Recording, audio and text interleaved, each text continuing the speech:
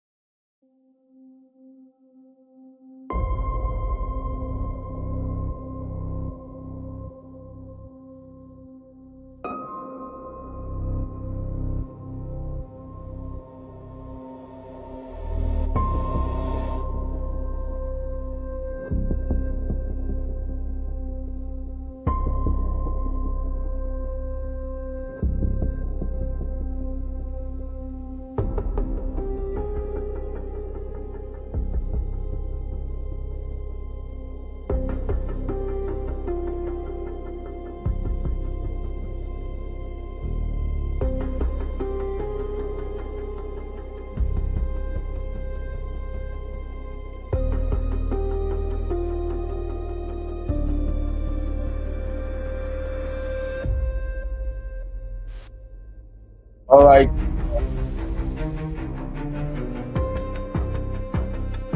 You're welcome. You're welcome to another episode of UB Stories. This is going to be a streaming that I just wanted to put out there for those who are following the development in the Doris Ogala and Dr. Pastor Chris Okafor story. As you all know, the story is still developing. Pastor Chris has gone ahead to marry his wife. Doris is still threatening that Pastor Chris owns her. And from what I gathered, Doris has already petitioned him, or rather sue him, to come and settle her. But there is a twist in this story that I think people should pay attention to. And that twist is coming from a guy whose name showed up prominently in all of this saga. His name is, they call him Proff Ex. I look him up, he's on social media. And if you remember, when Doris was telling her story about all the alleged crime that was committed, in which she is part of, she kept on mentioning the name of Proff Ex, Proff Ex, Proff Ex. And what brought Proff Ex into the dynamic of this story was due to the investigation surrounding a missing child who we now know as Baby Sammy, or Baby Testimony, sorry. They called the boy Baby Testimony, and they said the mother of that baby goes by the name Ruth. So Proff Ex has showed up miraculously, and he has also been doing all kinds of posting regarding this issue. So tonight, we're going to explore one of the allegations put forward by Proff Ex. And the more we get to know about this story, the scarier it becomes. And man, I just don't know. People are just so weird nowadays. Anyway, you are welcome. I'm going to start rolling the video now. I have a lot of video to play for you guys. I also have the video from the sister to Doris Ogala ex-husband. The woman actually revealed a lot about the marriage Doris claimed Pastor Okafor convinced her to come out of. So, but let us start first of all with Proff Ex. I see my sister, that Mom of Five. How are you doing today, my sister? Mom of Five, I've been seeing you going back to back on this case. So I just say, you know what, today is Friday, and for the members of our community who are free right now, let me just put something out here for entertainment. We are going to analyze this case together, and if you're watching, please hit the like wherever you're watching.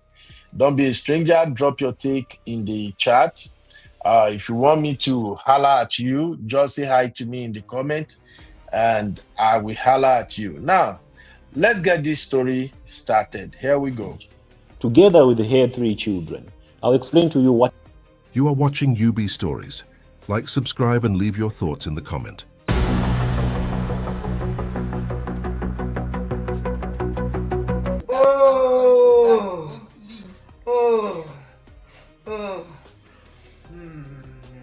Bruce.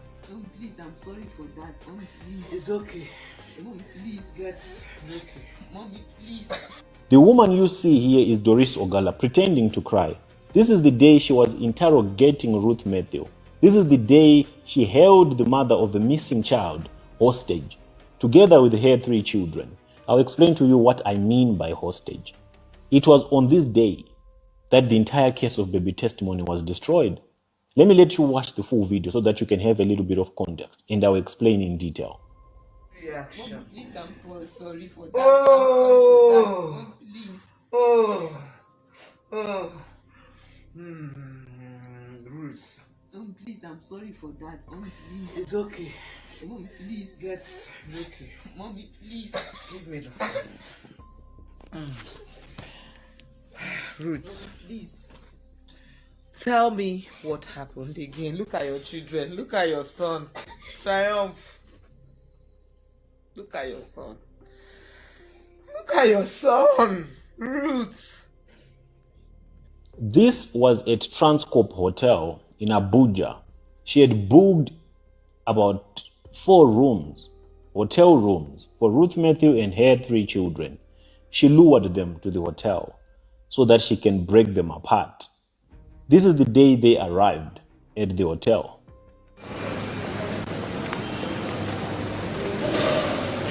Welcome, Uncle Patrick. Welcome, sir.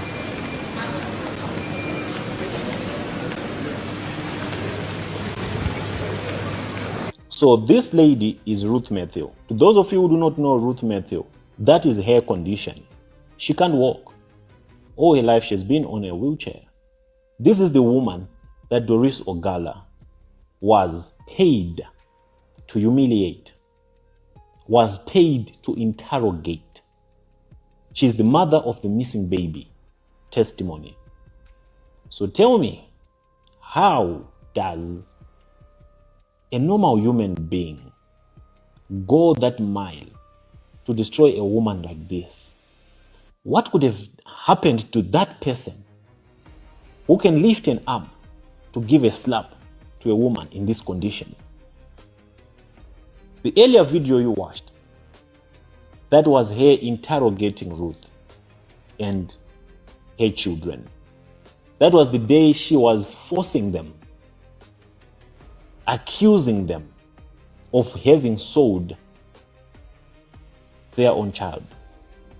You can see the little boys crying. You can see even Ruth Matthew crying, pleading with her as if she had done anything wrong. The only wrong Ruth Matthew did was to mix her statements here and there. But the truth that has always been constant is her child was abducted. That has never changed. Doris Ogala was capitalizing on the fact that this grieving mother, at some point, she was not consistent with her story because of many factors. And those inconsistencies, those small inconsistencies, is what they put together and gave to the court to conclude that Ruth Matthew is lying about the missing baby. You probably want to know how Ruth Matthew and her family ended up going to Transcorp Hotel. I'll explain again in the next episode. But on this particular episode, I want you to understand this one thing. Doris Ogala came recently and she alleged that the reason why Ruth Matthew lost her case is because she had recordings of me that she sent to court, and the court ruled based on those recordings she had of me. But that is not true. This is what she said when she was featured in an interview. In fact, it was in between that. It was that my whatever I got from Proff Ex that Jeremiah used in winning the case in court. But they had the case of baby testimony that nearly brought his church down. Everybody was, it's a case of a missing child in his church. There is no recording of mine that had merit in court. There is no recording of mine that could prove that the baby is missing or is not. So she could not have sent a recording of me to court to rule out the fact that a baby was abducted, a baby went missing. None whatsoever. The recordings that she sent to court are these recordings.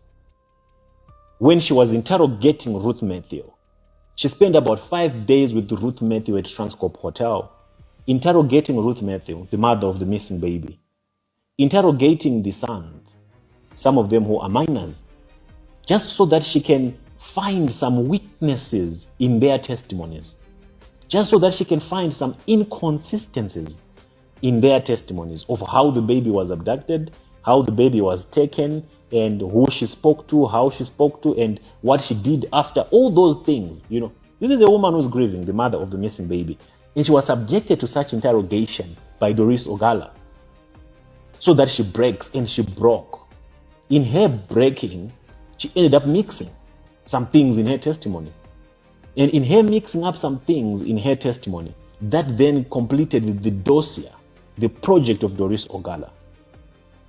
She now came to the conclusion, together with her financiers, that she is lying, that Ruth Matthew is lying, that Ruth Matthew's case has no merit. And she took those recordings of Ruth Matthew and sent them to court after she received the 45 million from Chris Okafor. And when the court cross-examined those recordings of Ruth Matthew that she was made to testify under duress, they were all used to classify Ruth Matthew as someone who was not truthful. But the baby is still missing. I don't understand how the court itself overlooked the main issue, which is of the baby missing. What the mother could have said as a testimony could be not used as the complete justification of proving that the baby is not missing. The proof of the baby missing is there. All the birth records of the baby are there. So how did the court rule out that the baby is not missing? How did the court rule out that the baby was not abducted? Because Doris Ogala had sent conflicting testimonies from the mother, testimony that she gave under duress. That's the role she played. She single-handedly obstructed justice for the little boy, together with her aide, Chris Okafor. They too did all that they could do to make sure that justice for this baby is not realized. It's very sad that we have women like Doris in our society who can go this extra mile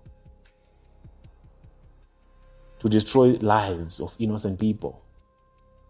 I don't know how she sleeps at night, knowing that someone's son is missing, knowing that there's a kid out there who's roaming in a world without knowing who his parents are, who his mother is, who his brothers are, simply because someone wanted 45 million naira. 45 million naira that she has probably finished by now. But the baby is still suffering wherever that he is. The boy still longs to be with his parents, with his brothers. The mother still cries out even today that she wants to be reunited with her son. The brothers are forever calling out for the release of their brother. And another mother, Doris Ogala, and of course Chris Okafor. We can't really hold Chris Okafor to such high esteem. But as for Doris, a woman who also knows the pain of giving birth, the pain of being a mother, destroying the life of a disabled woman, and come on, and sabotaging the justice of a little boy. How does she sleep at night? It's very sad. Very, very sad. And I think it's time for us to take a different course of action to bring justice, to do everything that we can to retrieve this boy. This boy is still alive and kicking. This is the time that Nigerians have to come up, and we need all of them in numbers. I don't know who can help in Nigeria. This boy is innocent and he deserves justice. We have to get him at whatever cost. Doesn't matter for how long it has been. If enough pressure is put on this matter, and the right people are involved in this matter, everyone will break. Everyone who knows where this baby is will break. And they will tell us where this baby is. Something has taken over me since I saw that video of Chris' engagement. Everything on my body, my head was revenge. It was not love. It was revenge for all the things Chris did to me. As a matter of fact, I am stumbling. All right. First off, I don't know how in the world all the characters in this story are not cooling their feet in police custody. Somebody please explain to me, why are they not in police custody yet? Shout out to you, my Auntie Grace. Hey, Sister Marriott. Sister Marriott, where have you been? You have been traveling. No, we know they see you again. How you doing, my sister? Mario says, I'm afraid to ask what is going on, from heartbreak to missing baby. Exactly, Sister Marriott. I think karma is what is going on. Karma just paid Doris Ogala a visit. I think that's just what is going on. Karma just say, hey, knock, knock, I am right here. Because what Doris Ogala has been doing so far on social media, if you ask me, Doris is confessing. For those of us from some parts of Nigeria where witch and wizard are used to confess their crime, I believe you will understand what I'm saying here. I think Doris is confessing. Doris allegedly is acting like a witch who has been caught and now confessing all her sins. And you see how God works?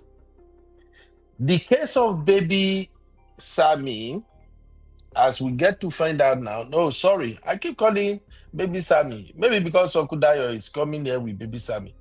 The case of baby testimony, I remember when that case was ongoing, but I wasn't following that much because at the time I'm not a content creator or social media person like that.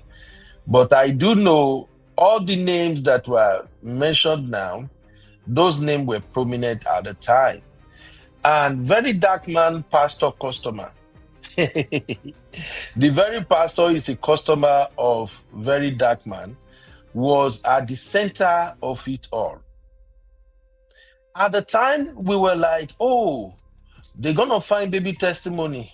Oh, let's hope they find baby testimony. But as time goes on, it degenerated to this controversy that somehow they messed the entire case up. And the case just disappeared. People started changing their stories. The pastors involved are all denying. Even baby testimony's mom, Ruth, started telling a different kind of story. The whole thing was a mess. And you know Nigeria now. In Nigeria, every week there's going to be new scandals. Every week there comes a new scandal. That's how scandals upon scandals, issues upon issues started coming up, and everybody forgot about baby testimony. Until Doris came back now and started crying for love. And started crying foul. Until she comes out now seeking revenge. And you know what they say? When a woman is pissed, she wouldn't mind burning the entire house to the ground. So in a bid to burn the entire house down, Doris started confessing, and Doris mentioned Proff Ex. Proff Ex was prominent in this story, and I think Proff Ex is now trying to save face.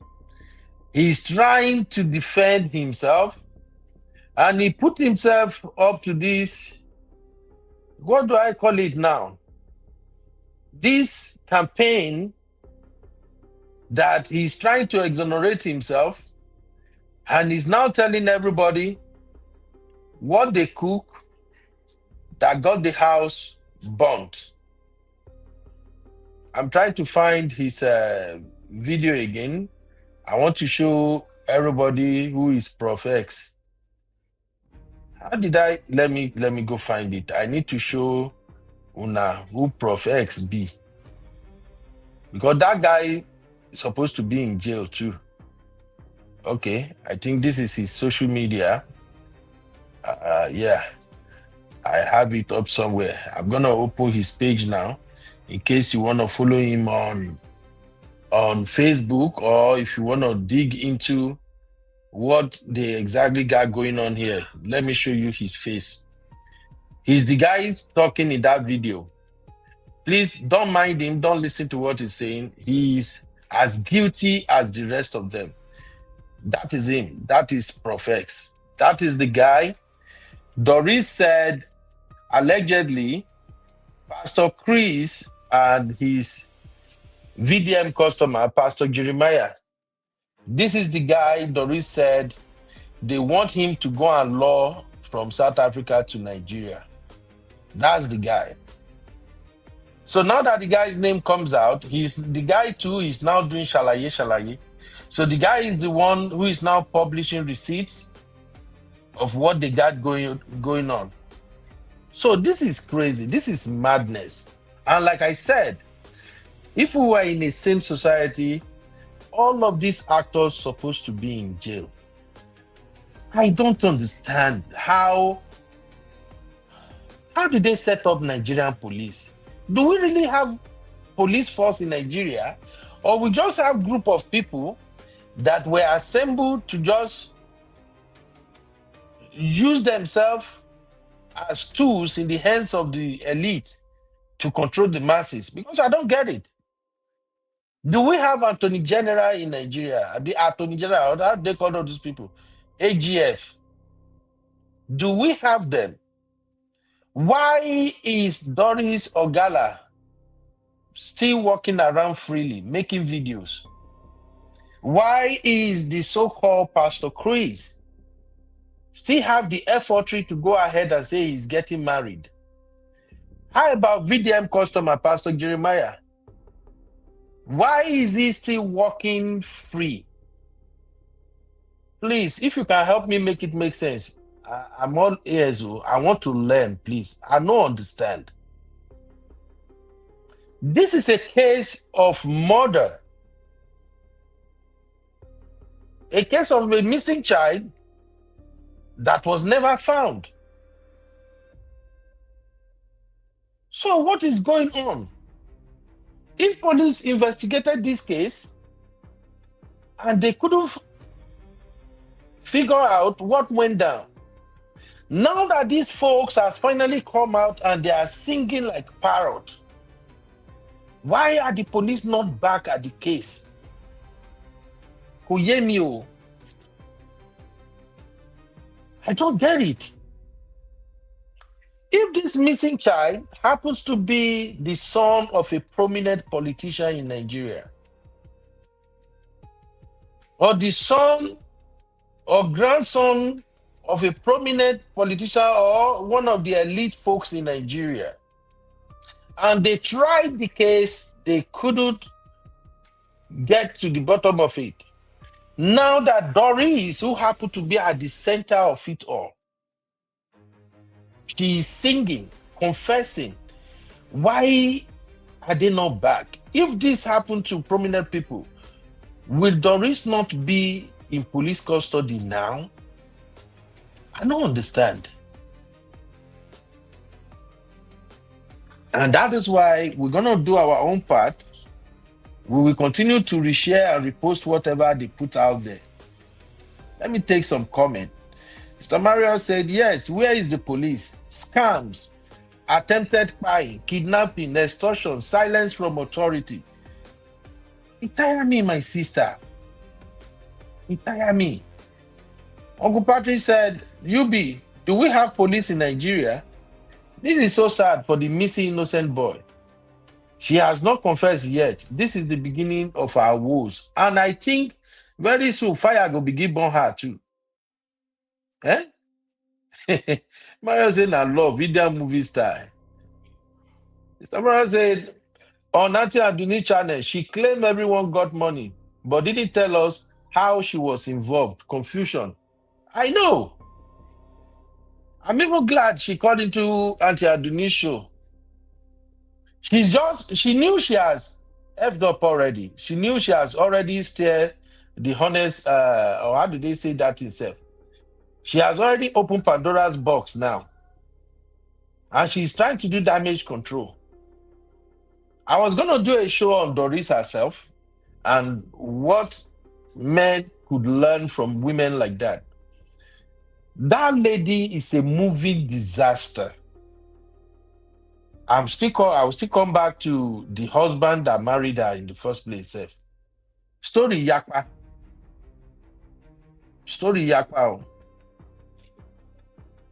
Because I'm looking at the husband too and I'm asking myself, how can this guy be so dumb? This is it. That is Doris' wedding. Oh. That's the husband right there. Look at Doris and some of their family members.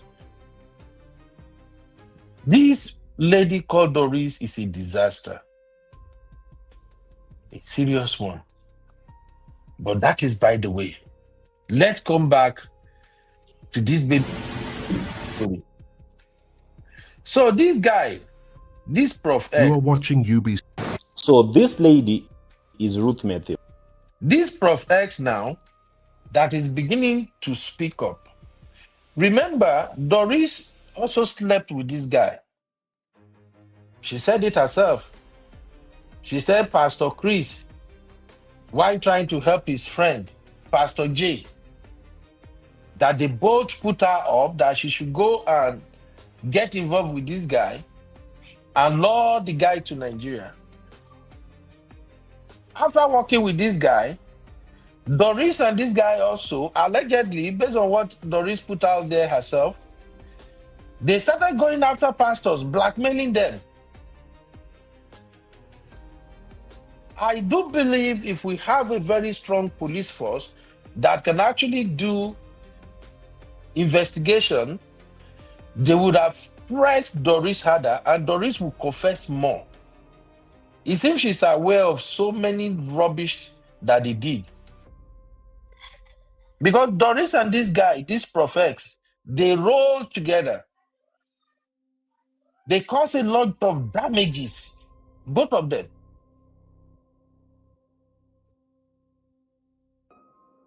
So I don't get it now. Proff Ex is trying to remove himself from the case. Doris too, after the whole wahala now, Doris is also trying to remove herself. That is why she has been going from one interview to another one, from one show to another. This is madness. Pure madness. The question we still don't find answer to is, where is baby testimony? Where is baby testimony? In all of this. And now some allegation they put out there is that baby testimony mom sold that baby. Allegedly. Oh. That's some of the things they are saying now. They say they sold the baby. If she sold the baby, to who? What did they do with the baby? Or have they used the innocent boy to promote their church? Because many of those pastors in Nigeria, not all of them, but we have a lot of decent pastors. Make all these mad people no let us they put all pastor in one basket. Oh. We have several amazing pastors in Nigeria. Those who are actually following the calling from God. Oh. Hey, make I just say that one now, loud and clear. Plenty pastors there oh, that they are truly carrying the anointing of God. Oh. But besides that, there are these few gullible, evil men walking around with their fake miracles, claiming to be pastors, that in a bid to gather crowd, there is no type of juju these folks will not do. In Yoruba, they call that type of juju aworu. And the stronger ones are the one they use human being to do. So please tell me, what is going on? Why are these guys not arrested? Yeah? But anyway, let me allow you to listen to some other part of this video. So, after Doris came out and make all the noise and everything, I gathered that Pastor Chris actually had his wedding on a Tuesday.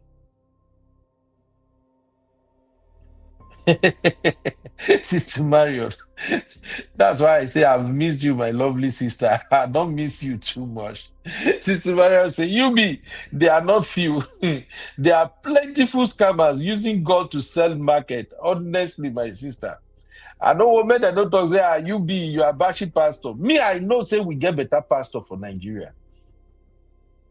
And those better pastors, their church know they big, like the rest of these fake ones.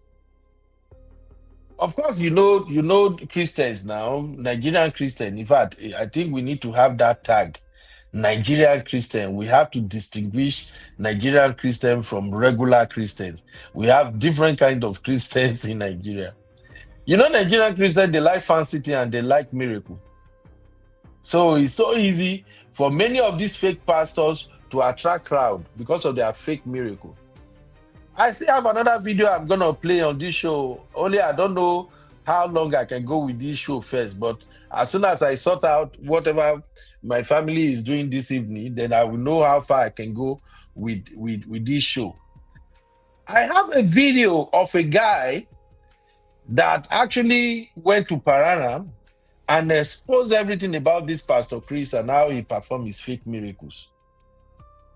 I saw one of his video, is it 2 days ago, where one man was giving testimony in his church, and the man said, Daddy, your prayer works, Daddy. Your Uber is here? All right, baby. Be good. Okay, I'll pick you up later, okay? Love you. So, that man was giving testimony at Pastor Chris' church. I say, Papa, your prayer works. Your prayer works. The last time when you pray, I came here. And after that prayer, I traveled out. I went abroad without passport, without visa. And the crazy so-called fake pastor was like, can you hear that? He said he traveled without passport, without visa.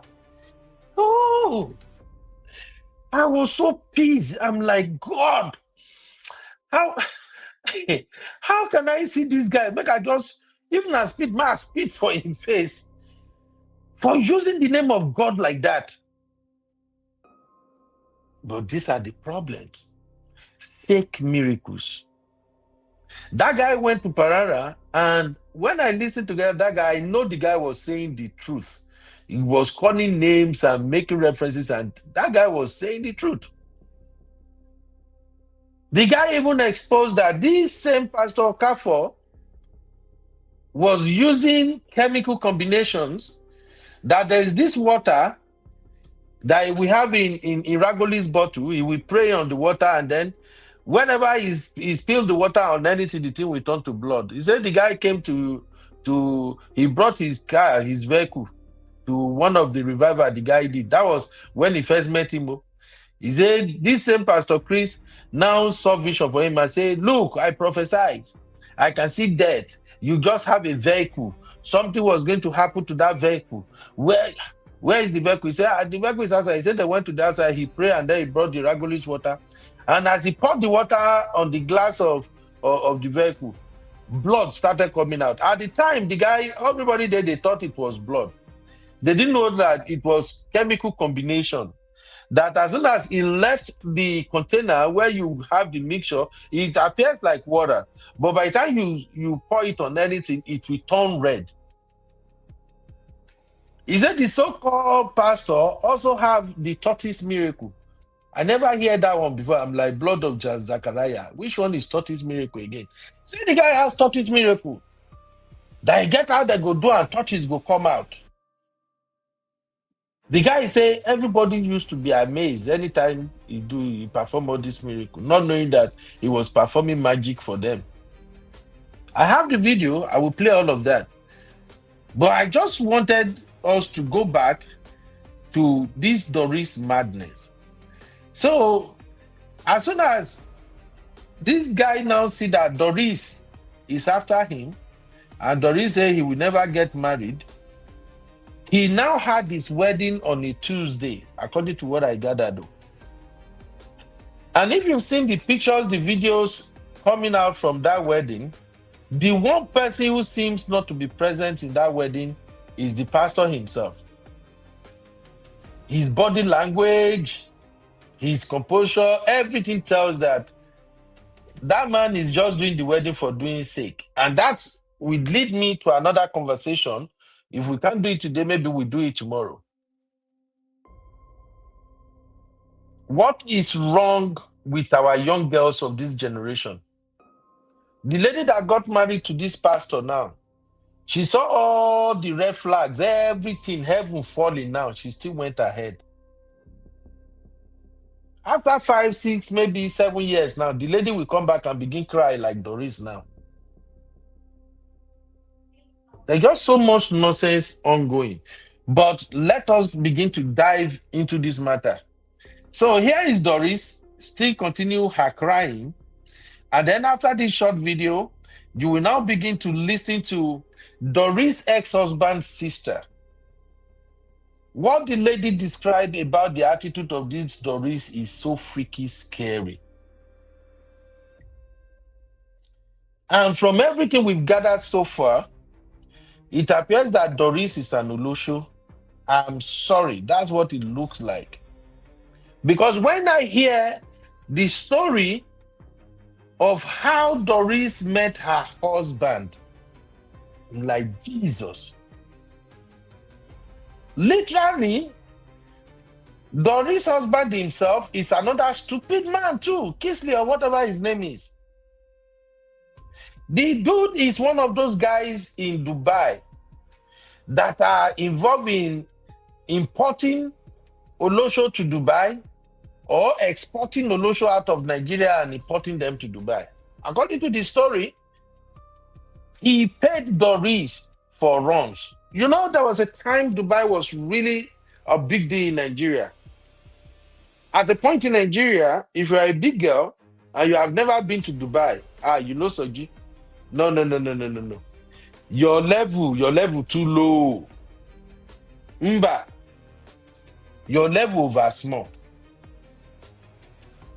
That was the time the guy met Doris. That time when Dubai they rain, every girls want to go Dubai. They float out for social media at that time. Yes, Sister Mario. Even the husband is another mad story on its own. We will soon get there now. Hey, Abby, my baby girl. What's up, mama? You don't tell Abby, don't enter yourself. I know, Sisha. Hey, Abby, what's up, mommy? So, the way they met, the guy imported Doris to Dubai for Olosho runs. Doris went to go and meet him in Dubai. They do their do. He settled her. And she came back. The guy imported another lady. It's like that guy himself, that Kisley, is Mr. Randy. This story, I've already told my girls to start digging some further because I think I need to do a full series on this their story. Make I go start from beginning again to where we are. Now read documentary because it is full of lessons. There are too many lessons involved here. So now when Doris went to go and meet this husband in Dubai, and then she came back, another lady go, they were doing rotation. Until another lady in this their stupid Nollywood also went to Dubai. And as soon as that lady got to Dubai, the lady started flexing, showing pictures, posting on social media. Hey, I'm in Dubai. You know how they push them now when they go to Dubai, now to paint everywhere. That's why I love my friend Sisi very, very well. Sisi, Adana, many of the sisters that I know here that they go to Dubai, they play. I know a lot of sisters here in the US and many in Nigeria too. In fact, Dubai don't tire them. But when they go to Dubai like this, they are not sharing pictures all over the places for people to see say they enter Dubai.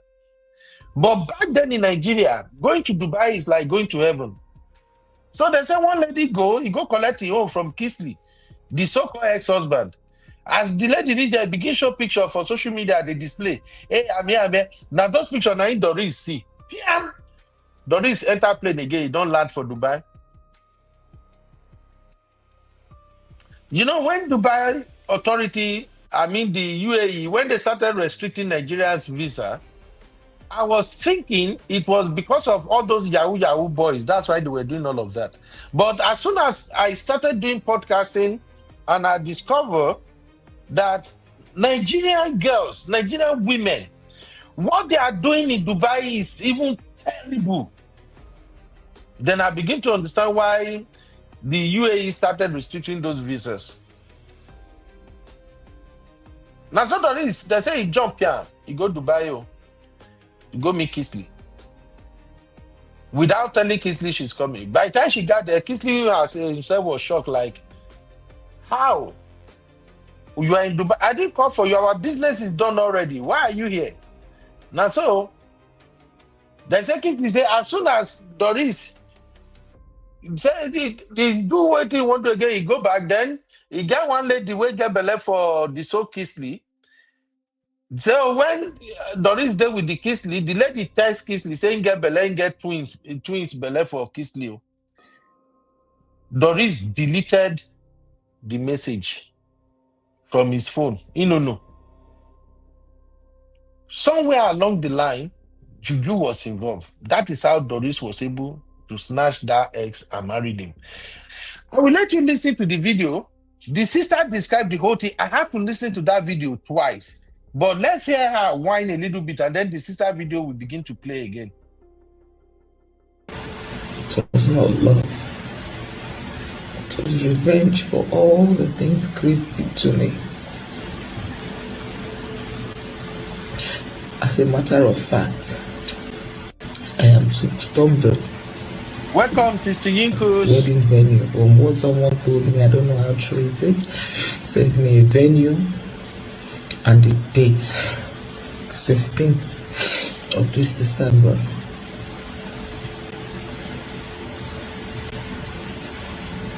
I am to go to Lagos. I am to stop there. Whether I get killed or not, I am to stop that wedding. That is what the devil has told me to do. The devil had decided to destroy me further, making me feel that this is a battle I have to win. I have to show proof. I have to bring our chats to let people know that I was dating Chris. I had to prove it. I had to disgrace him. I had to embarrass him. Well, Chris. Okay. So what happened was, what happened was my brother invited her to Dubai. Please listen, this is the main story of how Doris got involved with the first husband, that she's now shouting and whining, and we will soon get to where Baz both go start. Because when Doris is saying her husband beat her, I remember on one show, I'm like, how can you move like this? And sometimes you will not even get the most gentleman to a point where the man can react by putting his hands on you. I know my sisters, they were going to roast me that they say, no, you be, no. But let's be honest. I just want you to listen to this story. That's why I'm bringing that back right now. As a parent, let us be sincere. As a parent here, if your child has never pushed you to a point whereby you give them dirty slap once, drop a 1 in the chat. Unless any parent will won't lie me, no matter how cool, how nice, how gentle you are, if you have 1 to 2 or 3 or 4 children, one of them don't push you to a limit that you not gonna know when you go. Either you take slippers, samaram or belt or something, you would have done it. It is the same thing in marriage. There are some men that can literally, they can't kill a fly, they can't do shit. But you get how you will be married to a mad woman. A woman will be say, not don't come on for his head. He get waiting the woman go do what be say, you will not even know when you make that move. That is just what Doris is saying. Just take a listen to the whole story from the sister. So after she can't go that Dubai, can't stay, maybe she can't still say my brother get money. Okay. As she they come back from Dubai, another one of them called Anita also go to Dubai. Call me your brother too. Yes, now the guy get money. Your brother they enjoy I know they lie you. No, I know they lie you. Okay. So when Anita, I won't tell you how the dating can start. So when Anita can't go to Dubai, go meet my brother. Which Anita? We know her name. Anita who? No, Okay, call no, the girl surname. Let's proceed. I beg. Yes, no call the girl surname. No, because that one self chop your own pepper for Doris' hand. So after Anita, my brother can't invite Anita. Anita now can't they snap pictures for where he and my brother then go and everything. You understand me? Okay. Can't they post that down on social media? As in, yes, so he don't come to buy you, he want pepper and friends them, he want to do this. And then they were forming this cartel thing. Because then, this Doris Ogala, now the Uche Lendu cartel. Okay. So when he can't go now, can't they snap? This same Doris now, show them so we they avoid them. So my brother was like telling me because then I was not this matured then. I still they young. I still they into movie industry. Yeah, I still they act. You know, my brother they tell me says you at last say it concern you now. You know all these big nyash, get all these cartel girls them. My brother wanted to even like so that for us to be close for top. I said no, I don't like their cartels. I don't like their mingling. I don't like their no things because then they were doing no. Let me talk up. They were doing no. This is their lifestyle. I told my brother no. I don't want. So that season, that was ending. We now came in. So my brother now said he wants to come back. Okay. That he wants to come back. On that process, Anita became pregnant. The other actress too. Yes. Was pregnant of twins, a boy and a girl.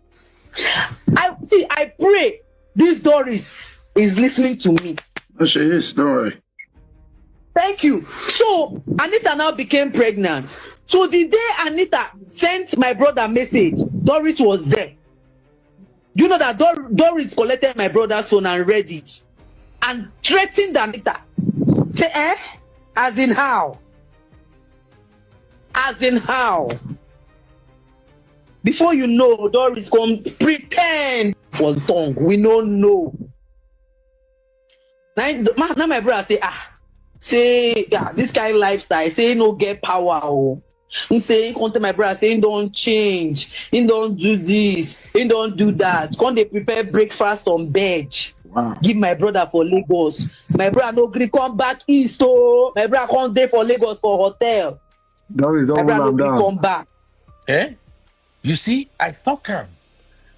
When woman begin give you breakfast in bed, hey, you are gone. Sis, una dey hear? I know say that una breakfast go bed. Something dey behind it. Eh? Doris don't take breakfast in bed. You don't take and go twist this guy head. Eh? Doris don't hold am down. They plan traditional marriage without the family knowing. Na true, tell Anita. Oh. Now so Breakfast my in brother. bed.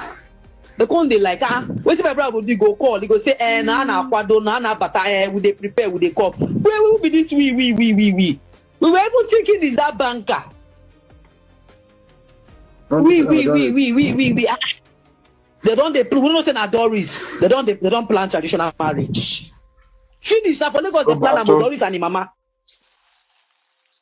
Lobaton. Okay now. See that you see that voice message you go play am because even Tina, do you know that Kingsley, the third born where they South Africa know they follow Kingsley talk till today because of Doris. Yeah. They know they talk. Before you know, Papa they don't come village. Papa don't turn to good girl. Say then my brother don't enter Lagos. So we there for East, we dey wait for my brother. Come pretend for Lagos. Say as he be say, he don't change. Come pretend like say, you know, because she now don't know say Anita get belle of twins. And my brother never know that time, because my brother don't know say she don't read the message. If she read, she go delete. Oh, so as Anita send the message to your brother, and she first see the message for your brother phone. Yes. She can't read and finish, can't threaten Anita, can't delete them.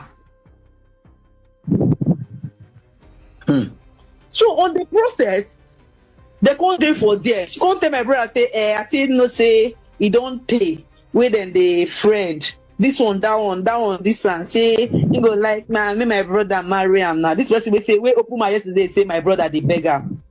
Say he love my brother so much. This one, that they should make my brother know in people now. Already. Maybe even them, because already she should be actress, Anita an actress. But there is a banker where we know, where we don't even go the first introduction. Yeah. You understand? When my brother they won't marry, his serious relationship is a banker. When we won't marry, where we know, we all know. So we don't know whether Doris invitation. I say both invitation card though. Now for Lagos, they bring time. And not carry your family along. At all. And they're expecting they come with banker. Thank you. No, say they come with actress. With actress. And They can't be me where they the field where we know ourselves. We know ourselves. Government won't finish your brother. Only in banker and Who know whether not true enjoyment. And that time they date Governor Okeze Bazu. They date this Chris. Former governor na past. Wait, so Doris was dating former governor of Ikpe Azuari? Abia State. At the same time, she wanted to marry this your brother too. Chris. Chris said he was also enjoying Chris. Women like sweet. That's why I want you to play that this thing. Because if you play it very well, my brother spoke Igbo there, but everybody that listens will understand. My brother Lagos on Okeze Bazuna. My brother call Okeze Bazuna Lagos. You know why? May I tell you why? Talk long ago. Okay. Do you know that the day of the traditional marriage? The day of that traditional marriage. Yes. After the traditional marriage, after all the traditional marriage came, but before 2017, my brother did Dubai. Kingsley Anyang did Dubai. Okay. So they call the friend. Okay. You understand? And when they're the friend, my brother already get a banker where he won't marry. Okay. You know these they are runs. Now runs they into start and with. All these they are actress runs now they act film, they go they act, they go they do all these they are rubbish when talk life saying they do for life for men where they are abroad.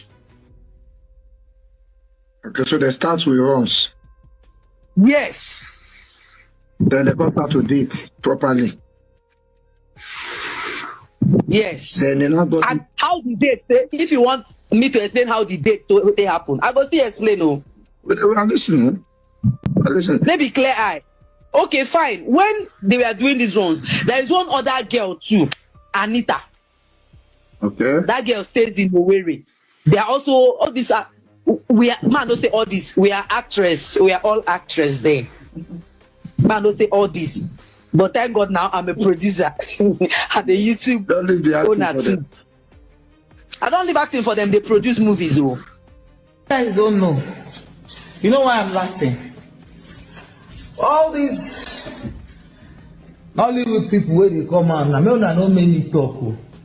I get one teacher where they talk. On the process, the don't worry.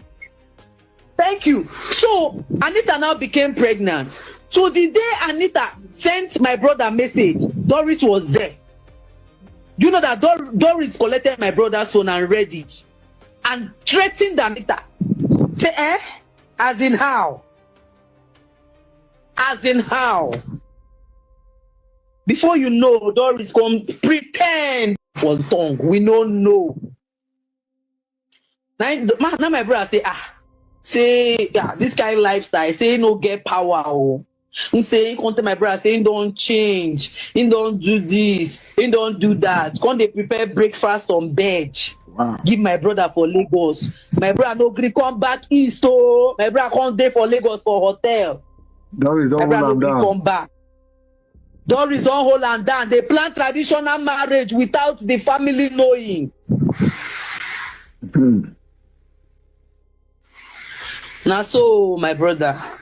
The con they like wait my brother go call. He go say na kwado na bata we they prepare we they call. Where will be this we we were even thinking is that banker. We. They don't we don't say na Doris. They don't plan traditional marriage. Finish now for Lagos they plan about Doris and mama. I see. Okay now.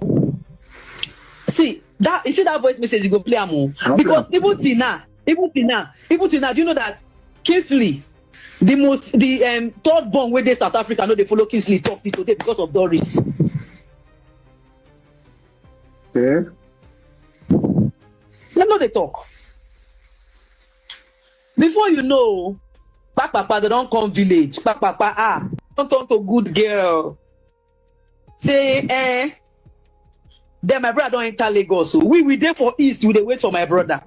Come pretend for Lagos. Say as he be say, he don't change. Come pretend like say, you know, because she now don't know say Anita get belle of twins.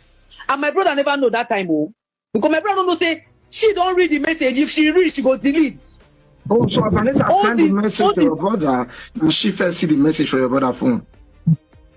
Yes. She can't read and finish, can't threaten Anita, can't delete them. So on the process, they can't do for there. She can't tell my brother, say, I say no, say, he don't take. Wait then the friend. This one, that one, this one. Say, you go like, man, me my brother marry him now. This person will say, wait, open my yesterday, say my brother the beggar.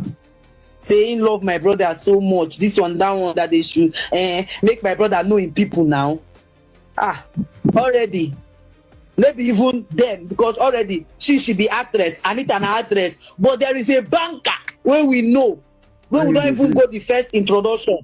Yeah. You understand? When my brother they won't marry, his serious relationship is a banker. When we won't marry, where we know, we all know. So we don't know whether Doris Invitation, I say both invitation card though. Now for Lagos, they bring them. And they not carry your family along. At all. And then they're expecting they come with banker. Thank you. No, say they come with actress. This guy doing the interview is funny. Is there una they expect saying they come with banker? And I don't know saying they come with actress. Make una continue listen, I beg. With actress. They can't be me where they the field where we know ourselves. We know ourselves. I got to finish your brother. Only in bank and who know whether not true enjoyment. And that time they date Governor Okeze Bazu. They date this Chris. Former governor na past. Wait, so Doris was dating former governor of Ikpeazu, Abia State. At the same time, she wanted to marry this your brother too. Chris said he was also enjoying Chris. Women like sweet. That's why I want you to play that this thing. Because if you play it very well, my brother spoke Igbo there, but everybody that listens will understand. My brother Lagos on Okeze Bazuna. My brother call Okeze Bazuna Lagos. You know why? I'll tell you why. Talk long ago. Okay. Do you know that the day of the traditional marriage? The day of that traditional marriage. Yes. After all the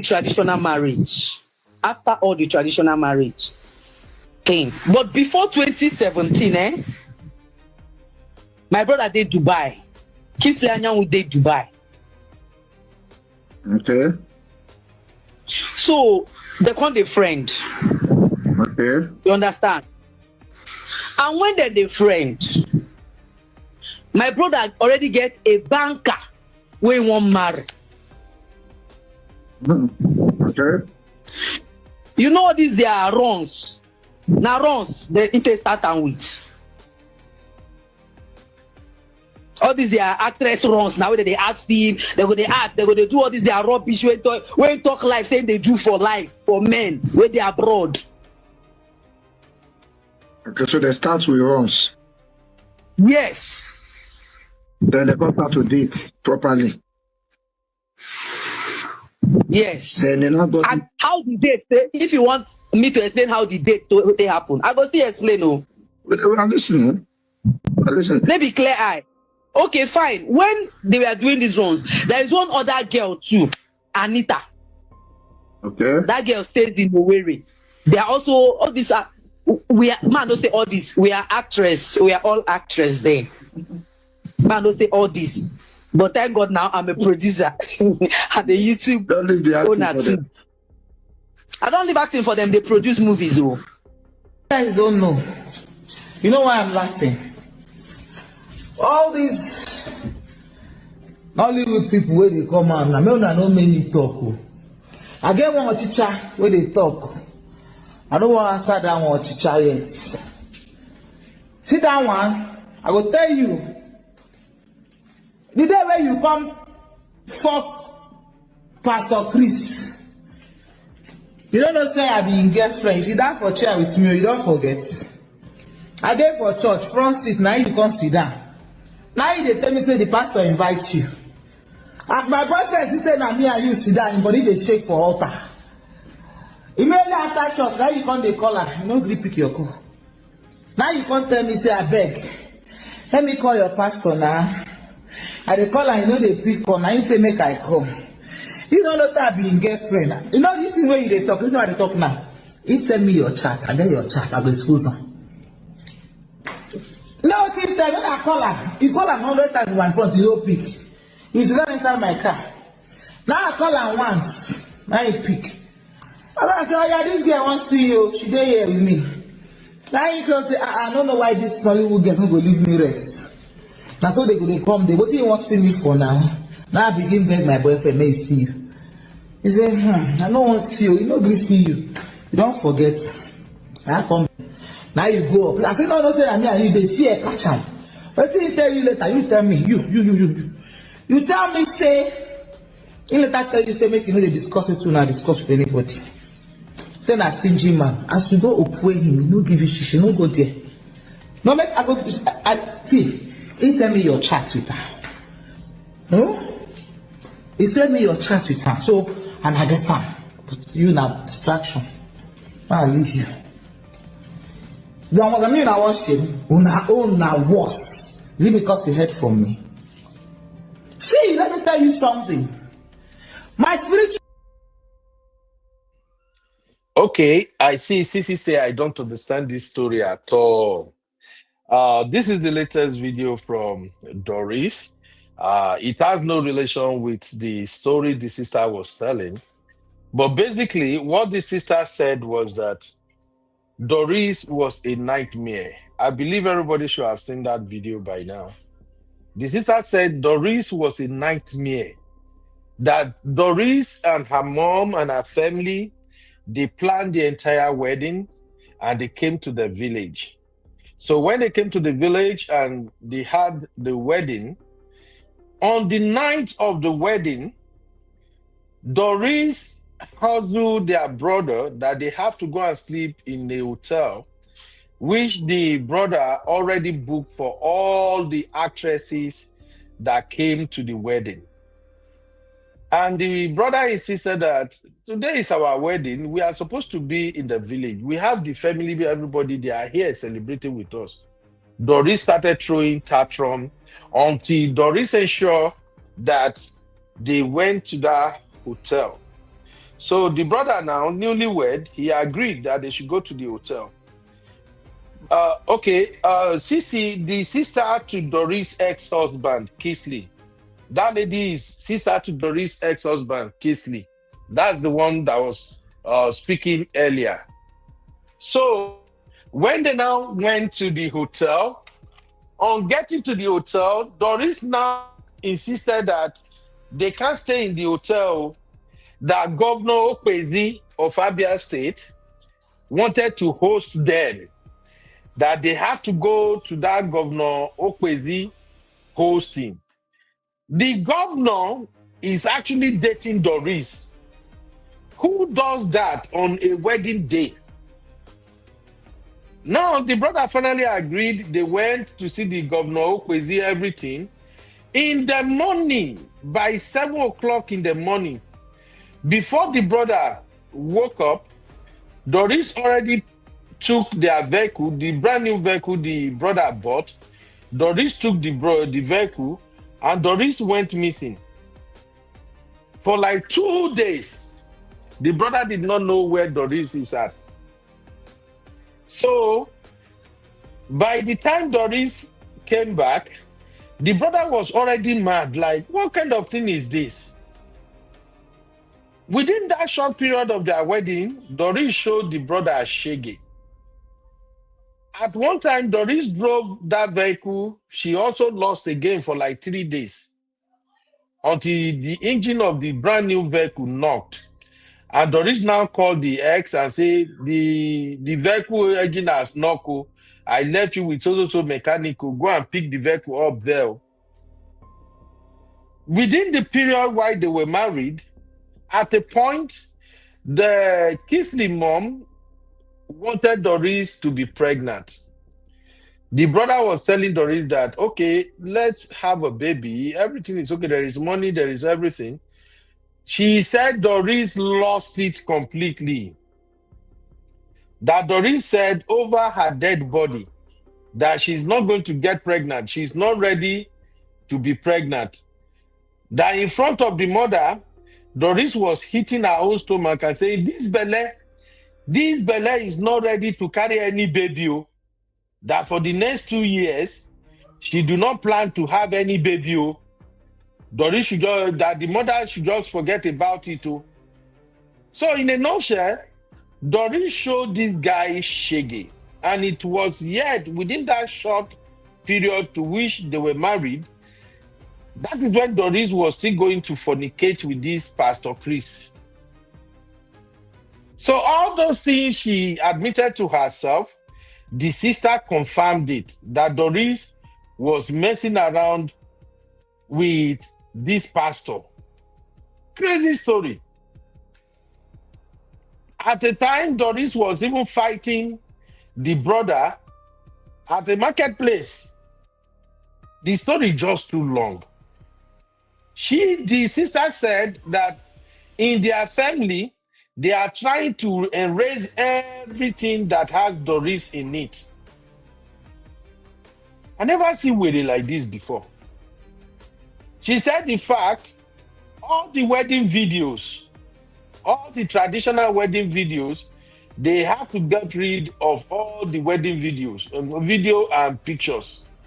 That his brother, in anger, burnt everything until finally they have to divorce Doris. So those are the stories coming from that sister, which is another level of madness as far as I'm concerned. Allegedly. Oh, Sissy said, this sounds like a Nollywood script. It's not a script, it's reality.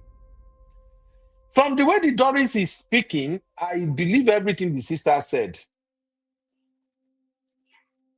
She's the sister to the husband, Sister Marriott. She's the sister. It was such a crazy story, honestly. But let us have a brief conversation here before I move on to Pastor Chris himself. And the conversation I want us to have is this. Please tell me, I need you to just be honest with me. In this challenge of a marriage between Doris and Kisley, who do you think is at fault? Who, please?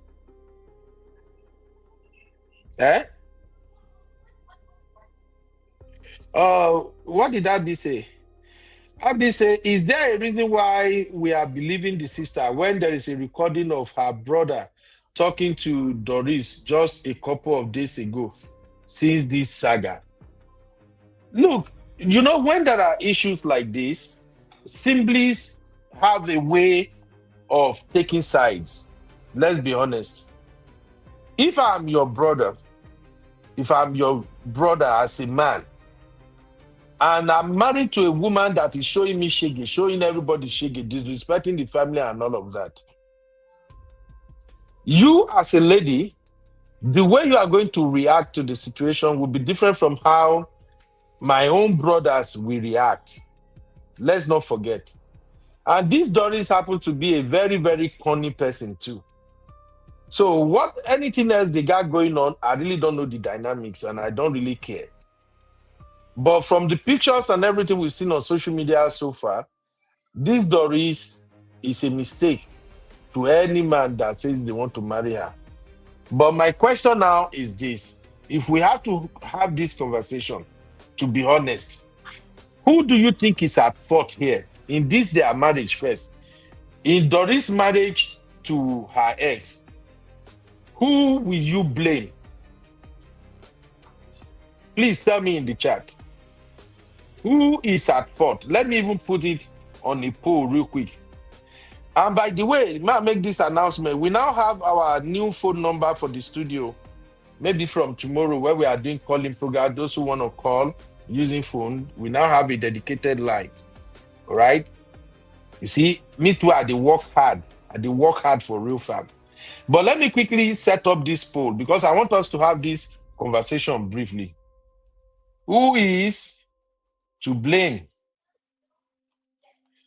Doris or Kingsley? Kingsley is the ex. So let's do 1 for Doris. Okay? 1 for Doris, 2 for Kingsley. May we see if we look at things from the same lens. Hey. Voila, Nigeria, my lovely country.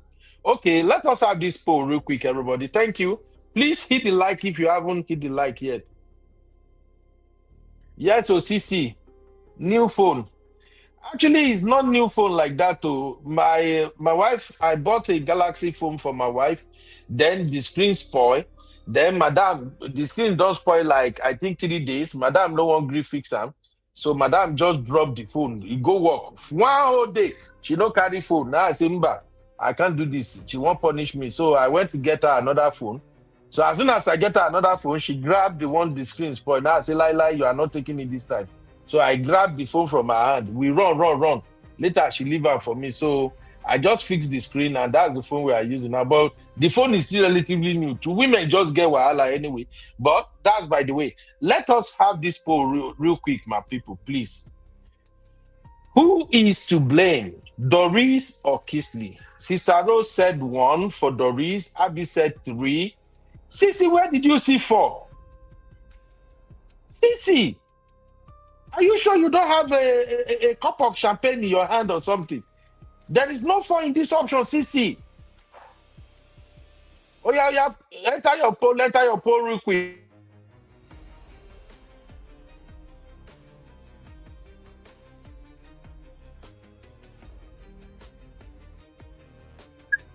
Let's go. Oh, Sissy said 4 is I don't care. 4 is I don't care. Okay. Sister Teju. Sister Teju said 1 + 2 = 3. Oh, I beg now. I don't want to laugh this evening. Why did he do me like this? Abby said 4 is I don't give an heck. Oh, okay. Since you guys don't want to vote, when I give my answer now, nobody should come and fight me. Because I know una they wait now. How una won't take enter me this evening. Make una never start to. My birthday is just 4 days away. I don't want to make anybody attack me now. So nobody know who is to blame here. I know this thing requires wisdom, but if you think deeply, you will know who is to blame. And frankly speaking, if you ask me, the only person to blame here is Kisley. Yes, I said it. As far as this charade of a marriage is concerned, the person that I can blame is Kisley. And any other man out there who is trying to behave like Kisley, I will also blame you. The reason I'm blaming Kisley is simple. Welcome, my sister Teju. The reason I'm blaming Kisley is simple. You can never find a wife in Olosho. There is no two way about it. I have never believed there is anything like a repentant Olosho. There has never been anything like that, and there will never be anything like that.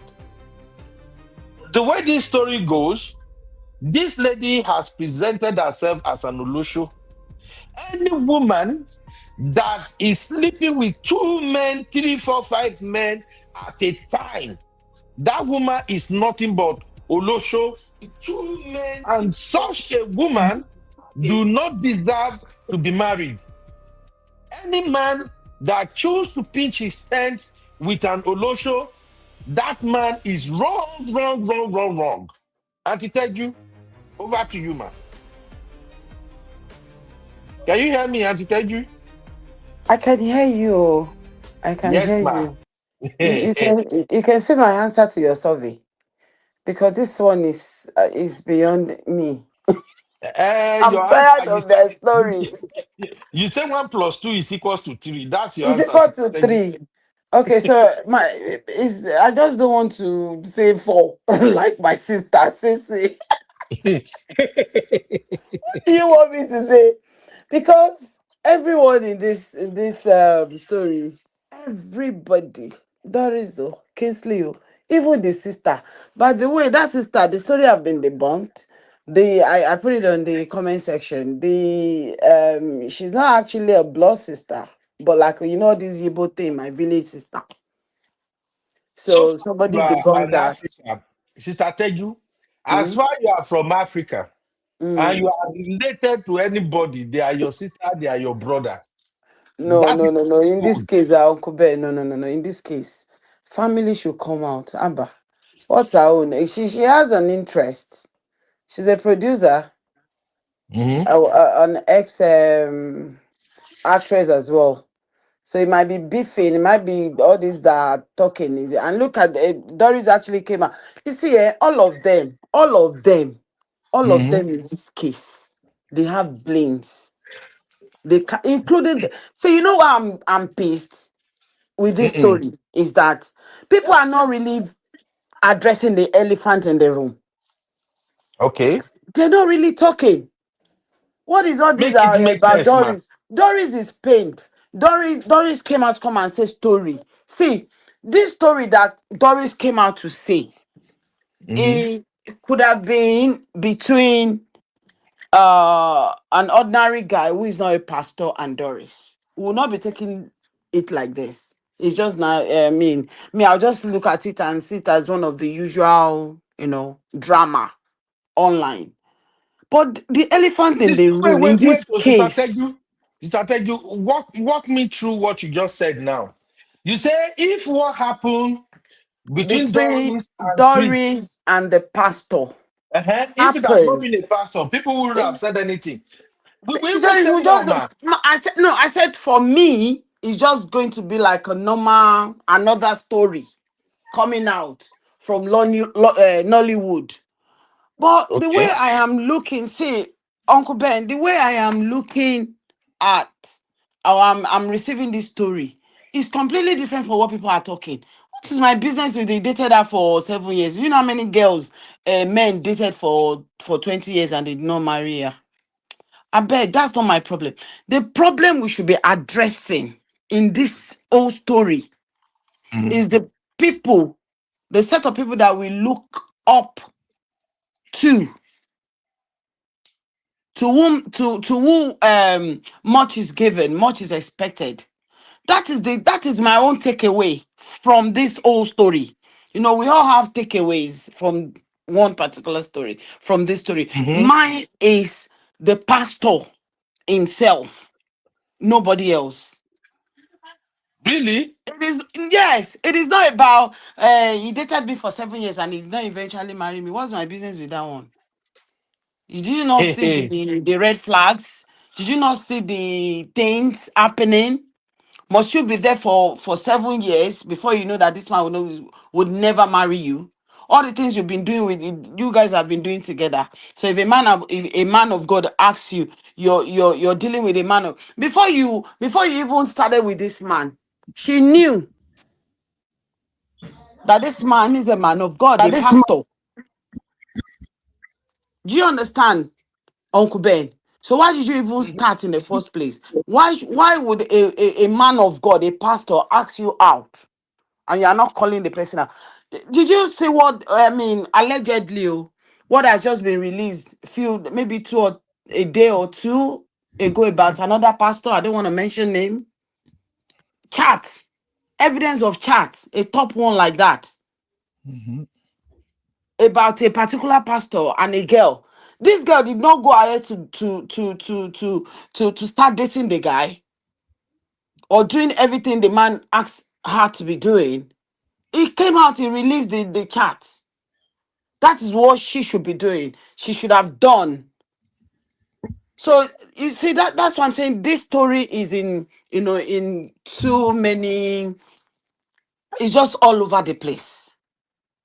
And that's why I don't want to, I don't want to delve so much into Doris story, dating story. What I want to take out of this whole story is the one that concerns me, a pastor. Should sister, we be getting this kind of vibes from a pastor?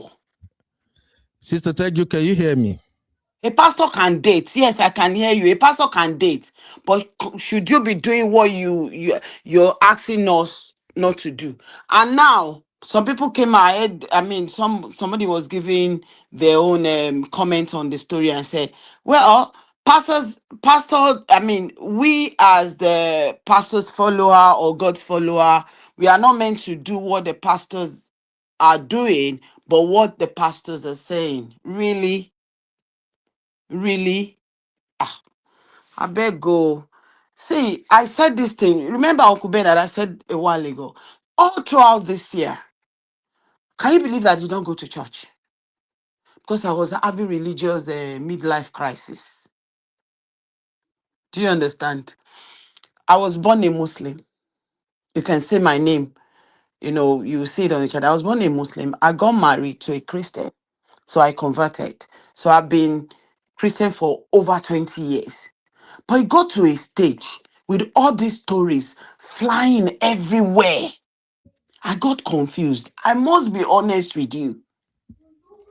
I got confused and I just I want to go back to Islam.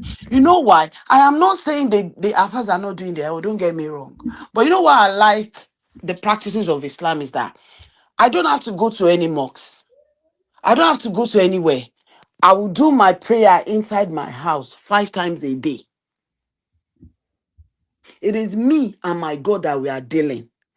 But as a Christian, if I want to still continue to be a Christian, is it really possible? I was asking someone today that is when I heard the one I told you about the other pastor, I asked that woman, I said, is it really possible for me to be a Christian and not go to church and still be a very good Christian and my faith will still grow? Like you just want to be doing online, because I think I tried this online thing this year. It's not for me, it's not really as you're going to church. They're not the same thing.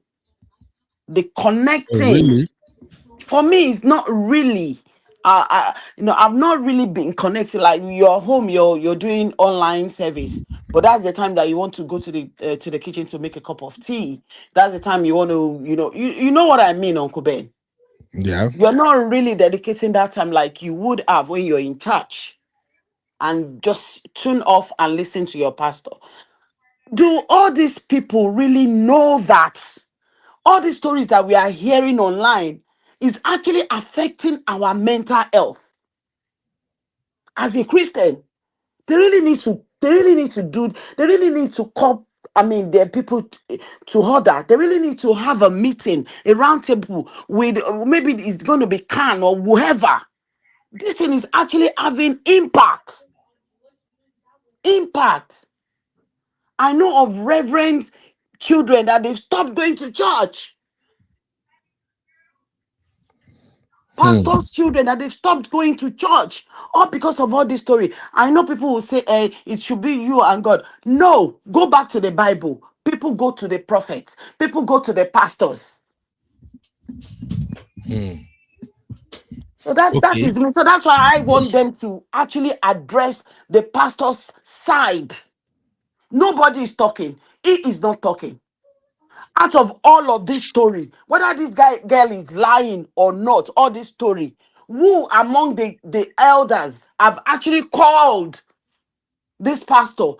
Instead, they bashed that man on TVC today. Instead, that one of another big pastor went there to go Olumide. and consummate. No, it's not Pastor Oh, Lumide. you mean when he To was go having and his join wedding? this wedding, to go and Yeah. join them. Yeah. Should they not ask questions? Why should they go ahead? They might want to go ahead, but that pastor shouldn't be part of it. I respect that pastor a lot. What's the name of the pastor? I don't want to mention name. Mention his name. It doesn't matter. What's the name of the pastor? Is he not at the wedding? Uncle Ben. No. See, my sister.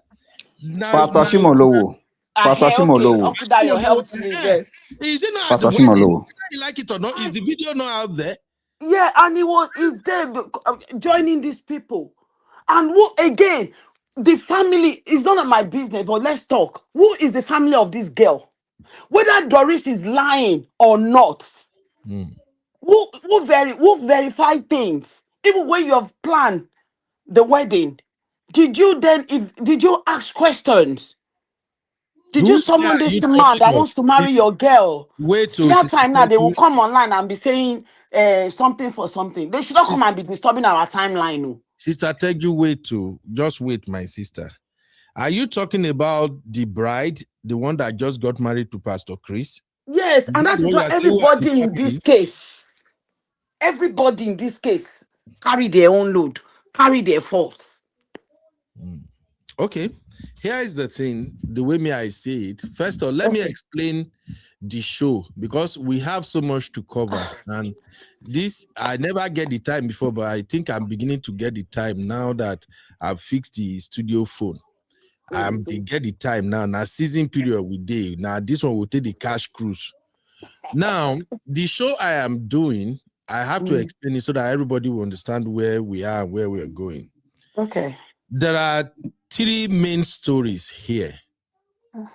Doris mixed all of them together. Me, I'm just separating them so that we know which one we are addressing. First off, we have a pastor who is fornicating, who allegedly, based on his conduct, I don't think he's not even a pastor, because calling these folks pastor is a slap on the real men of God. It's a slap on all Christians. And that is why I'm also struggling with our fellow Nigerians when it comes to we discussing religion and Christianity.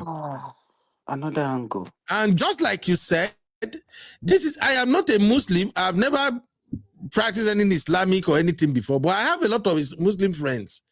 And there are some aspects of Islamic religion that I admire. I will admit it. First off, in Islam, you get some things where if you just take play. For instance, we Christians now we they take our Jesus name, they play anyhow. In Islam, if you take Muhammad name, play any. In fact, anytime you mention Muhammad, once you said the prophet of God Muhammad, you have to say Sallallahu Alaihi Wasallam. I'm sorry if I'm not pronouncing it well. I don't know if you get me now, Sister Tegu. Yeah. So, like that one, I admire that one from the Muslim brothers and sisters. There are so many things you don't mess with. But in Christianity, everything goes. I remember one time we were having a conversation about women opening their hair in church when they are ministry. We had a conversation about women wearing trousers to climb the pulpit. These are the rubbish we accepted into Christianity.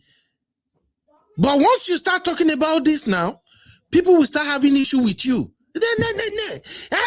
It doesn't matter. Yeah, believe now. Women feel wear this thing there.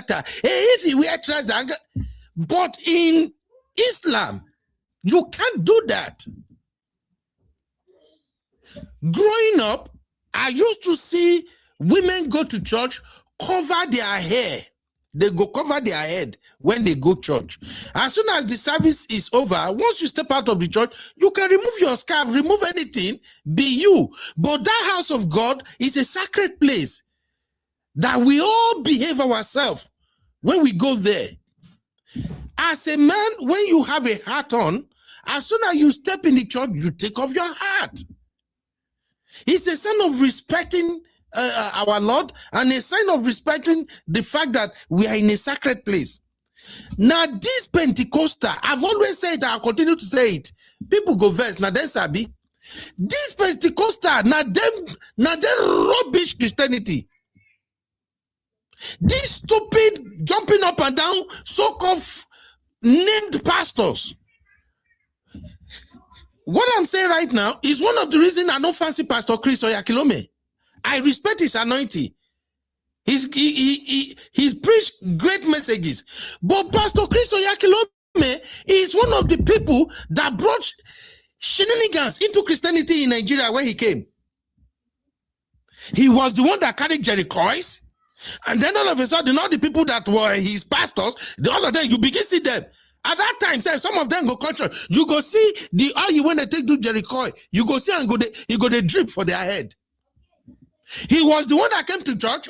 As soon as Pastor Chris came, women, if you see the trouser, some trousers safe now, so you go see everything where God give the women. You go they show. It no matter.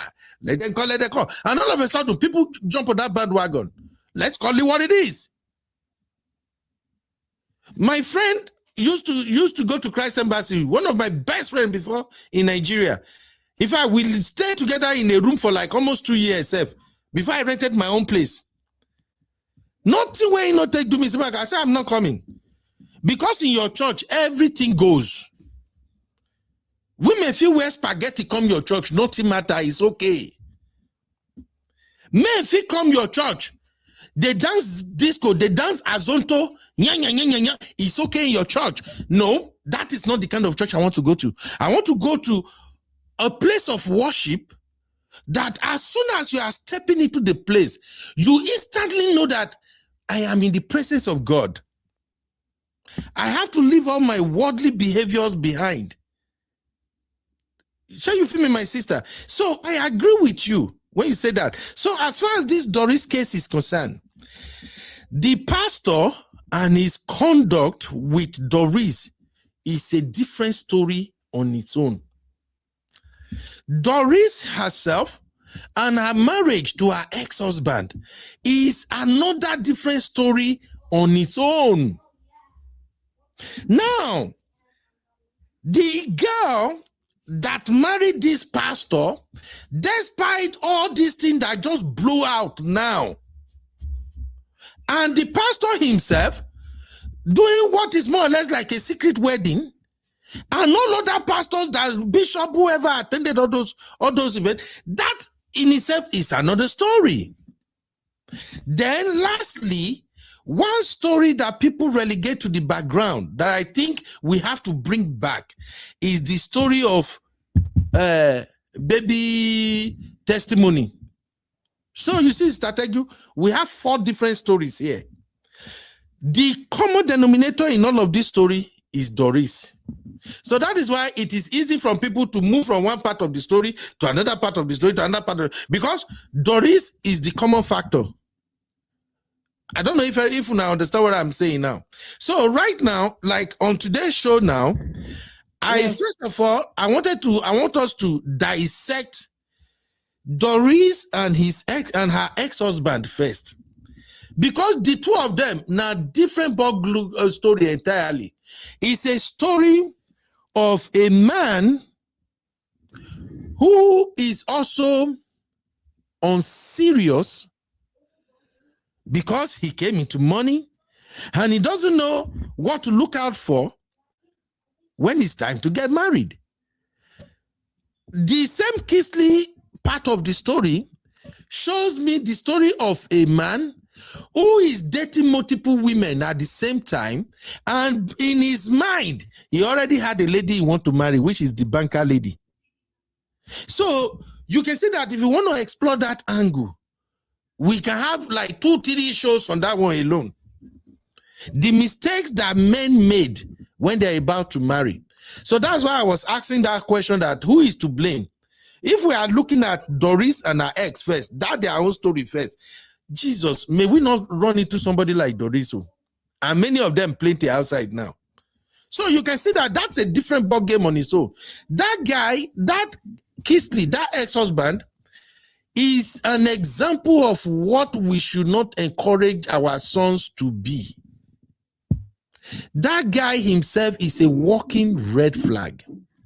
You are importing Olosho from Nigeria to Dubai. And when I look at his story, sometimes I feel ashamed as a man when I consider what my brotherhood are doing at times.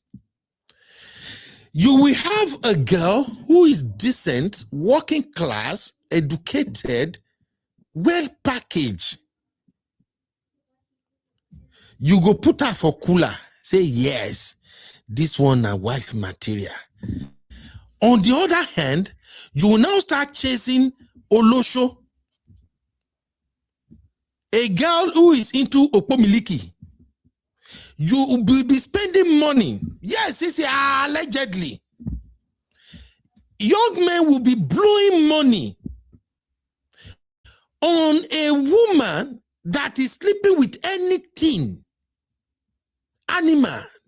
Because when as a woman, when you are sleeping with this one, get big belly, you sleep with her, it doesn't matter. That one, he dead skinny, they go gym, you sleep with her, it doesn't matter. This one, they drink Coca-Cola, that one, they smoke Igbo, it doesn't matter, you sleep with her.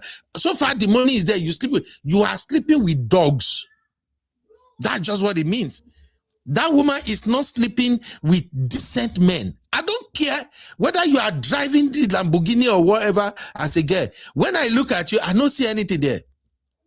Frankly speaking, it does not glorify any woman. Nothing. So now here is Kisley. You have the decent banker of a girl, a wife material, and you start messing with the likes of Doris.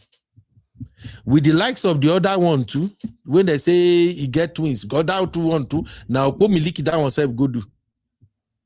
Now, when he got to the time where this Kisley want to settle down and marry, thinking he's gonna marry this girl now, who is a banker, the Pomiliki, where we say she don't use herself, so even she herself no say no value there her body again. She now pinch herself on you. Then the guy now came up, the Kisley now came up with one of the lamest excuses I've ever heard from a man. He said, oh, there was a phone call. As soon as I take that phone call, I didn't get myself again. In fact, I don't even know what I was doing after I received that phone call. My brother, that is a bullshit excuse. You effed up, you know you effed up.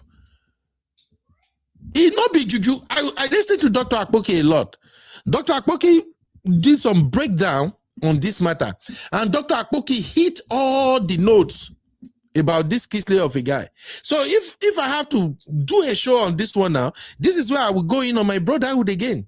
And that's why I'm asking the question, who is to blame? In this case, I exonerate Doris. Doris knew she wasn't a wife material. She knew she has used her life, used herself in such a way that she will only have to fight her way into the life of a man. That is why she fought her way into Kisley's life. She wasn't married to Kisley. Now Kisley now married. Doris no marry Kisley. If you listen to everything that happened, even the one that came out of the Kisley mouth himself, that is not a woman that married though. That is a woman that is just cashing cruise with the whole traditional wedding thing. So, Auntie Teju, that is one side of the story. Kisley and Doris is one side of the story. And that's why I was asking, in the case of Kisley versus Doris, who is to blame? And for me, I will blame Kisley. He's the one who is stupid because he is randy. Oh, he's randy.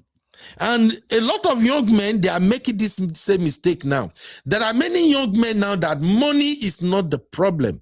The problem is where to find a good wife. That's why you will hear some of them will say, oh, there is no good wife out there. There is no good wife. The reason, I said this many times, the reason you don't see good wife out there is because you yourself, you have lived a stupid, dumb life. You are always finding yourself in the midst of oloshos. Those oloshos that you are finding yourself in their circle has now blocked your eyes that you can't see good girls. Even if they carry good girls like carrot, if they swing them for your eye, you won't even know that, oh, this is wife material. You won't see it because you have mixed up with all of these oloshos too much. And that is why many marriages are having issues today. Because when you are involved with all of these oloshos, all the sex style, all the nonsense that we do in the bedroom for you, in as much like you are in that lifestyle, you have embraced that lifestyle for way too long. If you then get married to a decent woman, I swear there is no way that woman can satisfy you in bed. That's why we have cases of masturbation very, very rampant now. And those men that got into masturbation, their case, they worst. Because now it means no woman can satisfy you, so you decide to satisfy yourself by masturbating. And now that you are masturbating, you will do that maybe 6 months, 1 year later, nothing. In fact, your system will be knobbed. Nothing moves you again. That is why we have all of this issue in marriages. So, Sister Teju, Uncle Dayo is here too. If we want to address the issue of Doris and Kisley first, based on everything we've known, if I put the question back to you, Sister Teju, before I go to Uncle Dayo, who would you blame in terms of that Doris ex situation and marriage first, man? Let's just forget the pastor first this time. Okay, fair enough. So, to be honest with you, I'm gonna blame both, and I might be asking you to ask that option because I cannot blame Doris and I cannot blame Kingsley 100% and Doris 100%. Okay, man. They both share. I will share the blame. Make me understand. So Kingsley might be carrying a larger part of the blame, but then okay. Again, we cannot really discount the excuse he gave that he lost. Was it memory he lost or what? What did they as soon as he received the call? So he might be telling the truth. He might be saying the truth. So Do you understand what I mean? Trying to say maybe so it might be something, some some manipulation might be coming from the den of the, you know. Okay. You know how so let's give him that the benefit of the doubt about that. So that's what I'm saying. I'm not going to discount what he said, and I'm not going to give him 100% blame. So it might be taken up until maybe like 80, and Doris in this case. But then don't forget that Doris wants to get married. I think she was desperate. Okay. And she saw a type. Sister Teju, wait to. Let's see. Maybe I can convince you a little bit to blame. Shift everything to Kingsley. You know why? Yeah. I will ask you this question and I want you to give me a sincere answer. Okay. If I'm your younger brother, man, same papa, same mama, God bless me, money day, I day abroad, you know, like real money, better money. And you discover that I used to carry import Olosho from Nigeria to US to come and spend time with me because money day. I carry one come this month, you spend 1 week or 2 weeks, you go back.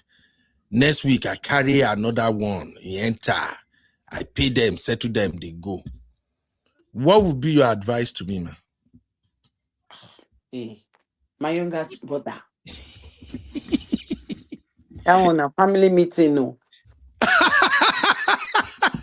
Why family meeting? Because you're just that's destruction. You're heading straight to your destruction. And senior sister, I won't be looking at you going that way. That route is wrong. And you see why? See, whatever you sow, you reap. And maybe you've just succeeded in convincing me to shift more blame, more than 80 to Kingsley. Maybe I can increase it to like 95. Oh, Auntie, did you just make it 100? Please. Do you know why I put that? I made that example. The point is, if Kingsley was not into sleeping with Olosho, random women, he would have never had anything to do with Doris. But no, it still doesn't. No. Good guys, and I want to tell you that may God don't let us be unfortunate. Good guys can actually come across these girls. Do you know that? See, Auntie, good guys can date Olosho unknowingly. Unknowingly, that's what I'm saying. May we not be unfortunate. There is a caveat here, my sister. A guy saw a girl, pretty beautiful girl, toast her. She agreed. They started dating. 1 year later, or maybe 6 months later, he found out she's into Olosho. It's a different story. A guy saw a beautiful girl. Say, oh, baby, what's up? My name na Nkena. They call me Nkena Ezegburu Odogun one of Dubai. Baby, what will it take for you to spend weekend with me? And the baby's like, oh, well, you say you are in Dubai. Well, actually, I got my passport. Well, it's your lucky day. I'm free. I can come in like next week. What do you have for me? And then the guy now go, oh, name your price, baby. You're so pretty. Tell me what you want. And then you go, well, you're gonna buy my return ticket, and I'm a big girl. When I come over, I gotta stay in one of those high-rise hotels in Dubai. We're gonna have fun, and I think you just have to give me like 5 million naira, for spending time with you. I'm a good girl. I'm gonna take you to Cloud9. And then the guy goes, oh, 5 million, sure, girl. Give me your details. Let me book your flight. Do you see the difference within these two, Auntie? UB, do you really want me to be honest with you? Yes, ma'am. Do you really?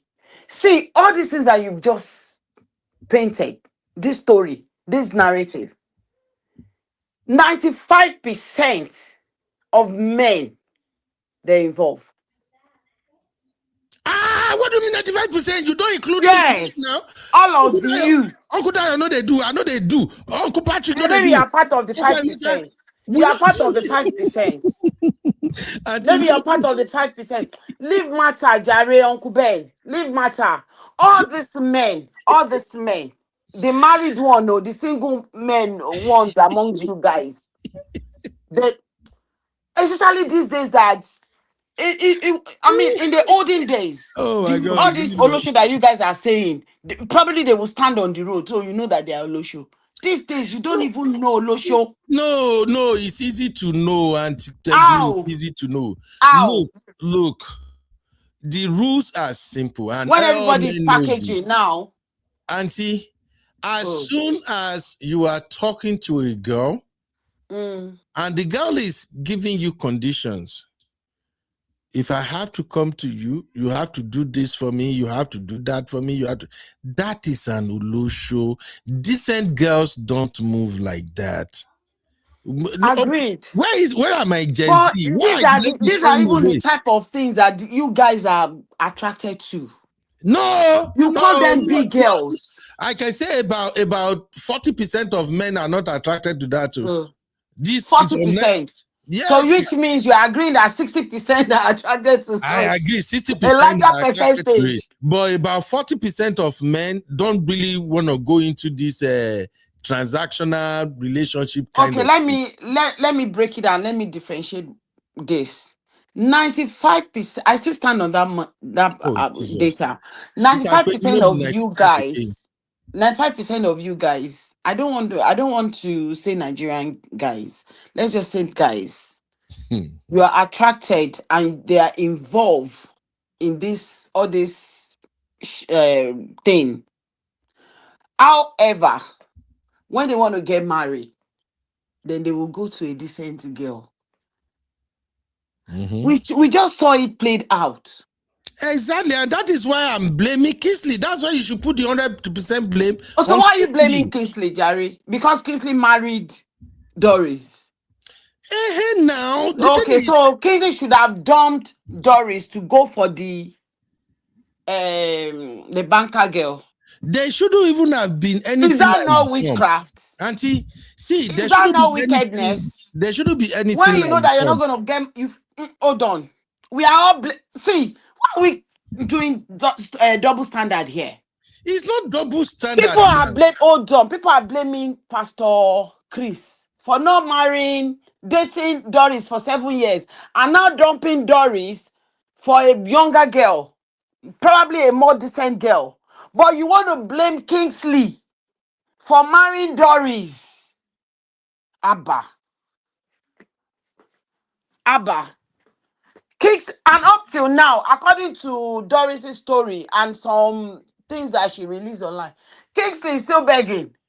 Kingsley is not begging. Don't mind that lady, the crazy. Really? Don't mind her. Who won't beg that kind of one? Unless Juju really they involved. Thank you, Abby. See what my hubby put. And after marrying the decent girl, their eyes will still be outside on the Olosho. Not be so. You want to eat your cake and have it. See, Men. Sister Peju, Uncle No, we Ben, can't. We bring can't other Uncle give. people. Ben, Make I bring We other can't. We people can't into give this Uncle conversation. Ben, 100% to Yes, ma. if I can say Sister something here. Peju, may I bring others into this conversation? Okay, Uncle let's Dayo, hear. thank Yes, you, ma. sir. Uncle Dayo, over to you. See, there is no point in trying to convince Sister Teju. She has a point. But the angle you are coming from, you cannot win this argument at all. And I'll explain to you why. Okay. Number one, when men are moving mad like this, the onus lies on us to say it out, to call them out, and to disabuse the minds of the of the younger generation, not to follow their track. Everything you said about Kingsley is correct. At the same time, we have men like Kingsley out there. And what I would have expected Sister Teju to have said is that about 70% of rich men out there, because for you to be running an Olosho scheme, you must be rich. You know, they cheap. You must be very rich, or at least you will be comfortable to be able to run. Because Olosho these days, they're not collecting something small, according to what I heard. However, according to what you heard. Yes, according to what I heard. So the thing is that when you look at it critically, Uncle Benio, some men are really moving mad. We cannot say enough of that. And one of them is Kingsley. Kingsley is a typical kind of guy that has money and is moving mad. And not all rich men out there are moving mad. Some of them actually have their brains in their head, while some, their brains is in the other part. They don't think anything else. So Sister Teju is right to an extent. But coming back to this matter now, I voted 5. When you were asking that question, the very first person that my mind went to was Kingsley, that Kingsley was the one that was wrong. But when I take a second look again, I think, yes, Kingsley, in fact, all of them were wrong, according to their own proportion of blames.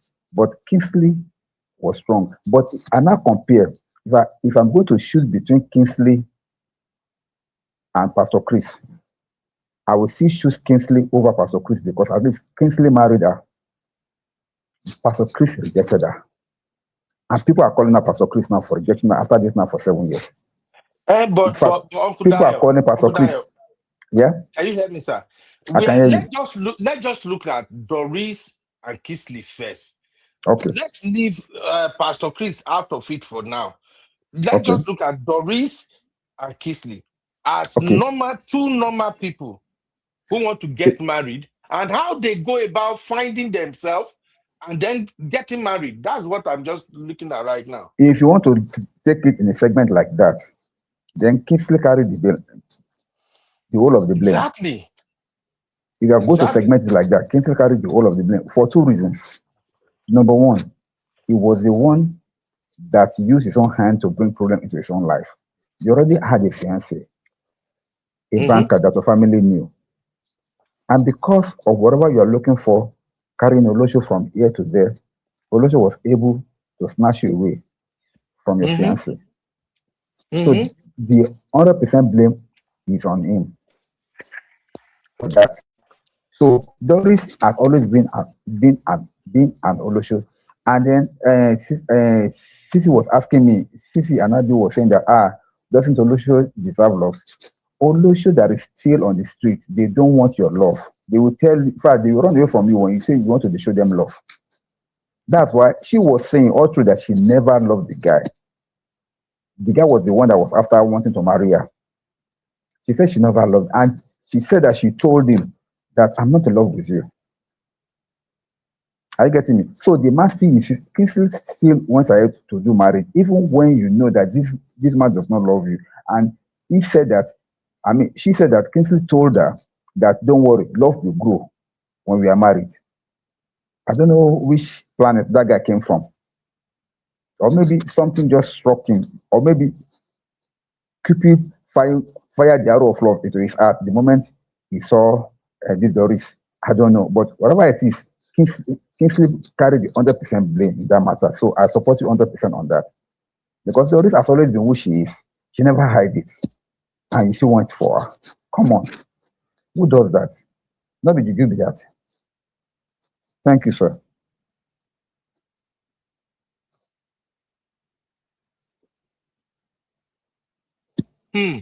Uncle Dio. Thank you. Hello, can you guys hear me? Hello? Yes, we can. Okay, thank you, Uncle Dio, for your take. Sissy, I know you crawl into the studio to come and fight. Let me in.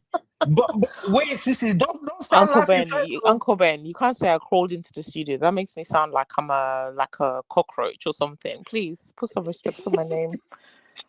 I know. Okay, I sauntered you into the you studio. fly into the studio. Yeah.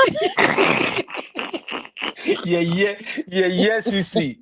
Now, Sissy, I walked majestically into the studio. Please. Okay, I heard you. Good evening, everybody.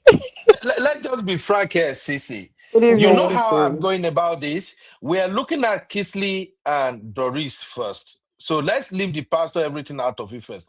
Let's just break down Kingsley and Doris' relationship. And like I asked in the question, who is to blame? Okay. Shout out to my lovely sister, Eyes. I see you, Mama. Thank you, Ma. All right, Sissy. Yes. Tell me, give it to me. Who would you blame? Doris and Kingsley? To be honest, let me be honest. I've been really busy. This story has been so confusing. I've not really fully understood the story properly. But from what I heard, the snippets that I heard the woman saying, she said that she told the guy that she did not love him. He knew, he was aware. And even aside from that, she also was doing things once they were married that was showing that she does not like you. But you, as the guy, the Kingsley guy, still wanted to pursue the marriage, still wanted to, try to convince her and all these things. So my own is, if you want to be a doormat, you can't blame somebody for walking all over you. At that point, it's your choice, right? Because if you're now saying that he knew, he used to carry Oloshos around, he was doing that as his business, and then he jammed now somebody who he wanted to marry who also turned out to be an Olosho, then I mean, it's kind of like the universe is serving you your karma, right? So I feel like Thank you, he's my kind of to sis. blame, because if you saw that the woman was not interested and the woman was bold enough to tell you that I don't love you, I mean, as a man, why would you get into that type of predicament? It doesn't make sense. She's not the only woman in the world. You don't have children together that, sometimes people say, oh, I'm staying for the kids. I'll make you work for the kids. She even said, allegedly, from that story that lady was saying, that she said in front of his mom, she said in front of everybody, she's not having any child for you. So why do you want that type of person? There's something wrong with you. Why do you feel inadequate? Why do you still have money? There's something wrong with the guy himself. If this is the kind of person that you want to desperately be in a relationship with, I don't understand. I don't get it. What's his insecurity? So to me, I think the blame is on him, because you went into a marriage knowing that there wasn't love there. The person did not really want to be with you, but you were still trying to force yourself on the person. And the fact that she used him and did all these things is like you facilitated that. She's just not a good person to have just said, you know what, I'm not going to entertain him. I'm just not going to even get into a marriage. She went in with her own, her own agenda, right? Maybe pressure and all these things that we say. But at the same time, she told you who she was and you chose and accepted it like that. So why are you complaining that she used and abused you? She's always been doing that from the beginning. So it's not hidden. You were not duped. So you went in there with your eyes wide open. So I feel like he's to blame. That's it. Uncle Ben. Good evening, Papi. Good evening, Teju. Since Uncle Good Ben evening, is Sissy. quiet. How are you? But Sissy, are you giving the guy 100%? I'd give him like 80. In that, I Thank mean, you. he's the one Sissy, that you have pursued. to He's give the one him that pursued the 100. woman, right? The woman didn't Sissy, pursue him. He's the one that proposed to her. The woman didn't propose to him. She told you, "I Sissy, don't love you. I don't want to be with you." You still Sissy, wanted to marry her like that. I mean, Sissy, if yes, I'm to sir. respond to what you said, Mm. the Kingsley has the 100% blame because of everything you just stated. Because see, this is now the only reason why you will say maybe Doris to agree for the marriage is that woman likes money and she knows that the guy has money. Mhm. So Exactly. so she may just be in it for the money, but she has made her point herself clear. I don't Uncle love you. I'm Dayo, not in love with you. Yes, yes, I Uncle said Dayo, it. that's the reason why we're giving Doris 15% or 10% of the ban. Yeah, that's why I'm giving her 20% because I said Okay. if she's a nice person, Mm. she would She would just have say, turned "I'm not down. interested. I'm not going. Even if he has money, I'm not interested." okay. It's like if I don't want to be with a man just because you have money, I'm not gonna marry you because I still know that I'm gonna have to be in your presence. Everything about you irritates me. Why am I gonna do that to myself? But if you're Mm. not a nice person, you're not a kind person. Of course, you're gonna just think, "Oh, let me just go for the money, and I'll just use and abuse him and treat him anyhow." And after all, he has money. No, so she's not a nice person herself Mm-hmm. because she was thinking of her own best interest. But at the same time, if you've already presented yourself to somebody to say, "This is who I am, I don't give an F about you, I'm not going to Mm. treat you well, I'm not going to have a child with you," you still want to marry that person. If the person is coming to use you and they want to take your money, then I'm sorry, you've given them the green light and the go The ahead. green light, You yeah. can't complain afterwards because it's not like she hid it from you. Because usually we hear women pretending that they love the man. They'll be saying, "Oh, baby, oh, let's marry," being off, like getting in with the family. This woman was bold with her full chest. "I'm not interested in you. Since you want to run around after me and marry me, okay, fine. But whatever comes in this marriage, you'll deal with it like that." So I'm just saying she's not a nice person because she didn't have to do that. That's why I'm giving her 20% of the blame. But the guy, he's getting at least 80% of it because he knew what it was. You can't come and cry afterwards because you think that she was going to change for what? Uncle Ben, you were trying to Sissy, say something. Sissy, Yes, sir. my point is this. If Kisley had not been into inviting Olosho, do you think he would have come across Doris? But who said That's my Doris is question. Olosho though? I thought she's an actress. What do you mean she's an actress? You're not following the story. What do you mean she's an actress, Sissy? Lot of Zachariah. Sissy, you are looking for my trouble now. Uncle Eh? Ben, but she is. Uncle Ben, she She- said she's an actress okay, for goodness sake. Sissy, tell me two movies she I has don't know. I produced don't watch or Nollywood acted.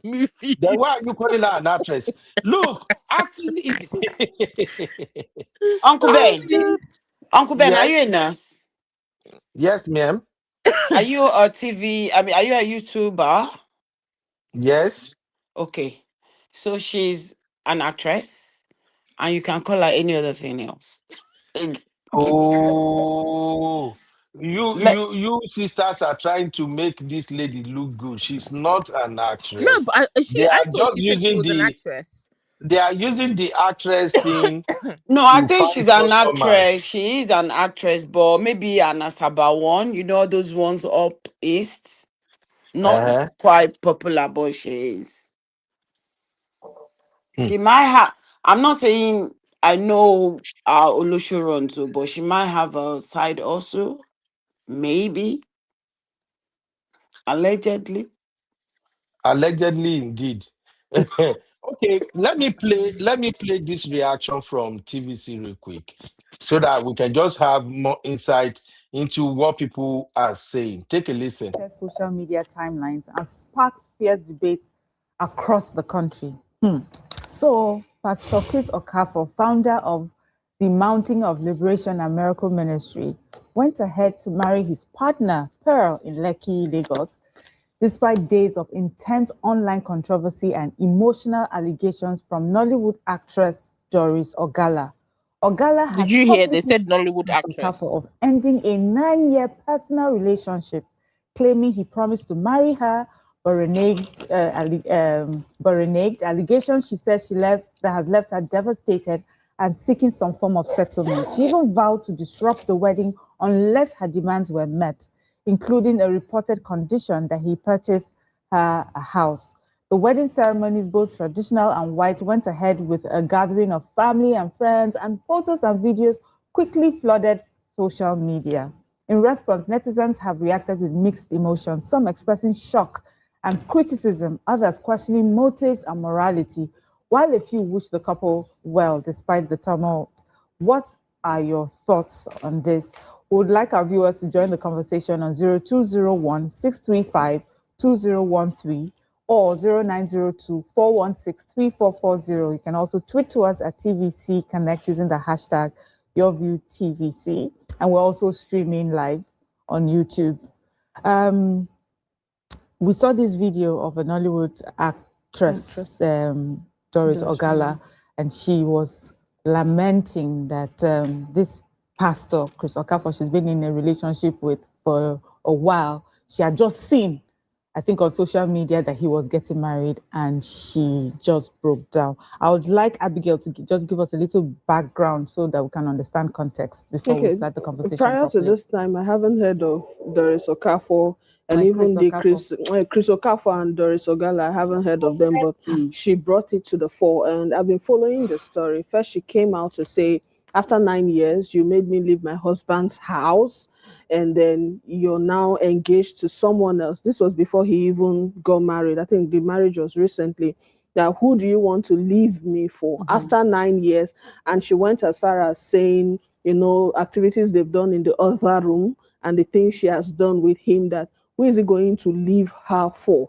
So trying to ask for compensation, she said, in fact, she's ready to go down. She will go scatter the wedding, and he has to compensate her with a certain amount of money and build a house. As a matter of fact, I saw a letter by her solicitor already making these demands. But while this was also going on, the pastor was busy flaunting his new woman. And you know how it could be on comment sessions. People have been saying, Pastor, you've been preaching about, don't touch this, don't do premarital sex. And at the end of the day, so he was also, she also made another accusation that the lady he got married to, that allegedly what she said, that he impregnated her, and because the mother of the girl is like a prominent person in the church, the woman said, we are going to mess you up if you don't get married to my daughter. And then this marriage is as a result of trying to cover up for the rape he did. That was her own word if you check on the social media. So it's a whole lot of mess going on around in that particular sphere. Having heard that, Nigerians, those of us who have seen it, what did you think? Haji Anima, when you saw that video, tell me your initial reaction. Man of God. They do. Man of God, they do zina. Because these people were not married. She obviously had details of, you know, all of the things he was supposed to stand every day on the pulpit and preach that, you know, people shouldn't do outside the walls of marriage. And that they've done. They've even had to destroy certain pregnancies. He's too gory. So I think that if he thinks that he's been an upright man of God, he should be suing her with evidence that it didn't happen. Or God forbid that she has evidence that it happened. That's why when the debate of the 1 billion she's asking for came up, people were saying, you know, sometimes things that have happened in the past can be tested in. Yesterday, we spent the whole...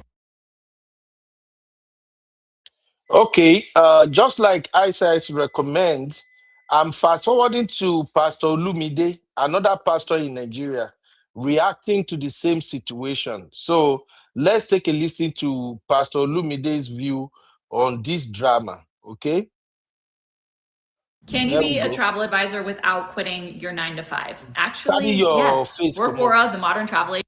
still talking about All the right. pastor and the Nollywood actress. And to help us have a deeper conversation, in our studio today, we have Pastor Olumide Emmanuel. Welcome, sir. Now you call me pastor. Now when I talk pastor, are you busy? Businessman. Which deeper because am I joining you to house? Me, I just came back. Pastor, real estate practitioner. Yes. I just got back. All in one. So I don't know what you guys are talking about.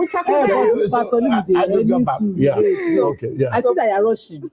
Because but Pastor had an adulterous of fornication because one of the parties was married with somebody for 9 years. And he now say, no, they're not the Caliban and Tinkan of the kind of person I want to marry. He now go and marry good girl. According to him, according to she too. But he left this lady, you know, and he moved on. Now the lady is putting ring light with Daddy Freeze, putting ring light with what's his name, the other man. And they're all shouting. Sending noodles. You know, and she says that he even, Pastor, even abused her privacy by releasing some of their other room something. Is it in the nature of a pastor that we should be hearing this kind of idiocy? Yeah? Okay, so number one, so let me say this. There are some things I cannot say because I'm just getting to know about many of these things. Okay. So I can't really say much. Number one, because I know the pastor and there are a few things that even me, I'm still trying to get answers to. So based on that, I may not be able to say some things. I just got back just yesterday. So no, it's true because I got the message.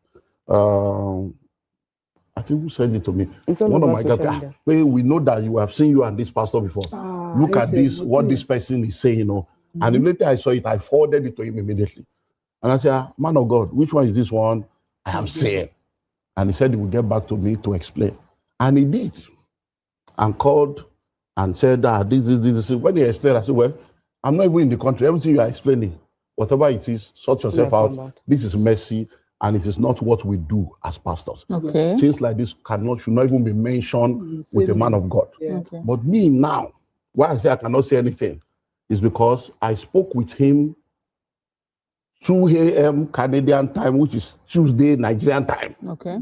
But I'm just hearing yesterday now that he's married. Yes. Oh, you're not. Okay, you are not aware. I'm not even aware there is a wedding now. So we don't see pictures now. So and that he got married on the same Tuesday when I was talking. So I'm like, my brother. So I just sent a message to him this morning. That, my brother, is it true that you are married? Because that means the morning you are talking to me in Canada, you were getting married the same day. And you could not even tell me, now today be wedding, you know. No, so based on that, I don't have what to say because I really don't know all the details. So because I'll give you the benefit of explaining to me, because I thought that, okay, even if we are not friend, at least we know each other. If we invite me, make I say I know day. So that one is there. So, but what I will tell you is this: please let us understand this. We have lost our values in this country, and whether you are a man of God or a boy of God or a girl of God, what is wrong is wrong. The Bible says, "By their fruit we shall know them." You don't call somebody a man of God. And when I was growing up, one of the scriptures I saw that was like a shocker to my brain was in the Old Testament when the prophet was coming to a house consistently, and the wife went to the husband and said to the husband that this man that comes to our house regularly, I perceive that he is a holy man of God. Let us create a special chalet for him. So I was confused. I said, how can you call a man of God holy man of God? Is he not supposed to be holy already? So that means the woman must have had an encounter with unholy men of God for her to say that. So at that point, I realized that, okay, and by virtue of what we have seen all sorts. So separating the person and the situation now from what I'm helping you to understand. If you are a woman and a man, not a woman of God, says they want to marry you, and the man is now telling you that let us be sleeping before marriage to the level of abortion, both you and the man, you are foolish, you are stupid, you are evil. you are not normal people. Okay. As far as I'm concerned. So that's not you, because how can you just be simple? That's how you devalue yourself. Dr. When the man Lunde, has now used you finish, you now say you're not good enough, you're now crying. Yeah. Both you and the man, you have problem, you need deliverance. Okay, Dr. Lunde, So, I understand we're going to it's messy. We're going to put the names aside. We're not going to discuss those names. Yeah. But we're going to discuss scenarios like this have happened in the past. And we just want to understand it so that we can learn from it and also our viewers can learn from it. First of all, I have a bit of a confusion recently, is that we say on one hand that men of God are supposed to act a certain way, their character is supposed to show a certain way. And yet, when there have been allegations like this, even in the past, we say, but they are men. Men, emphasis on the men of God, not God-like. What is the real thing? Should we have expectations of these men of God to be a certain way, or we should just take the message without expecting godliness? Let us be realistic. A man of God is a man. So it doesn't mean he's no more a man. He's a man that has now submitted himself to God, and God is now using him to fulfill an assignment on earth. Once you have submitted yourself to God and to the ways of God, there are now some things that are expected of you. To whom much is given, much is now required. It therefore means that because you are now a man of God, because you have now been given a responsibility, there are some things that should not be named with you, and there are some things you should not get yourself involved in. And if for any reason you now realize that, I have weakness in this area, I have weakness in this area, you need to step aside. From the pulpit and go and seek help so that you can be free from whatever is the trouble that is troubling you. Because whether you like it or not, as you stand there, you are a role model. And that's the problem we have. We don't have too many role models in our world today. And that's why the world is becoming depraved over and over again. And for people like me, it's paining me. Paining me because this morning alone I've gotten like 3 calls. It's paining me, number one, because I know him one-on-one. It's paining me, number two, because I'm like, if to say we know, number two, the pastor that did the wedding is my pastor. I am the one that went to introduce him to my pastor. When he said, he needs a mentor, he wants to be good. So I carried him to my own pastor. So say, my pastor said, and we sat down. And I told him, my brother, this is my pastor. We don't do evil in our lineage. So this. So now my pastor has gone to do wedding, because that's what I just saw this morning. Somebody insulted me. I said, wait, my pastor, whether they insult him. They now said that he went to do wedding. I said, which wedding? And I said, this guy don't marry. Just this morning. Okay. So I'm paid.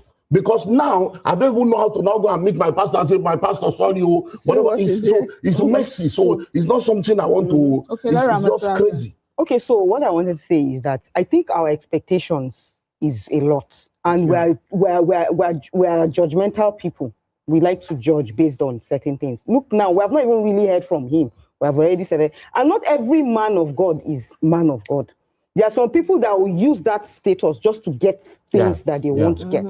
So it's possible that he just used that his office. He's not really a man of God, and he's using that status just to get whatever he wants. Because for somebody that like her that went to meet him because she had marital issues, obviously, and he tells you to leave your husband instead of helping you, tells you the type of man of God he is. He was after certain things, and now you are also, as a human being, you are supposed to have personal values. Once a man of God is crossing a certain line, you should know, and you should know when to retreat and say, okay, look, I don't want to continue with this kind of relationship. But you went on, and I read somebody's comment. Somebody said it could be jazz. There's no jazz here. No. It's not jazz here. You entered with your 2 eyes open. Why is jazz no more working? Exactly.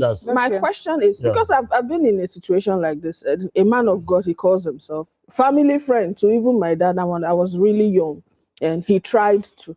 So when he tried it, I didn't need anybody to tell me that, okay, it was just, I didn't go back there. Till now, my father doesn't even know. So my question is, these things keep happening in the body of Christ, and most of the time, people look at those unbelievers, they look at us as a joke, and some people feel like, oh, why should I be here? The whole thing you guys are just doing, and you don't have values. There's a body. You have PFN, you have Christian Association of Nigeria. What are they doing? Because most of the time, we've heard of one. I don't want to call him. I don't have money for lawsuit. With the actress still, that she battled her health. At the end of the day, I don't think we heard anything. We've seen men of God using clutches to hit people, blowing people in the name of miracle. And it seems that there's no control. So what's the essence of PFN and CAN if they can't control their body? Okay, so number one, when you look at what we have on social media today, the level of insult and anger against pastors and against churches, it is because majority of those people online are people that have been messed up by church, messed up by pastors, and messed up by other Christians. True. So it is their trauma, their anger, their offense that is making them to do what they have done. But there is nobody that will ever say that God has offended them or God has not been good to them. So man will fail you, pastors will fail you, church will fail you, Christians will fail you, but God will never fail. Now to come to CAN and PFN, please let us face reality. You are an adult.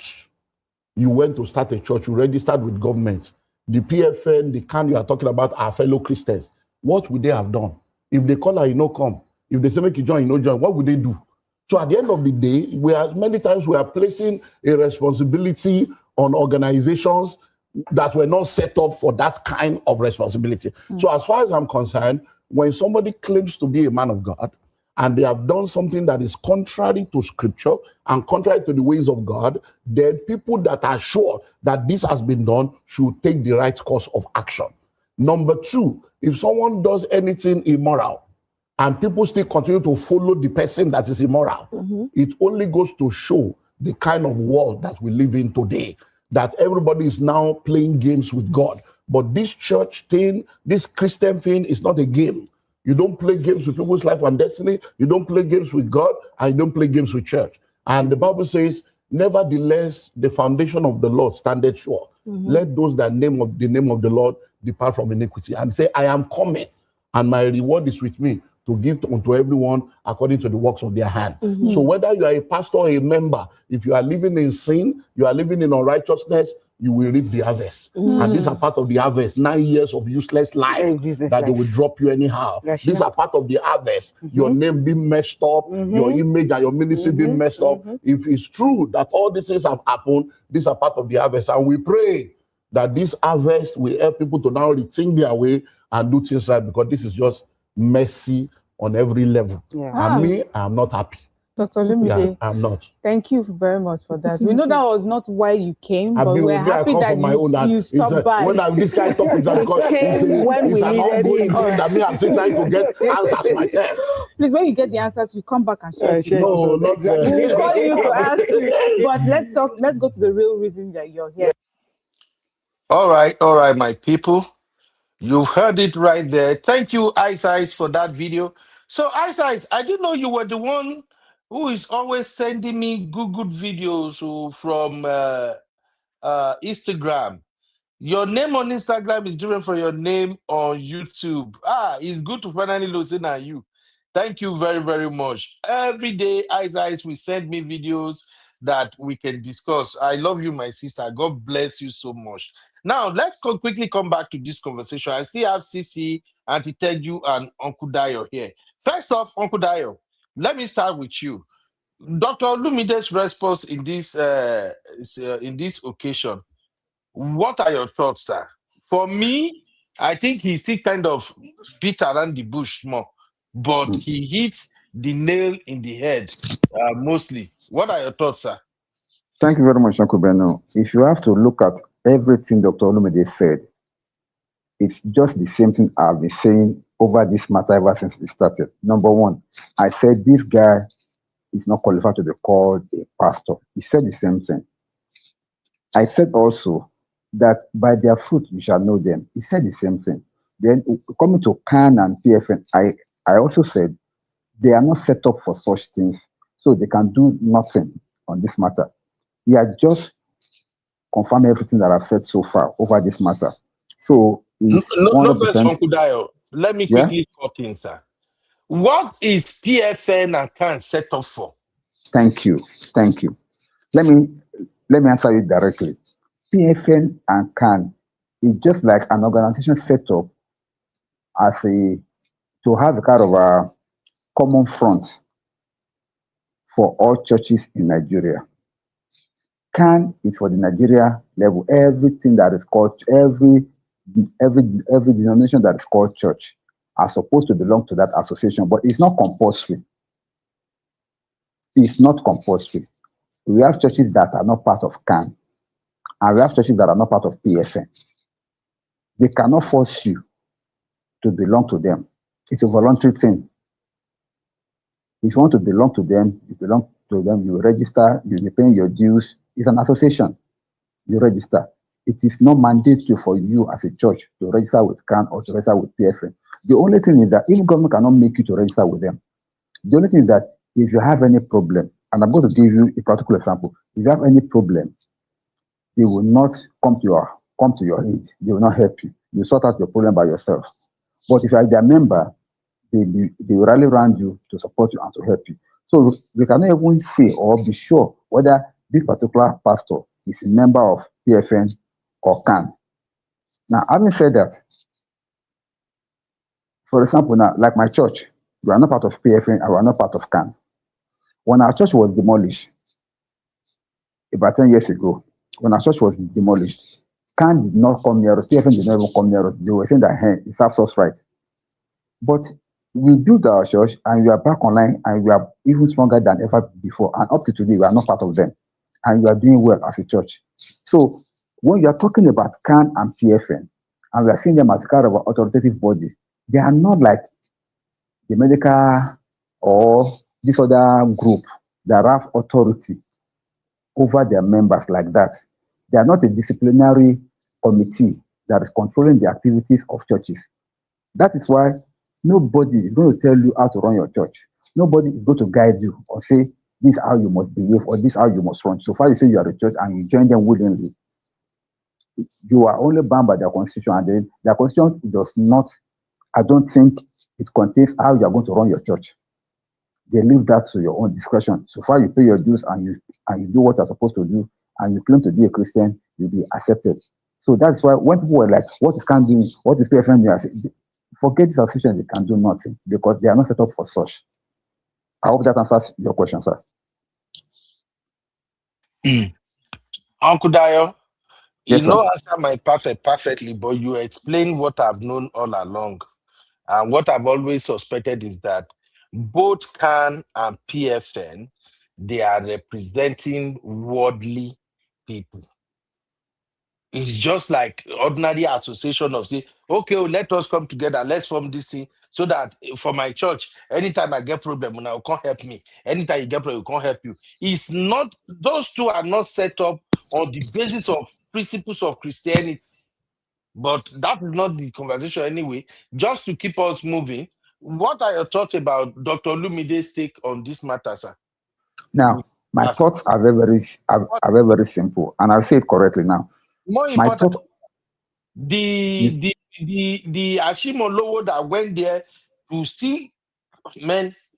Okay, over to you. Just go, sir. Now, we are going to take it from that angle. What Dr. Olumide said right now came to him as a surprise because he was not privy to the whole story. It was not in the country according to him. He just came back, had the whole thing, and was like, he has not really funded all the fact that he need to find out. But from what he said, he made it clear that Pastor Chris admitted to what is happening. From what he said, after Chalaye or Pastor Chris to him, he realized that the man really F up. That was why he was making the statement that it is not every man of God that is truly of God, but you must also understand that every man of God is first a man. And if you are a man, depends on how you present yourself to God and depends on how you are working with God that will determine how far you will go. Now, he said he knew him personally, but until this thing happened, he never knew that this is what this man was doing. And if he had known, he would have introduced him to Pastor Ashimolowo. Pastor Ashimolowo happens to be Pastor Olumide's pastor, that is his son father in the faith, who is submitted to. And he was the one that introduced Pastor Chris to Pastor Ashimolowo, that this man wants mentorship. Please mentor him. It's like you introducing a friend to your big daddy. Say, please, daddy, help this my friend. He needs your mentorship. So, but where we have the issue is that I don't even think Pastor Ashimolowo knew anything about drama going on. He was just invited to come and bless the wedding. And being one of his sons that he had been mentoring, he gladly came to do it. I can almost be so sure that he does not know the drama behind that wedding. I can almost be so sure about that. Because if he had known... I disagree, Uncle Dayo. Oh, I'm Please, coming, sir. I'm coming. I know. I know. He knew what's going on, I beg. I know you will disagree. But let me tell you why I said I don't think he knew. Let me tell you why. See, every pastor does not like scandal. You must agree with me on that one. No pastor likes scandal. If he knew and still came to come and bless the wedding, that means the version of the story that he knew was not the genuine version. If he really got to know the real nitty-gritty of this matter, I'm sure he would not, because it's not like it's meant to be dragged in the mud. Remember, people are still finding it difficult to accept him, even as Nigerian, though he's based in the UK. In Nigeria, they are still finding it difficult to accept him as a pastor because they see him as a pastor that lost money. Now, money pastor. So he would not like to drag his name in the mud. Then secondly is that, what has he got to gain by coming to join a controversial person, marrying out of fornication, just to save name? What has he got to gain to come and join in together with a woman? So, to that extent, I want to believe that he may not be fully aware of what is really going on. Of course, he may know a little, but the version that they will tell him may be different. Now, lastly, if you look at the genesis of this whole matter, everything was shrouded in secrecy. Before he responded to what the lady was saying, before we know it, this marriage had been planned before. It's not something that just came up now. It was when Doris heard that he wanted to marry, that's when she came out to the crying. That means they were planning the marriage before now. And then by the time Doris now came out crying, maybe they now shifted forward, or maybe they just went ahead and did the wedding just to save this. I don't know. But the marriage had been planned before now. So it's not as if after Doris came out, that's when they now planned the marriage. The marriage has been ongoing. So he must have been invited a long time ago to come and do it, and then he came and did it. So that's why I say he may not really know much about it. I'm not holding brief for him. But if we say he knew about it and come and do it, then to me that means he willingly came to come and drag his own name in the mud, because Nigeria is going to drag him. Nigerians will drag him. And they've already started anyway. Because Pastor Lumide too confirmed that when he came, he was hearing people talking down about his mentor, and he was like, what has his pastor done? Why are people dragging him? Only for them to tell him that, see what your pastor has done. He has gone to join this man and this woman. Because definitely, every pastor tried to avoid scandal. If he knew about this, I'm sure he would have blessed the wedding. But it is what it is. Okay. Let's hear from Cynthia and Sister Teju. Thank you for your take, Uncle Dayo. But me, I know Ashimo no. All of them that are associating with that guy, they know what all of them are doing. May we not deceive ourselves.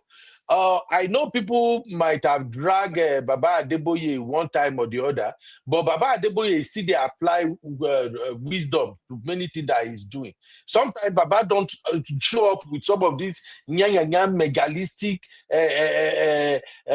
gangster pastors things at times. Ashimo no one knew. I'm sorry. If you don't know, may come and explain himself. And by the way, I thought in Christendom, before you wed, you are supposed to go through a period of courtship and everything, and then you will present all those certificates before they join you together. But anyway, pastors have pastor. Sisi, let me come to you first, Mama. What are your thoughts about this wedding? This wedding that the pastor rushed to do after everything has been blown out of proportion. Sisi, are you still here? Maybe you don't sleep safe. It be like Sisi don't sleep. Oh. Sister Teju?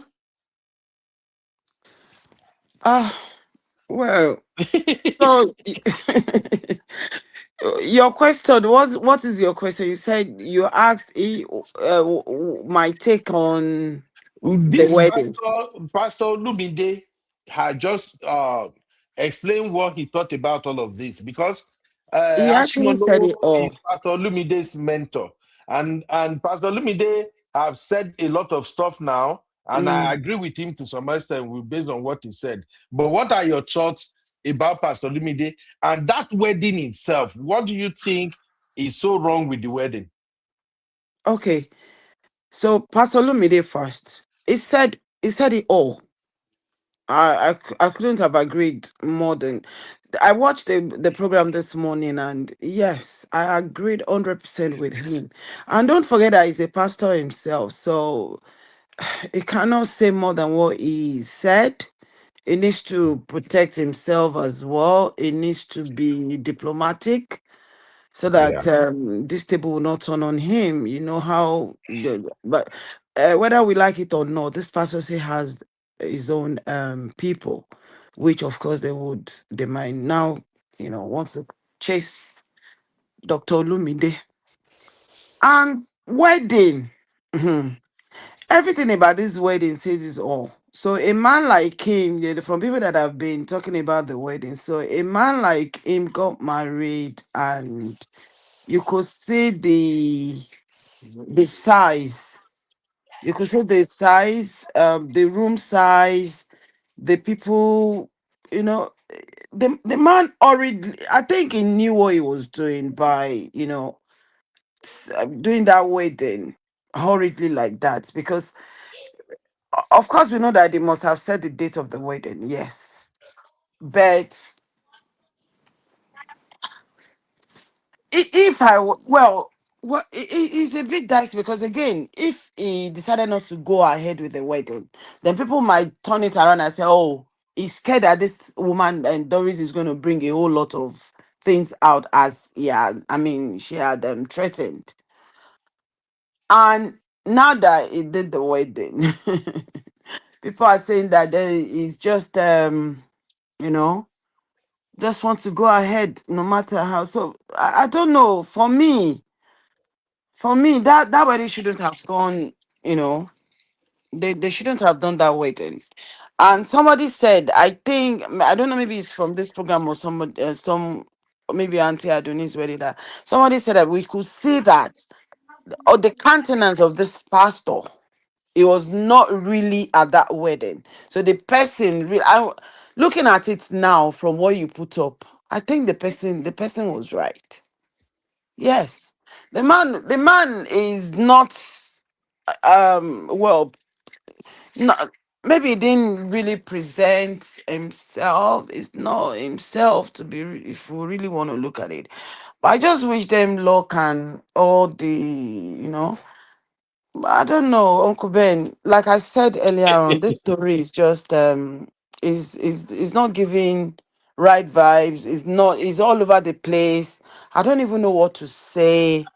For the pastor that joined them, I've already, I mean, said my own. Maybe I would agree with Uncle Ben, because of course we really need to give some, that allowance of probably he didn't know, or he didn't know the whole truth behind this thing. But to be honest with you, and this might just be like a form of lesson learned to Pastor Ashimolu as well, then, because if you're claiming you didn't know what happened before joining them, so maybe next time you should do your due diligence up until the very last minute before joining these people. Mhm. Because what I know about pastors is like, if this man was not a pastor, yeah, Mhm. they usually ask a whole lot of questions. Exactly. So Exactly. now the question here is that, did he, I mean, Pastor Shimolo now, or his team actually ask questions? Don't forget that this, I think the Doris's story came on our social media like 2 weeks ago. Correct me if I'm wrong. Mhm. Around 2 weeks ago, before Yes. this wedding. When he came on social media, when Doris saw their pre-wedding video. Okay, you know How many what? of you have seen the pre-wedding video? I am actually changing my mind now, and I'll tell you why. Pastor, I think I'm not going to give him that benefit of it. I'm not going to give him that chance. Like maybe he didn't know. You know why I said it? All these pastors, even politicians, they know that the level of controversy online, people are dragging them, politicians, pastors, and everything. So I think now they do have people working for them, going around social media, maybe like social media personality or whatever they call themselves, that they're working for them, researching and searching social media to see what would come up on a daily basis about who they are working for, or whatever thing that is actually trending. And you can tell here that their main searching, what they will put on their searching bar would be pastor's story today. Or do you understand what I mean? Something would have come up within these 2 weeks. So something is telling me that maybe if Pastor Shimolo is thinking that he didn't know, maybe then he didn't do his due diligence. So then he should again learn now that there should be somebody out there working for him to see what is trending or going around in the world that might be impacting them, their practices on a daily basis. This is one of them. This is one of them. I know it might come out with his defense that, oh no, I didn't know. I got to know about this wedding like 2 or 3 months ago. I just put it in my schedule, in my diary to attend. So I didn't know that something new came out about them. Let's give him that grace. Maybe. Thank If I you, may say sir. something, Uncle Ben, if I may say something, Go please. ahead, sir. Thank you. See, I'm in the ministry, and I know a little bit about how these things work. Let me even say that he has heard the rumor.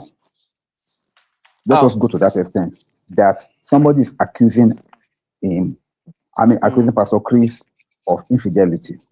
There is something that Christians do, which I know, which pastors generally, which they do.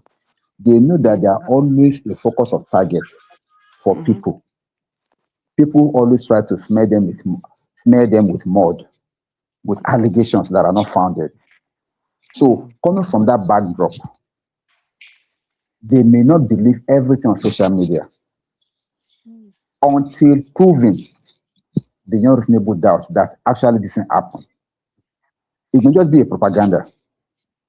Now, we are the one that is saying that this thing actually happened. They may not believe it because it has not been proven in court or with any proven evidence. Anyway, okay, I'll let Uncle Ben. Okay, but I'm not supporting what you mean. Okay. No, let me land, please. Let me land. I'm just talking from as kind of an insider in the ministry when it comes to Christians. I'm not saying I'm supporting them, but what I'm trying to say is that even the Bible says that at the mouth of 2 or 3 witnesses, that's when you should take an allegation against a pastor. Don't just take allegation against a man of God based on 1 witness. It's in the Bible. Let it be 2 or 3 witnesses with evidence before you can say yes. That's one, even God provide that for them because God knows that any pastor that is doing right, people may come and say bad things against just to spoil his reputation. The same thing goes for pastors that are doing wrong. Are you getting me? But if 2 or 3 people can confirm that yes, this is what this pastor is doing with their proof, that's what they not take it up against that pastor. But not only one person coming out to say, he has slept with me, he has done this, he has done that, blah, blah, blah. They will listen to you, but they will not take it against him yet until it is proven beyond Christian model. So I'm just talking as an insider. Now, coming back to the space of this social media now, everything that Doris has said so far is based on social media expose. And they cannot work on that until it is proven beyond that level. Thank you. Okay. Now, Uncle Dayo, sorry, Uncle Ben, let me quickly say this. Uncle Dayo, this man is about to join 2 people in holy matrimony. Not that they are going for dinner. Not that they are coming to his house, come and visit him. Such an important thing in life. Can I ask you this question, Uncle Dayo? Go ahead, please. Feel free. You have a daughter. I'm sorry to use that, yeah?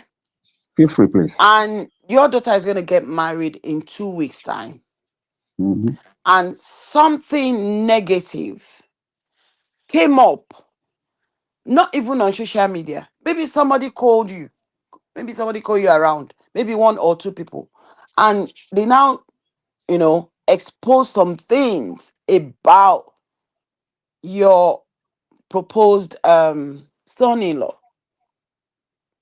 Sir, what will you do at that point? Thank you very much for that question. Even though it does not relate to the matter at hand, but I'm going to answer you.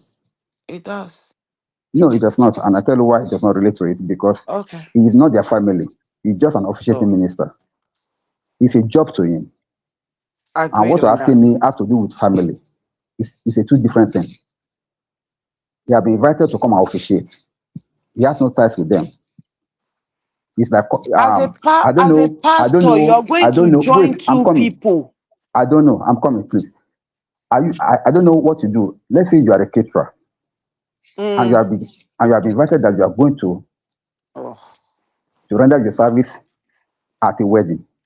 And then maybe at that party itself, before you get to that party, you got to know that the person doing the wedding is an occultic person and that has spied about 2 or 3 people. Will you still go and serve them or not? Uncle Dayo, No, I as a disagree caterer, I will with do that my job analogy. now. Thank I said you. as a So pastor. that's what. Hold That's what. on, please. No vessel, strategy, hold on, please. Uncle Dayo, I disagree with that analogy. No, I'm coming from my angle. Wait. This is where I'm losing it when it comes to our Christianity and pastor at times. We cannot use the same yardstick we use to measure ordinary people and use that same yardstick to measure a pastor. Uncle Dayo.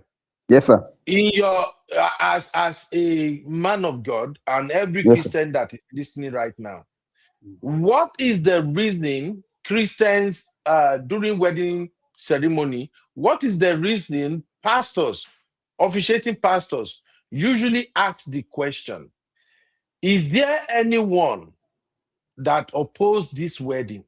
If there is any reason you oppose this wedding, stand up. Can you tell us why they usually ask that question, Uncle Dayo?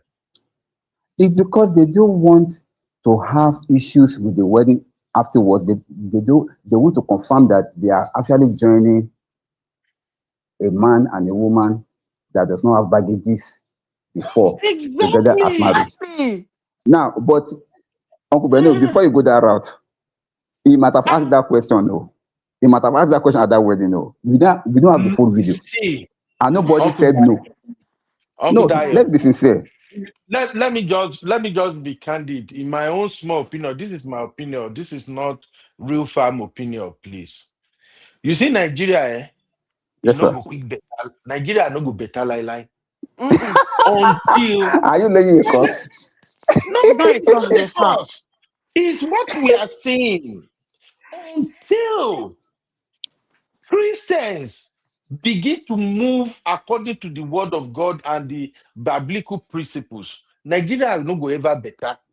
We like to do this double standard too much. And this is exactly what pastors are doing. Now, that's why they get problems. And that's why they are getting away with things. No. Uncle Dayo, I'll give you an example. Because this is called wedding, no day easy. When I was having my wedding in 2010 at Assemblies of God Church in Festac, they scrutinized nonsense come off from my yash. I think I've mentioned this thing before. Do you know why they scrutinized my life? It's almost as if they put microscope inside my yash to see inside my blessed of joy. Just because my wife is coming from the US to get married to me. And I'm a poor boy. I just finished youth service. Not the same money day. But this girl is coming to marry you. How? That is just by the side. The church itself, Assemblies of God Church, I'm not even a member. My wife is the one who attended the church because they also attended the church here in the US. Based on their principle, they have to question you, both you, husband and wife, to make sure everything is okay. To the point where they go put ring for the hand, they will still investigate to ensure that truly there is no anything that is ongoing within these two people background. In fact, on my wedding day, when it got to that point where Pastor he was asking, is there anyone who has any reason why these two must not be joined together? Sweat begin to come out of my head. Not be say I do anything, but I'm just here like, God. At that very moment, I almost recall all the women where I don't be with.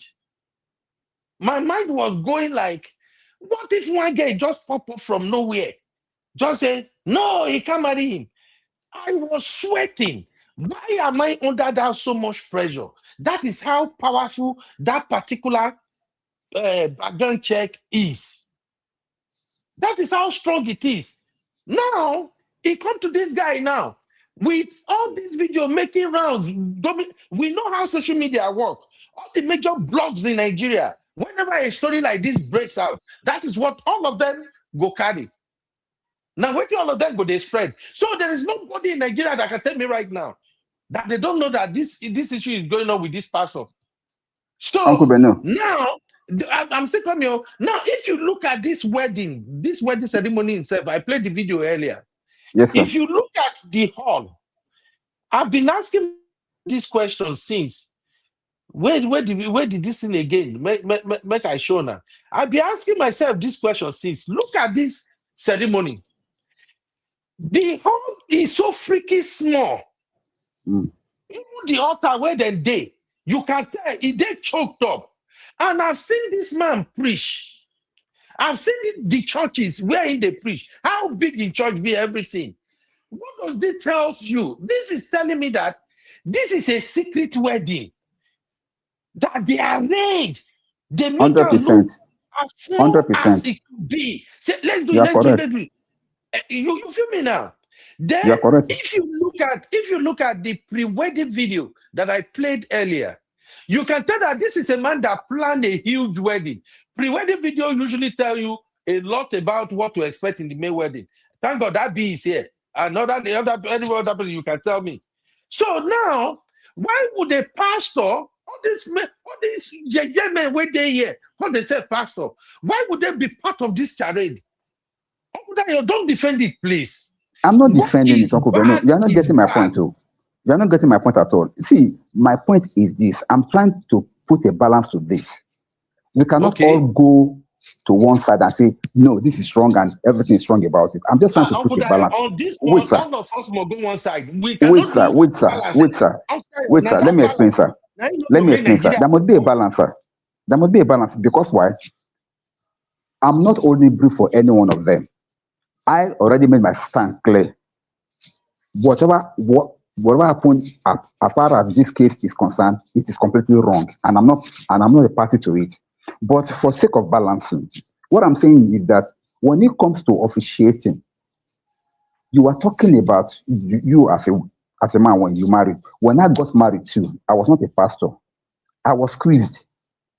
The way you will squeeze an ordinary member, you cannot squeeze a supposedly man of God, a pastor of a big ministry, because a certain standard is expected of you. Are you getting me? So the I'm going measurement somewhere, for him pastor. is different. I am going somewhere, sir. Then, secondly, is that even though they are going to squeeze him, it will not be the way they squeeze you and I that we are getting married, because they expect that he's supposed to be a man of God, he's supposed to be righteous, he's supposed to know everything. In fact, he to have joined people together in marriage now, just that he cannot join himself. Somebody has to come and join him. So that's why they have to invite another pastor to come and join him. Now, let us also not forget one fact also. Pastor Ashimolowo is not in Nigeria. He came in from UK. So I'm not only brief for. Ashimolowo is in Nigeria 247. Most of his business is in Nigeria. He is selling land now. He's not I know he's into real estate. Most of his Christianity activity like that again. Oh, I know he's into real estate because the other time that he came out. You have to respect Ashimono. I agree. Let's just keep him moving, sir. Just land your point, sir. No, Ashimono should be dragged for this. If we don't drag them, they won't change. That's just my thing. They get different measure for us, and then different measure for themselves. Come on now, Uncle Dayo. Eh? If like Uncle Dayo don't network don't kick Uncle Dayo out or in the receive call. Justice for baby of the house, so justice for me. Abby. Yes, Uncle You Ben. know, we are looking at two cases. Make I hear your opinion real quick. You and your Gen Z Dino. I don't have any Gen Z opinion. I just want to say a couple of things, right? Number one, I think that one thing that has been consistent in this conversation is the fact that we take pastors too seriously. And I understand why. But I think that we've come to a point where we need to stop taking them seriously. One. Secondly, I'm Anglican and I have attended marriage counseling, pre-marriage counseling.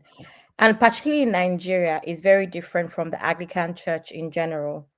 And so you know you're not in the right place, Ma. You need to go to the second live stream. I'm guessing you're asking because you're lonely.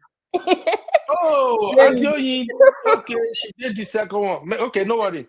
Make I share the link. I'm guessing you're lonely in the comment section. That's why you're asking. Sorry, Atioyi. Let me share the link. Make it bring you to the main woman. Go ahead, Abby. And let me tell you something. In Nigeria, particularly, you can't even be pregnant in Catholic Anglican Church, and they make you very clear to the point where you need to do a pregnancy test 2 weeks and submit it 2 weeks to the wedding, just to even put into perspective based off of their own doctrine and expectations. Now, life is very simple. If you don't like it and you're pregnant, go and marry in another church or go to court and call it a day. But that is their doctrine and what they believe in. Do you understand, Uncle Ben? I'm just saying that sometimes process is important based off of your own should I say doctrine, and based off of the fact that, okay, I don't even want any scandals. And I'm talking about this because of what Uncle Dio said about scandals. Then you have to do your due diligence if you don't want scandal. Now, also, during the very first or second, I can't remember, counseling as well, the session, one of the things that they ask you, right, is if you have any bad scandal or anything that will cause an issue, right? Let us discuss it now. So the parish priest or whatever will tell you, let us discuss it now so that we know how to handle it. Now, this does not necessarily mean that it will be cancelled, right? But at that point, it means that they have to go by their discretion as to if they want the wedding to hold in that church or if they want the Anglican communion to bless that wedding. Uncle Ben, are you following me? So they are even concerned about their own reputation and what they are getting themselves into. That's why they ask you that question, either for anyone that is in Anglican church and has done any marriage counseling in Nigeria, particularly because it's different in the UK. You know, UK, they are liberal, but in Nigeria, they are not liberal. That's why in the UK, you can be pregnant and get married in England. In Nigeria, you can't. You have to submit pregnancy tests to the church. What it is, right? Secondly, scandal. They are very interested in scandal, right? I also wanted to say that.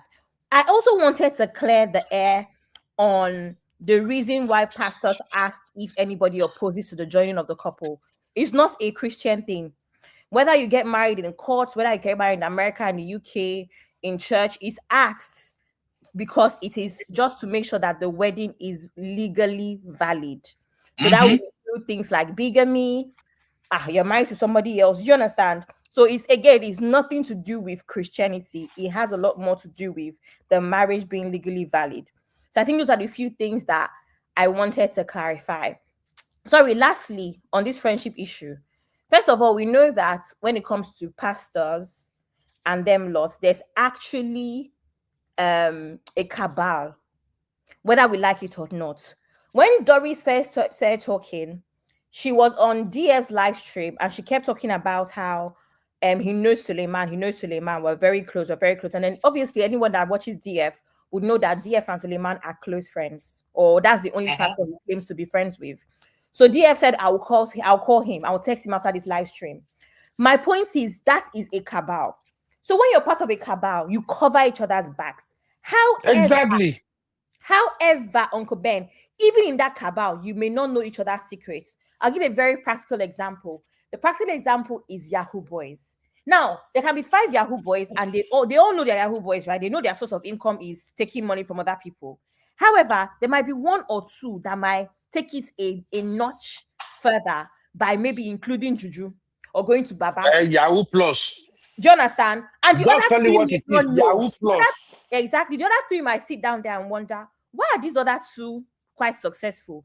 They don't know. Because even in friendship, you might be best friends, but it doesn't mean that I know everything going on in your marriage. It doesn't mean I know everything about you. Do you understand? We can go out, be friends. Is one day that Found Yash may open. So I think that that's the balance I want to bring, where this pastor might know, but the question is to what extent. That's what I want to say. Thank you, sir. Thank Uncle you. Ben, Uncle I have Dayo a question is for back. you. Yes, I have a sir. question for you, sir. My question is this. Do you know that the reason why we are talking about this issue is that it is because of the pastor that got involved? Can I be honest with you, sir? First No, off, even let if us pastor is not involved, we will still talk about now. it. At least Yes. you led the chair in this thing. Are they pastors? We talk Okay. about everybody. Okay. But because No, pastor that is involved, and this is one of the big pastors, and because religion has become an opioid for us in Nigeria, that's why we're talking about it, sir. God bless you. But that's not the angle that I'm coming in from. What the angle that I'm coming in Okay. from is that even if Pastor Ashimolowo did not bless that wedding, do you know that he could have called Omoto Fufeyin or called Pastor Idahosa or called Pastor Suleiman? They will have still come and do the same thing. And they are in Nigeria, they know all the stories. Yes or no, sir? Will they come and do the work? Will they come and join them or They no? will. They are the same. They Thank will. you. Now, thank you, sir. Now, so what I'm trying to say in essence is that people will drag Pastor Ashimolowo because of this action that he did. Whether he's fully aware of what is going on, or whether he's fully aware of what Doris has been alleging, or whether he's not fully aware, he will still come and do the wedding. So we cannot say because if he does not come to do the wedding, somebody else will do it. That's a So fact. you are saying then, we should not talk about him, or I don't understand, Uncle Dayo. No. I We never should said we should spare not him. talk. Because any But other pastor can do it, we should spare him. Is that the point, sir? No. I never spared him. I said clearly that they will drag him to the court, and I myself am already dragging him because he's supposed not to. I said if I were to be in his shoes, I will not join them. Not because of anything, because I want to avoid scandal for my name. I will not join them. We may lose friendship from that. We may not communicate again. He may not be my godson again. I may not be his mentor again, but I will not join him. But whatever it is, he took that decision. He will face the music. And he just started facing the music now. So that is where I am coming from. But I like what Abby said. Abby said something about putting balance. And the balance is that when it comes to these people, they are like a mafia. You saw the way Doris even exposed them, that they work as a mafia. They work in unison. They know themselves because they know exactly what each and every one of them is doing, and they're in support of themselves. So nobody will have called him out. Nobody will have even said anything about him. Okay, let me ask you a question again. Has any pastor called Pastor Chris out till now? Has any pastor in Nigeria called him out? Why would they? That's why we are saying there is no pastor in Nigeria, sir. That's why we are saying. Sorry, Uncle Ben, can I ask a question, Oh please? my God. Uncle Ben. Yes, Can ma'am. I ask you a question, please? What Yes, is ma'am. the basis of which we are crucifying the officiating minister? Is it because of the allegations that Doris? Is it the allegation of not marrying Doris, or the bigger picture of the things that they were involved in? What they are involved in, everything Doris said, number one, when there is allegation this big, if this man is not getting married to another lady, it would have been a different conversation. It would have been they say, you say, I say. Are you following now? But Yes, you're in saying a that they should have situation, investigated. yeah, it would have been a different ball game. You don't get me now. If what You I'm know what saying I'm is that asking? I'm asking because in usual Nigerian fashion, this is something that I've experienced. This is something I see on social media. This is something that I have friends that have experienced.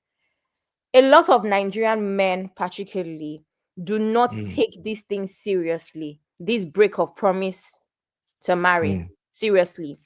And even throughout this discourse with Doris, it's been prominent with a lot of people saying marriage is not by force. And it's true. Marriage is not by force.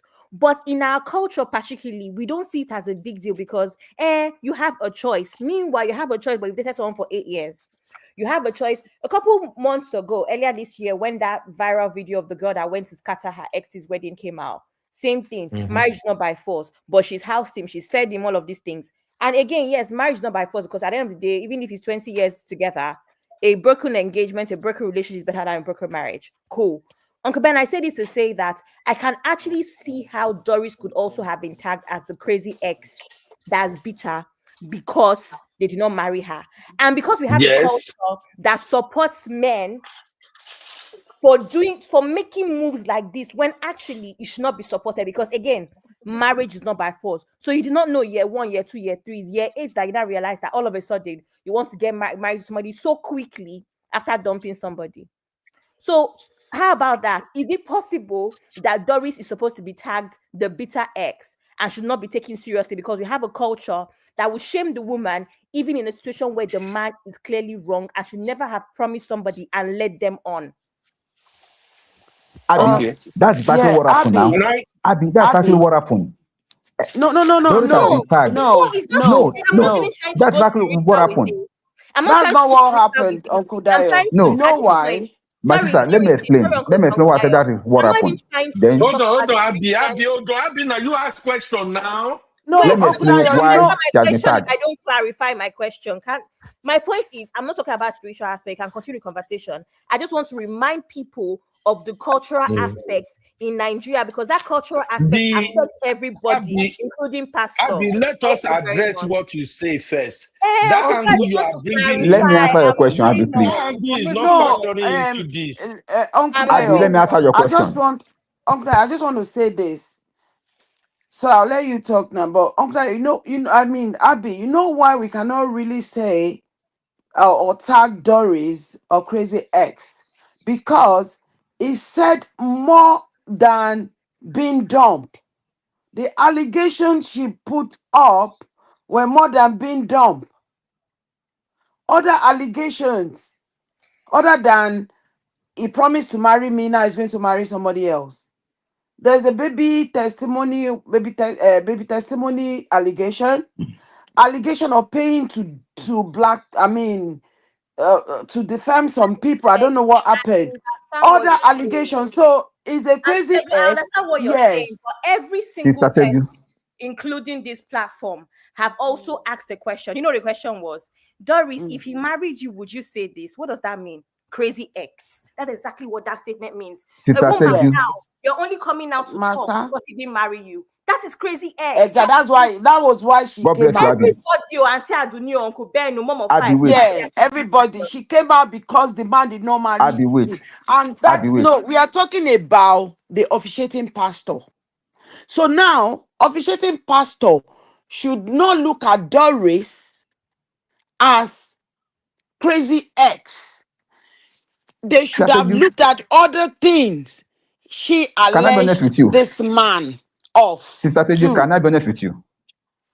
Can I be honest with you? Please, let us not be sentimental about this issue.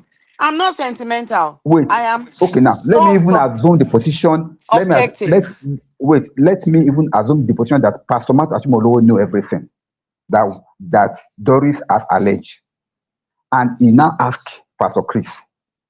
Allegedly, now I'm talking allegedly. He now asked Pastor Chris and say, "There is this lady alleging that you did this, you did that." Pastor Chris will now respond, "Yes, I was open to marry her, but when I realized that she was moving mad, she was sleeping with so many men, I decided not to marry her again." So she came out. Next question, Ashimolowo now then asks, Chris, somewhere, after please. that question was, did you Let me sleep land, with please. her? Let me land. Let me land now. Even though he admitted that he slept with her, the next thing is that, come on now, you know you are a pastor, you're supposed not to have done that. But that will not stop him from still marrying him with his new wife. And I tell you why. Because even in churches, some churches, I know some people, we are talking deeper things now. Oh, I give up. We are talking deeper things now. Nobody will stop your marriage because you slept with your wife before marriage. I'm talking about Pentecostal things now.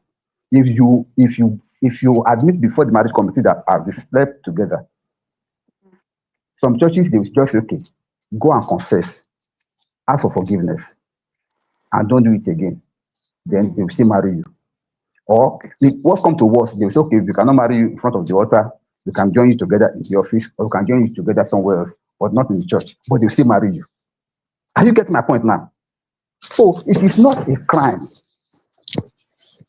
to that extent that you will now stop his wedding for what an alleged ex said or Okay, did, or Uncle what Dayo, you or what he said did. the wife that is about to marry, if they had slept together, right? But this one is a crazy girl. It's not even ex, oh. All of you is not ex, oh. This man He's was an still ex. dating Doris No, until Doris got to know that they are planning marriage, oh. no. Doris, if you listen to Doris' story very well, they have already stopped. Go back to a video. Okay, I They agreed, Uncle they Dayo. have already But this stopped is not the before that same time. woman he was going to get married to. How do you know that? Can you prove that? No, I mean the Doris. You said something that they will ask, have you, I mean, people been copulated before? And the man said, yes, we've done it. Then they will still join them together.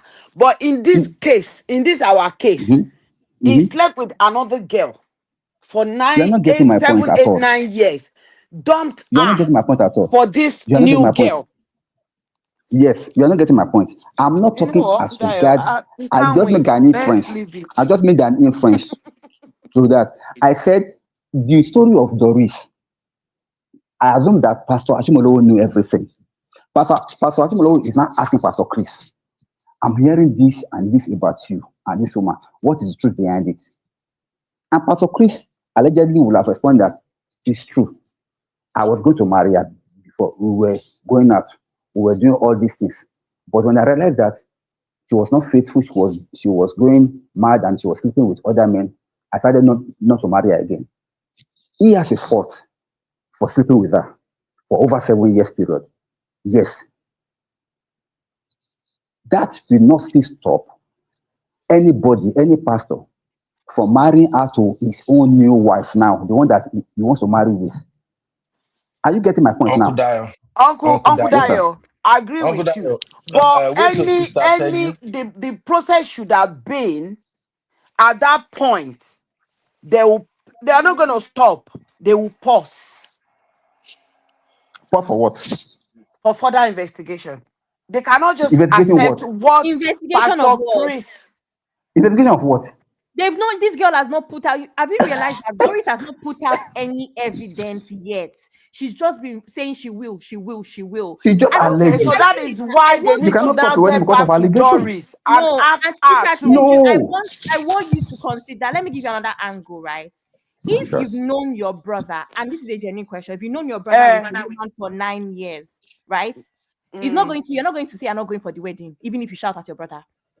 You're not going to say, hey, this wedding we won't hold because you must marry that woman that you've been with for 9 years. You might be upset because you're a woman and say, why would you do this to her? But your brother can also say to you, Sister Ju, I found out that we're not compatible. I found out that this and that. And you will be okay with it because your conclusion would be a broken relationship is better than a broken marriage. That is how most Nigerians move. I'm not even talking about other people. I don't know about other people from other parts of the world. But that's why I brought the angle of culturally, there are some issues with this whole marriage, no marriage, in my opinion. And then remember, I also said that when I gave my example with the Anglican Church, the Anglican Church standard is meant to be global. But Nigeria has a few things like, example, pregnancy. Why are you worried about if I'm pregnant or not? I'm marrying the man because of our culture. But Anglican Church in the UK does not care if you're pregnant, because whatever we do, we incorporate our culture knowingly or unknowingly. That's my point. Okay. Can I say something now? Oh, I see. Say it's getting hot No, now. I'm not going Tomorrow, to. Uncle Ben, I'm going to kick you out of your own studio. Don't say anything. I have to say something. Oh, in fact, we are just scratching the surface. I don't say tomorrow should go hot where we're now, because today I started too late. Oh, tomorrow go hot. But let me say this first. Make I clarify with Uncle Dayo. So, Uncle Dayo, what I'm Yes, getting sir. from everything you are saying now is that the way Nigerian pastors move, they are no longer obeying the biblical principles of wedding. So even if somebody is accusing a man of dating them, sleeping with them, impregnating them, everything, so far the man that want to wed say yes, it happened, but we have resolved it. They will just go ahead and wed them. That's the energy I'm getting from all of this. No, Because, sir. and I'm saying this because this is why I'm saying I still like the Orthodox churches way more than all these gangster Pentecostals. When I was going to get married in Assemblies of God Church, I know how many times I have to go to First Act to go to church. When there are so many counseling and programs that I have to take. Now, me, de Niger, my madam, de US. Even at the point when I go, because of the traffic that used to be between that Badagry, my 2 expressway. One day I was frustrated. I told my auntie, say, if you like say this wedding go kill me, oh, why every time they go down, question? You know? Now, what you are saying, Uncle Dayo, is that Yes, sir. all those things are formality. All those things No, are sir. formality. I never Because, said I'm that. coming, sir. Make I land, sir. Because Go ahead. this case with Doris and Pastor Chris is one of the most terrible cases I've seen so far. And if you ask me, if there is any case that a true man of God should say, you know what? I don't think it's right for you to have this wedding now until you clear up this mess. I think it should be this case. If there is any case that a man of God, a true man of God, though, that does not belong to this their Christian cartel in Nigeria, a true man of God will say, no, I don't want to be a party to what you got going on. Is this case? Doris said so many things, really, and maybe she did not bring a lot of evidence or something when she was saying it. But for Doris to come out and be shouting, after you promised me wedding, you said you remove me from my husband's house. I removed Bele for you. After dating me 7 years, after all of this, you want to leave me. You want to go and marry another person. This will not work. Oh. This will not work. Oh. A sane man of God, a true man of God that God really called and he was anointed. We know that wedding shouldn't have held unless they get to the root of whatever allegation this woman is bringing. Not for anybody, not for Pastor Chris, not for Doris, but for the sake of the lady that this Pastor Chris is going to get married to. Why are they asking that question? That if there is anybody that does not want this marriage to go on, the person should speak. Is it not because they want to protect both the husband and the wife? That after they get married, they are not supposed to be having any problem as a result of unresolved issues before the wedding. But the way you are saying it now, Uncle Dayo, is beginning to sound that, oh, so far you set your wedding day, you do everything, even if that day where your wedding don't reach, if somebody just come out of anywhere and say, oh, he slept with me, he still slept with me yesterday, he still promised me wedding, and now he want to marry this man. It sounds like pastor will just ask the man, did you sleep with her? And if the man just say, yes, I did, but I no promise her a wedding. But I was just feeling aggro. Onji just told me, so God forgive me. And then you just say, okay, Pastor, just say, okay, lady, sorry, he slept with you, but unfortunately, this wedding has to go on. That's how it sounds, Uncle Dio. I know Uncle you are Beno, trying can to I be honest protect with you, sir? Ashimonowo, but the fact of Cannot the be, matter is that no, Ashimonowo and all the people that went to to conduct this wedding, they are all wrong. If we have to go I'm by not protecting anybody, Uncle Beno. the measure they are using to measure the rest of us, if we have to go by it, all of them are wrong. That's just what I'm Uncle thinking, sir. Uncle Beno, let me quickly explain something to you, sir. So that, because you are looking at it from social media, I see social media is an institution that has legal binding. It's no matter of institutions, hold sir. on. The allegation is Hold on. there. Doris Hold put on, sir. Hold on, says. sir. Hold on, sir. Let me quickly clarify this to you.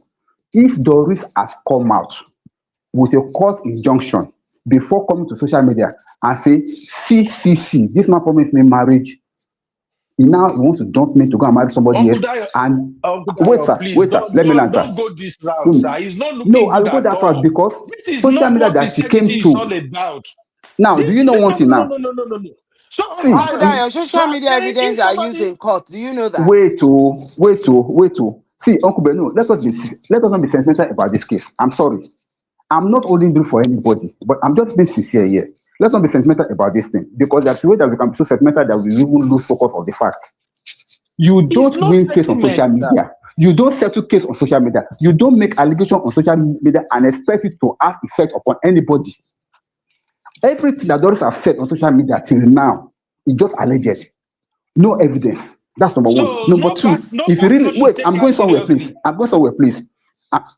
If she had presented a I letter. go fight Uncle Dio today, I swear. No, we're already fighting, Uncle Beno, and I'm ready for you. I'm already wearing my shorts. If Doris had presented a letter from a lawyer saying that, see, you promised me marriage, you have not fulfilled that promise, and you want to marry somebody else, no pastor anywhere in the world will have joined them. Are you getting me, sir? Yes, they will, but see, when it comes to please, sir, when it comes to issue of legality, marriage is a legal thing. That's why they always have court documents backing up marriage. You cannot fight a legal thing with a social media rant. Now look at how the girl has spoiled her show. She came out with allegation that this man slept with me, used me for 7 years, blah blah blah, did this, did that. No, and Uncle Dio, please, no verse, wait, let me land, I please. just ask you one question so that we go move on, sir. No verse. You don't explain this thing before, Uncle Dio. No verse, make I ask you. So, Uncle Dio, if I bring a woman before you as a man of God, that Uncle Dio, I want to wear this lady next week, we don't already fix Saturday, everything. And out of the blue, one lady come on social media and accuse me of all these things where Doris is accusing this man of now. Even there is no legality in everything she's saying. We are going by Christian principle. We are not discussing legality now, Uncle Dio. Please. Just Christian principle that pastors are preaching to us every time. So if I come to you and say, Uncle Dio, next week Saturday, I'm getting married to this woman. And then another lady come out and say, she don't abort for me. I've been sleeping with her for 7 years. She has committed all of this crime for me. We have done everything. That there is no way this wedding can hold. And the lady is threatening that things will go wrong if I dare go ahead and have this wedding. Are you saying, Uncle Dio, that when that Saturday comes, you will still go ahead and wed me and the woman that I brought as a pastor? Thank you. You will still wed us. If the lady comes to me, and say, see, the man that wanted to wed you and the woman, this is what they have done to me. Of course, I will give her audience. I will listen to her. I will ask her for proof. Social media. She put it on social media. She didn't come to me. If she put it on social media, the next thing that I will ask is, where are the evidence? And then, as a man of God, I've said this, it's in the Bible. I'm not quoting it out of context. Neither am I saying something that's not written in the Bible. You don't take allegation against a man of God based on one person's accusation. The Bible says that at the amount of 2 or 3 witnesses, that's when they can establish the facts. Doris has been the only one coming out talking. No second person are freezing to say, yes, everything that Doris has said is true. So they cannot go on the evidence of only one person. On the statement of only one person and hold Okay, it Uncle to stop the Uncle Dai, wedding. can I ask you something? So Uncle Dayo, Go no ahead. verse. It's Uncle, can I ask this no verse. question? Okay, No verse now, Amen. please. agree that they did not pause or stop the joining, and they now went ahead to join them. Yeah. Now, Doris is now, and that's exactly what is actually happening. Now, Doris is beginning to drop evidence. How would that pastor be feeling now? The pastor that joined them. If you No, base he will off not feel of any bad. Do what you know you why? said, though, Let evidence and come now first. there's See, evidence. let The lady evidence come is, first. is See, slowly the introducing the lady, evidence into this same social media. wait, the evidence supposed to have preceded everything that she's doing. Now, let me tell you why. Because even now that they've gone to marry, if she has concrete evidence that this is what happened, they can still sue Chris and she can still win the case. Are you getting me? Of course, the man of God that joined them will regret it that, oh, he did not do his due diligence. But what I'm saying is this, hear me out, please. What I'm saying is this. Illegality can never become legal without some things changing. What Doris did, okay, now look at how she has fought her case. Every ranting that she was ranting about, we thought that she was looking for justice. But at the end of the day, she said she needed money, she needed the house. It's all about money. It's that It's all about it exploitation. doesn't justify Uncle Dayo, It's please. all about I'm only exploitation. talking about the No, that's officiating where people will pastor. say it. Now he Uncle will Dayo, please regret wait. it. Don't. Now people are dragging him. So he would have. So what would? So you are now saying that now he's he might be regretting, right? But he could have done something to protect his name, his Uncle Ben, brand. what happened? What are we talking about here? Uncle Ben Are said, you talking about Pastor Chris or talking about Pastor Ashimolowo? Pastor Ashimolowo, I love Okay, should I have him. done something? I didn't want him to I be in said this that. situation. Go and see the way they are dragging him. I said that too. I said, see, I even put myself in So this. I he said, if should I were have in shoe, I would not protected. join He should them. have done But something he went ahead and better did it. before going ahead. That's my So it is on point. him. It's Now on it's on him. him. My sister, it's Uncle on him. Dayo, I'm not supporting now for you are doing saying it, but it's he on has done it. him. It's on him. Yeah.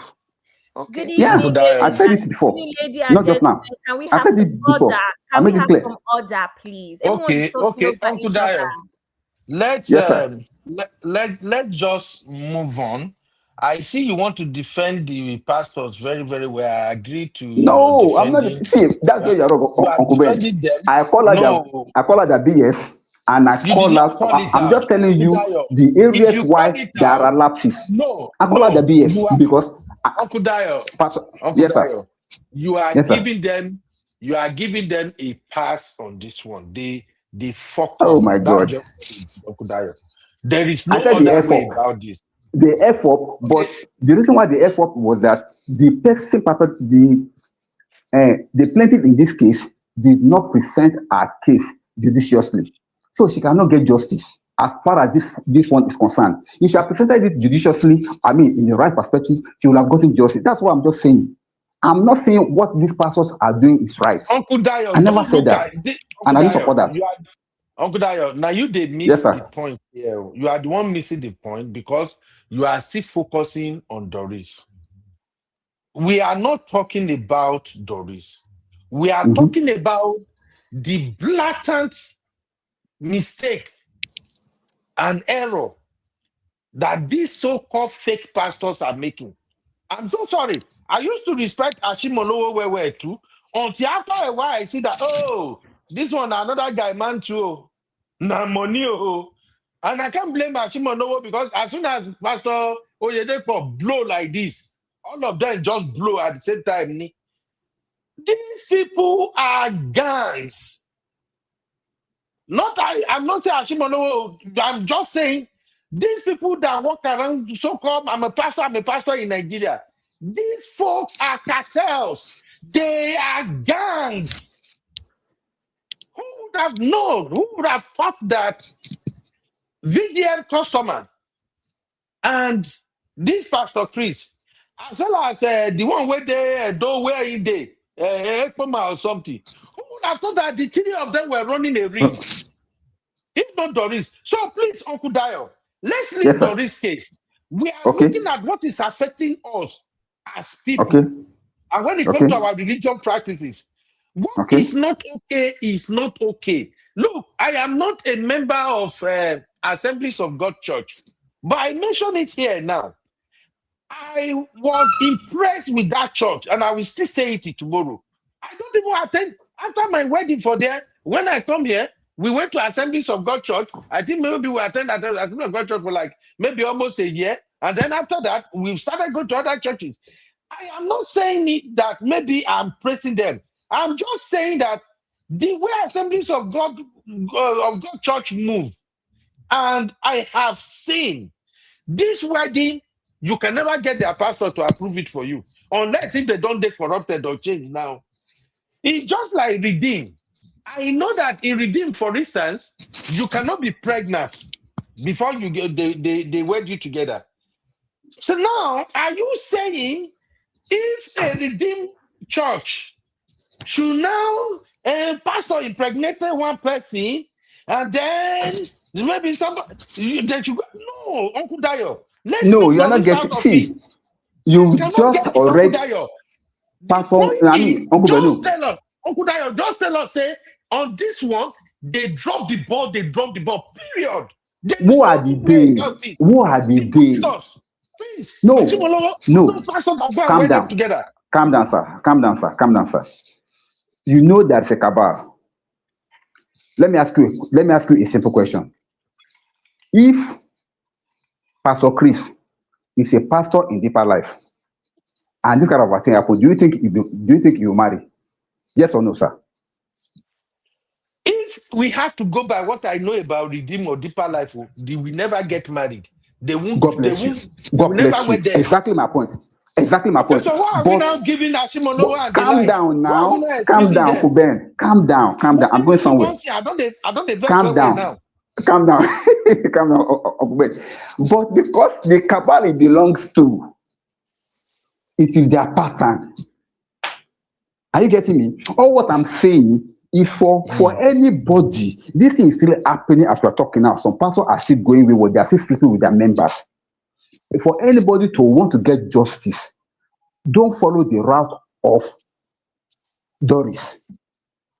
If any pastor has been using you and finally dump you to go and marry somebody else, don't follow the route of social media the way Doris did. You will not get anything.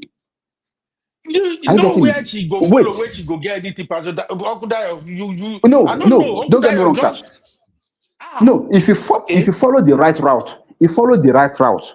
if you take it up legally, thank you. If you take it up legally, even the church will separate themselves from that pastor. Oh God! I'm telling you reality. But because she did not follow the right path, a genuine case has been changed in her hand. Uncle She's not getting Dayo, justice what you are now. also saying now, sir, Uncle Dayo, what you are saying indirectly now be saying, when it comes to Christianity in Nigeria, some of these pastors, they don't really look at what they are preaching. No, just go legal. When you go legal, What they I'm will actually listen. saying That's is that how when it it comes to sounds now. Christianity in Nigeria and all over the world, some of the so-called pastors are not even pastors. I quote me anywhere. When it comes to Christianity, some of the so-called pastors, they are not pastors. They are just okay. But in that case, we should not excuse Ashimolowo on this one. He dropped the ball. I know now that Ashimolowo now he dey play you. I know how they feel. Sometimes when you like somebody and the person don't show up, why you not supposed to show up? I know how For your be. information, He dropped the ball. For your information, I have never supported Ashimolowo for anything because he is just a prosperity preaching pastor. Everything about him is money, money, money, and I don't like prosperity gospel. I like. See, my background is different too. If you don't know, let me tell you a little bit about my background. I gave my life 1981, a deeper life. I was in Form 3. Then we went to the success camp when we normally do during our break. That was where I gave my life for the first time, 1981, a deeper life camp. Since that time, I was deeper lifer. From there, my parents insisted that I cannot be in deeper life because they were going to Equa. They shifted me from that. They forced me to leave that place, and I joined them in Equa. When I joined Equa, I was their youth leader I was part of their youth leader. I was part of their executive until I left that place. I left that place. I went to Four Square. From Four Square, I went to another Pentecostal church. From that Pentecostal church now, I'm now in my present church that I am.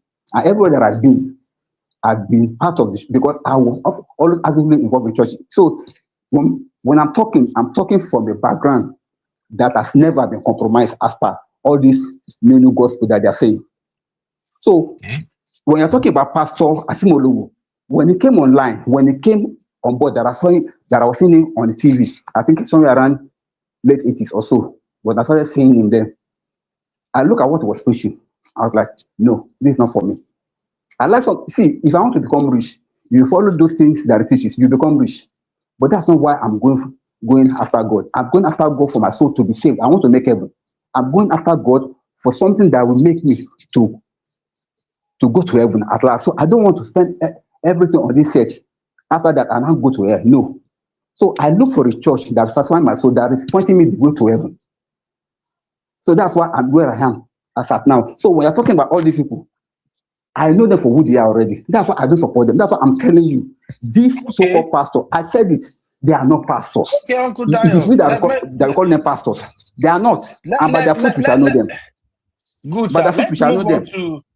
Let's move on to another critical conversation here. Now, where Abby will Okay, come in because I'm about to light Abby and the Gen Uncle Z Ben, now. I'm going to bed. Good night. It's 2:37. You are not going to no bed. Uncle Ben, it's 2:30 a.m. Your holiday have started. Auntie You cannot Teju, run let's away. go to bed, man. Uncle Let's Ben, go. it is to 4 Auntie here. Teju, It is to you people, Uncle Ben, it is to 4 o'clock in the morning here. You people started this wahala. Nobody is going to work. We are doing dirty December. We are doing dirty December. All of us will be dirty together. Let us quickly have this conversation real quick. Okay.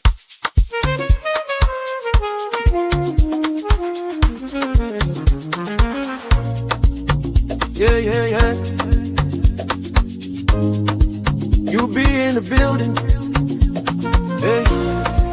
Vibe with Uncle Bino. Let's go. Now happy. All right. Welcome back, everybody. Now, Abby, you started a fire that I quickly want to address, Abby. Oh Okay? my God. Yes, Abby said, what is happening to Doris? If this was not happening to a pastor, people would have called Doris a bitter ex, and that already everybody have seen her as a bitter ex, and that Nigerian men really don't take the matter of failed promises seriously. Now, let's look at this. Abby, first of all, Doris is not a bitter ex, as far as I am concerned.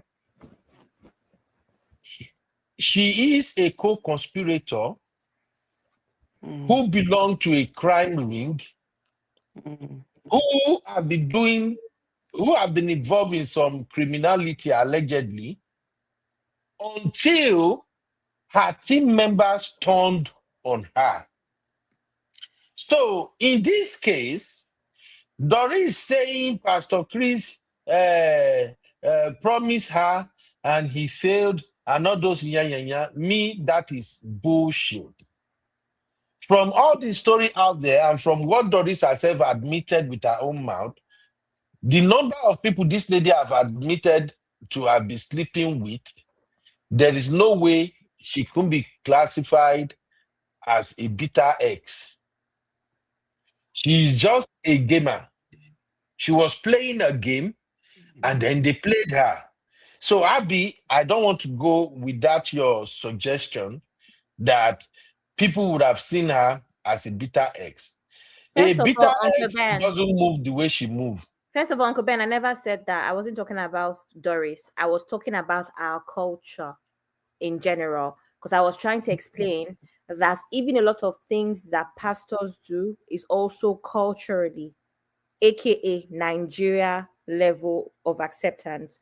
We accept certain things, it's become the norm, and then we want to be angry in some aspects and leave other aspects. So I was saying across the board, not Doris, it could be anybody that nobody even knows, someone that it is normal for people. I hear this all the time, see on social media.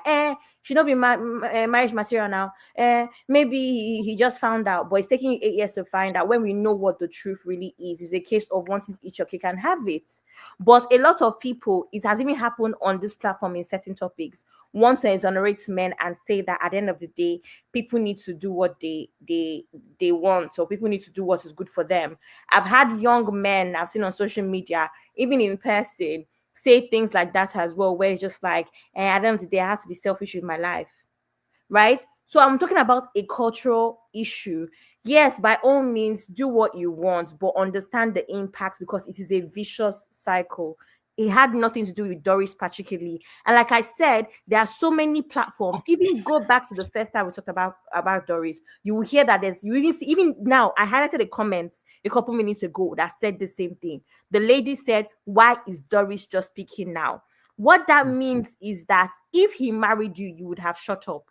What that means, again, is the same thing, Uncle Ben. You're bitter, you're only angry that you were not married, and that's why you're speaking. So whether or not she's a co-conspirator, whether or not she's an accomplice, is a whole different conversation. But the reason that she's speaking now is because she was not, she did not end up marrying him.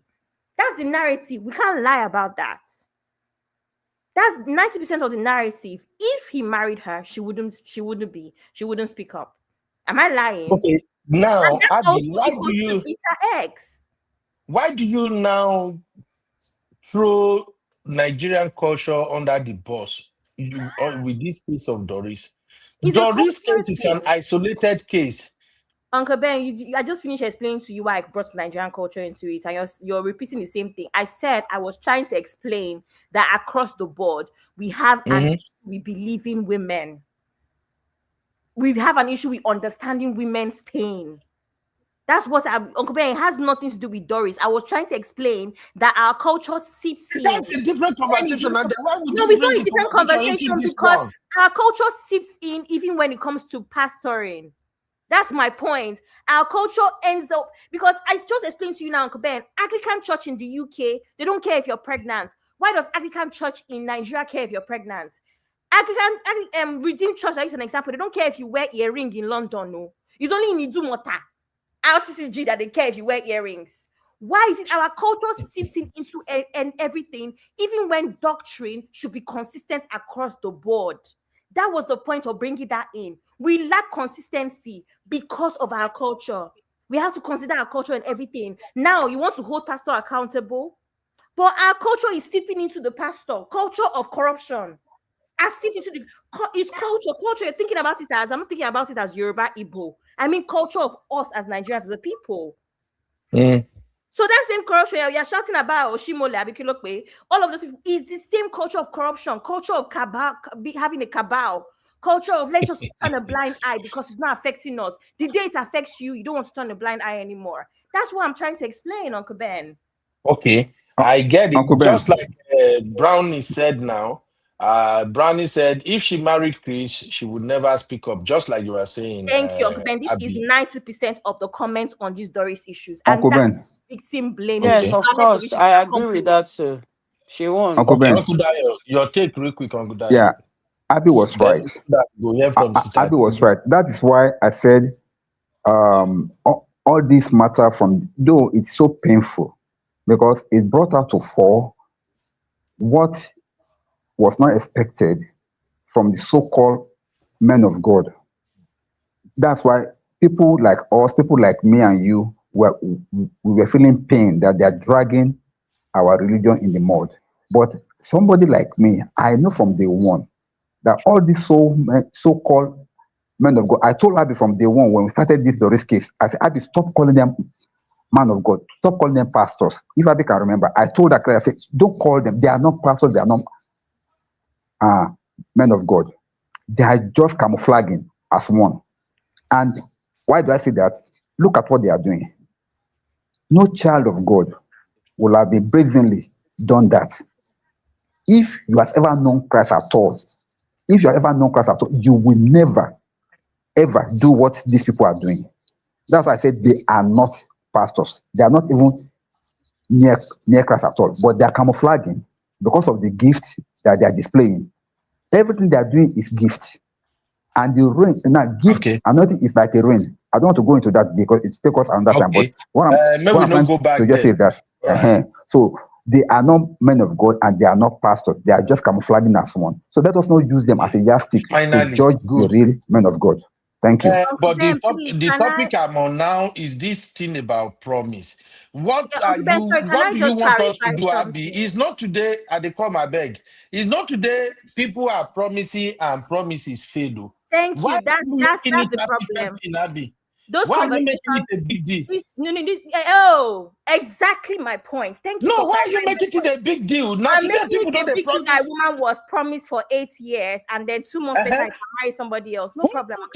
Who put her ass in that Nigerian relationship for men, 8 years? this is how Nigerian men speak. Now let me explain something No. Uncle Abby, don't Ben. make it See, about how Nigerian men speak. Uncle Ben, Put her there for 8 years. Nigerian men speak without empathy, as if they don't know each other and the way they treat women. Uncle Ben, let's not start the topic. We have an issue. Again, it's not a problem until it is your daughter. It is not a problem until you see, because you don't know the damage that it can cause. Hold on, Abby, hold on, no verse. You are mixing things together here. I'm not Let me mixing admit things to you together. now. We need to hold men Let me admit to you. accountable. Let me admit to you. You cannot force a man to marry who he doesn't want to marry. What do you mean? So if a man should promise a lady, wait, Abby, you cannot pick and wait. choose what I say. No, you need to listen Abby, to wait. everything that I say across the board. No, Uncle Ben. Abby, Don't wait. pick out Abby, wait. because of people that You are are trying. listening. I You are said trying by to all trigger means. me. No, I'm not trying to trigger you. You're the one that's trying to trigger me. I said by all means. It is not by force to get married. But most of the time, when the woman now goes crazy about it, nobody holds the man accountable. Why are you? Because I'm saying the man accountable for what now? What do you want to hold the man accountable for? For not marrying her? Must you for stringing a woman along for 8 years? For stringing a woman along for 8 years, Why is the woman there for 8 years? Why is she there for 8 years? Uncle These are the things we are talking about. Women will not take accountability. No problem. Women, stay with men for 8 years. Let them string you along, whatever. I want to clarify something about victim blaming. I think for me, that's even more important than what you're trying to do, Uncle Ben. You're trying to trigger me into something that I know that you understand where I'm coming from. Right? I don't understand this why I'm being honest, Abby. No problem. Okay, Abby, make I explain one thing. I don't feel like with everything that I've said, if you don't understand at this moment, I don't think you want to understand it, Uncle Ben. So let's move on. It's 3 a.m. Wait, okay, let me put it this way. I'm trying to see your point. The point is not just pointing to me right now, but let me explain it. Maybe if I say it from my point of view, maybe you will get what I'm saying. Point of view you say from that I understand. Because the point of contention here is that we don't hold men accountable for stringing women along. We end up with no. Let me explain. Let me explain. Because there's no point of view, Uncle Ben. I know you. There's no point of view. You Uncle cannot Ben. convince me that stringing a woman Uncle along Ben. is wrong. But I feel like I need to clarify. Maybe I can get across to her more than you because you already flared up. Let me quickly say something, please. Abby, I get your point. Abby, I get your point, and you are correct. Most times, men are not held accountable for stringing women along. But it applies to both sexes. I don't like. Sorry. I don't Wait, like Abby. this thing. Sorry, Uncle Dayo. I don't like this thing that is happening, that it becomes a gender war. It's not No. Uncle Dayo. You just mentioned men are not held accountable. You already made it a gender war, Abby. I don't know why. Can I just actually share my thoughts? I'm not exactly looking for. Go ahead. I'm not exactly explain your thoughts, clarification. but make me too explain our own. Because you can't figure out this lecture where I've been cut off without me landing my point. So you can't even answer me if I don't land my point. Go ahead. On the first live stream about this matter, I asked the question to Auntie Yinkus and Uncle Dayo. I asked if there's possible, spiritual manipulation. Uncle Dayo and Auntie Yinkus confirmed that there's spiritual manipulation most of the time with these pastors. One. You yourself to confirm too. You yourself to confirm it. Auntie Yinkus confirmed. Yeah. I did not confirm. I was moderating, so I was asking questions. When I moderate, I ask questions. Cool. Secondly, I said, what people don't understand about this issue is that two things can coexist. Somebody can be a victim and an accomplice. Example, we see it all the time in even abuse situations in marriages. I don't believe that I have to explain this. It is actually self-explanatory. People can be victims and accomplices at the same time. That's why I asked that question, right? Now, the comment section is saying she's not a victim, she's not a victim. She can be a victim and accomplice. Again, this is part 2 or part 3 of this show. We've spoken about how she's an accomplice. So many situations. But the thing is that if you have followed the gist, more information has come out as to the whole system in total, right? There are two sides to the story. Go and watch all of our updates and all of our interviews. She's been consistent. This woman is an accomplice and she's a victim. Now, it is not every situation where we need to say women to do it. Because you're talking about an average here. If there's 10 men and 10 women, chances are 9 men are doing this and 2 women are doing this. It doesn't ever has to be a feminism, whatever. It doesn't have to be that. Okay, have you learned, Abby? No, this failed promises thing is a thing. Can we just accept it and stop making excuses for it? That's what I'm trying to say. Thank you very much. Abby, what I'm trying to say is that we should accept that men are the one that fail most, right? Yes. That men are the one that fail promises most, right? That's what we want us to like accept. Yes, am I lying? Okay. Okay, accepted. Are you okay now? It's not about if you accept it. Am I lying? It's not about if I'm okay. Am I lying? I'm not lying. Because if I'm to respond to you, you say that I'm making it a gender war because you are just drawing the line for gender war now. But I'm not going to allow you to draw me into that because we want to move on. Are you getting me? Because what you just said is like you are painting men with the same brush, that men are truth breakers, that men always break promises. But what I'm trying to say is that it does not apply only to men. It can be any gender. Breaking promises is not synonymous with any gender. It's a general thing. It can happen to the man, it can happen to the woman. I've short breakfast in my life. I cannot count how many times.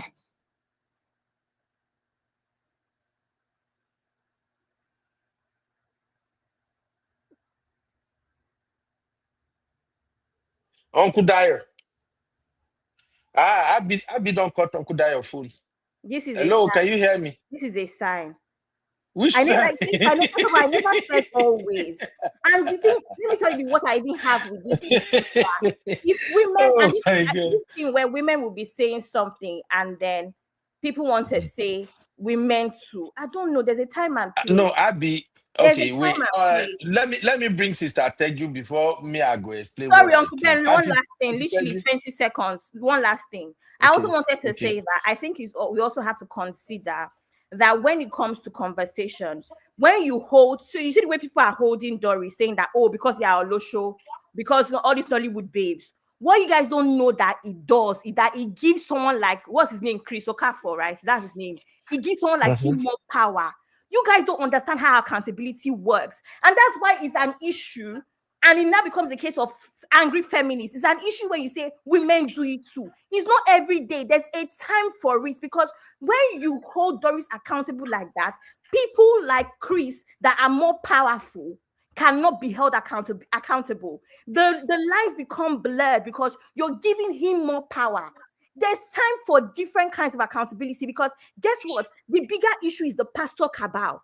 The bigger issue, because Abby, you are taking it somewhere else. We are talking about failed promises. I'm literally about to make my points. Okay. So when you do that, accountability becomes blurred on the side that should actually be held more accountable. That's what people don't understand every time they want to compare. In this situation, Doris is not on the same level as Chris, because guess what? There's a very high chance that there's many more women that Chris is doing this thing with, whatever their issues is, baby testimony, how about the other babies you don't hear about? That's why you guys don't understand that. As much as I would love for us to say we're doing everything simultaneously, right? It cannot work like that. It blurs the line of accountability when every time we say women do it too, women this, women this. When you look at the big picture and the crime perpetrated is bigger on one side, on one gender. Thank you very much. Okay, Mama. Sister Teju, do you want to address these faith promises before I give my take? Well, if you want me to say something about the fake promise, like I don't know about it, but from what I've been hearing, they say that promising and relying on it is actually is against the law, which you can sue the person. If that's the For case, not then she should marrying go to you. court. No, wait, Auntie Keju, wait to Sister Teju, sorry. Mm. Because you and Sister Oyi, una don't they change this thing now, past the way we they see them. Sister Why? Oyi said, wear my glasses, you to your Mm. long. I don't even know where I Oh. drop my glasses. My Zoom, my car. Sister Oyi said, okay, guys, realize one thing. Promising marriage and reneging on it is actually against the law. Yeah. Hence the opportunity to file a civil suit against the gigolo. You know, Sister Oyina, a lawyer too. Mm-hmm. And me, I'm lost with all this lawsuit and everything now. Sister Marriott, I beg, call me. Well, don't No, be Mr. Marriott. you Where be are we it going has with been this? established. Even a lawyer said it this morning on TVC. That you She can can sue actually, somebody because yes, she can actually sue. you can't sue the person. I I the discover lawyers are it saying doesn't you can matter. sue. You're saying that she cannot sue. Uncle You Ben, can I sue, was but You know advised. you why she can't can win the sue? case. I don't Uncle Ben, know. I Do was you know that advised now to. all these people that your girlfriend promises Ah, you to you gave your girlfriend money to come to your house and she did not come. They've been giving them damages in the court of law. I think I've heard about two or three no, no, now no, no, from no, no, no, Nigeria. no, no, no, no, no, no, no, no, no, no. This is a different ball game.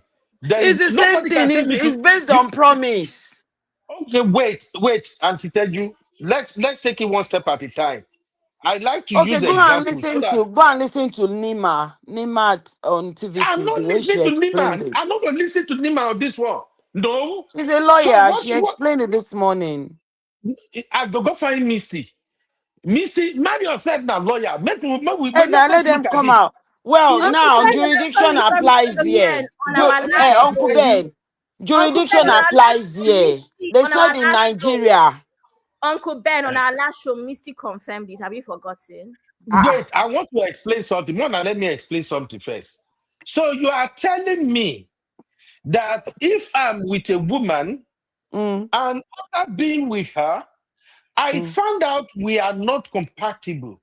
mm, And I now said, I don't think I want to move ahead with this relationship. I don't want to take it to the next level, which is commitment and marriage, because I don't think we are compatible. So you are mm. telling me they will take me to court to force me to marry her? Is that No, what you're not saying? forced. Okay, that's where you're wrong. Not Okay. forced. What's At going to that happen? point, no. Hmm. They will. She can take you to court, and she will claim all financial compensation that she For can what? Which compensation for waiting? for promising. Uncle Ben, I She didn't promised mention. me too. Because she must have She contributed promised to me. that relationship. No, I said, go Auntie and Teju, listen to a he lawyer. promised me, I promised her. We both get to a point. We see No, we don't have a future together. no. She is ready to marry you, but you said you're not But I compatible. don't want to. We are not And now then you have to compatible. compensate. That's what the law says. Compensate for what? What am I Because compensating for? relationship, don't forget that partnership is recognized in law. So know what you are I promising people swear. before you start promising no. We are going to end this show tomorrow. Partnership, go even here that we are in this country. You don't have to get married as long We as know they are you guys are crazy. staying We together. know they are crazy here. Your We, partners, you are you bound by see, law. Sister Keju, we know in abroad. Abroad is for women. We know they are crazy in abroad. It's not a case of woman or a man It's now. You in favor be woman. How about me? no. How about If my energy, if the my woman time? broke that promise as well, the man will sue as well. You can't sue. As you, nobody's supposed to Okay. sue for this. We are not Why? compatible. If you guys are threatening that women can sue, that is the reason why you're going It's to have not women problem in that can sue. marriage. Any party can sue. No party is supposed to sue on this one. Because Why? now, what So I'm you, hearing in my you can head just now, waste 10 years, 7 if I years, tell 5 you, years. waiting at the hair for my head now, be say, if I Mm, date a girl for maybe mm, 6-7 years, and mm. we both discover that, okay, we are not compatible. Maybe You I lost said you interest. both. So that word both Mm. nullifies, Okay, cancels out. not even both. Um, Me as Ben. I discovered that I lost interest. Maybe she has been a troublemaker. Then She you go have to the law cheated on and me prove it. before. You go to the law court She and has prove done it so many now. things to the before doctor that and I prove it feel Go now like and when prove she it in law sues court. you. What's I the Aye. go problem? to court. Why are you I stressing don't us? I don't You want go to to go the to law, court. you go I to the law just court don't and love show you. them Uncle that Ben, video of No, Uncle having Ben, I thank marriage. God don't that love you Uncle no Ben, more. Uncle Ben, don't sweat on this. You are married. Don't worry. Just advise whoever that you know that they are dating in this marriage. Make it, I mean, in this relationship, make it explicit. Oh, I am not promising you marriage. No, We are Auntie Teju, having they can't do fun. that. Auntie Teju, they can't do that because they have to promise for them to get more out of the woman. And that's why I said that men are not That is holding men accountable exactly because better. they They know have to what they're lie. doing. And then you know what's going to Abby, tell me. what if I go to the Don't court and stress say I did me. not It's 3 promise? a.m. Don't stress me. It's 3 Wait, a.m. Abby, Men what if know I what go to the they're doing. court and I said I do not promise? You say you love me, I say I love you. We started relationship. Nobody promised nothing because I see where you are going, Abby. So You Uncle Ben, now you really want to. what is I can't wait to marry you, baby? What is I the meaning love of you, baby.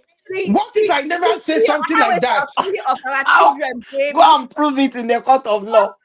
Uncle Ben, explain to me what 3 of our children. Oh my God, the first one is going to be Fisayo, the second one is going to be Fikayo. Exactly.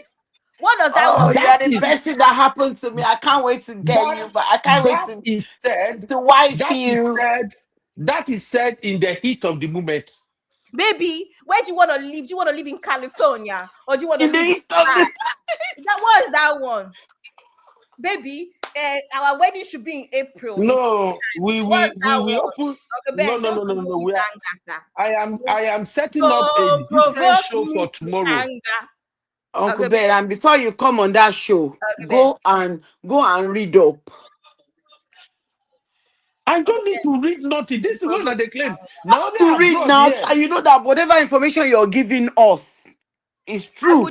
I would have sued my ex. The only reason I did not sue him is because I calculated that emotional stress is not worth it to be dragging for. You can't sue Abby. Uncle Why? Ben, What you can I might no, have no, been no, wait. balling.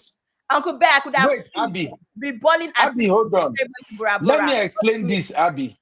We can If still I sue. It's not understand, late. let No. me be honest with you, Abby. If I understand the story you share with us very well, what your spouse did is not a failed promise. That is betrayal. Okay. It's It's the a court of different ball law. game. In the court of That law, one is even more, concrete. She can sue for betrayal, but this promise thing is the one I'm not getting. They are Like the I'm same with a thing. woman. Uncle Ben is the same Before thing. you betray somebody, you must have promised them. It's English. It's law English. It's no. I can't go to the court say betrayal, but I can say fulfilled promise. You get. Then the more your betrayal is, the more you cash out. I think it's very simple. Thank you very much.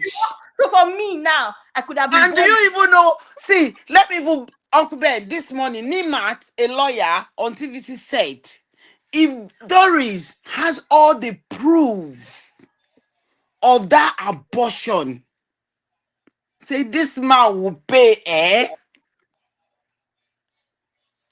that this man will pay. Why is all the everybody saying proof. they can sue? They can sue. This is beginning to look like a gang up. And where are the men? Uncle Dayo going to stand up. Gang It's looking up. like a gang up. But They gang up against me on but this when show. you are when your gender, when they are sweet sugar coating, Uncle Ben, I don't even understand your argument. promising Even us, we can't to get the woman under them. I beg. sue anything. No, Sue. no, no, no, no. This thing is not making sense at all. Oh, okay. It's not Abby, making sense at all, to be leave frank. them. They will, Abby, You leave them. They cannot will not force a accept. man. You cannot force a man to marry a woman. What I'm You hearing are now still not is getting it, Uncle Ben. I Nobody am is saying getting they. it. No, you have. You are. They cannot force you. They're not forcing you. And as you are exiting, you are reneging on that promise. Be ready to pay compensation for wasted time. That is what the law is saying. Not that they're going to pin you down to marry the person. Are we clear on that now? Okay. Mano, whatever Uncle Sister. Uncle Ben and Claire, Uncle Ben has set his mind on what we're talking, what he wants to stand on. Okay. But Doris cannot sue this man, and I don't even see any woman suing her name Really? on this case. Uncle No, Ben, she can't I'll sue. bust your bubble. If Doris, can't. if she has been smart enough to document, to have evidence of all those abortion, Sister Teju, are you also not missing the fact that Doris said with her own mouth that this same man sent her to go and sleep with another man? Yeah. Prof X. So Prof Okay, X. so what are you going? In So what are order you to going? law Prof What X. are you then Even going to worse, say Uncle Ben, about because submission? Uncle Ben, she now has to add coercion to this lawsuit. Amazing. Thank you very much. That one is even What do you mean? making the case strong.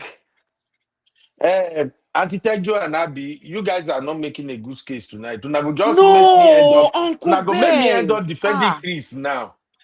Una go make me end up defending Chris.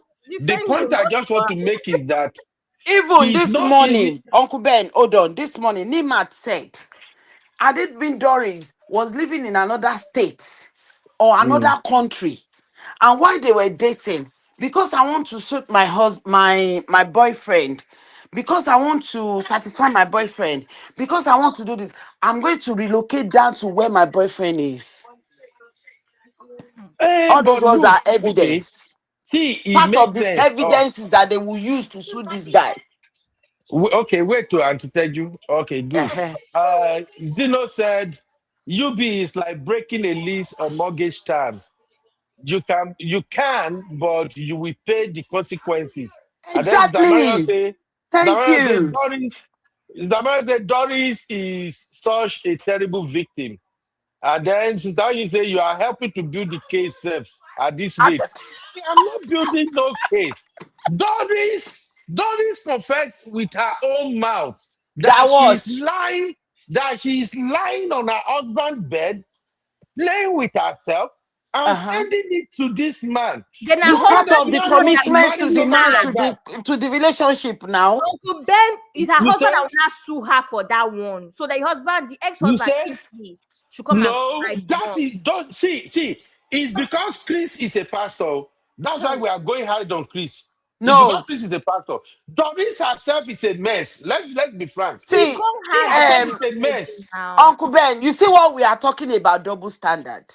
When boyfriends are taking girlfriends to court to go and sue them that they were giving money to come to their house, their boyfriend and girlfriend notes, and the court are now awarding compensation to the guy. You guys were laughing. Abby?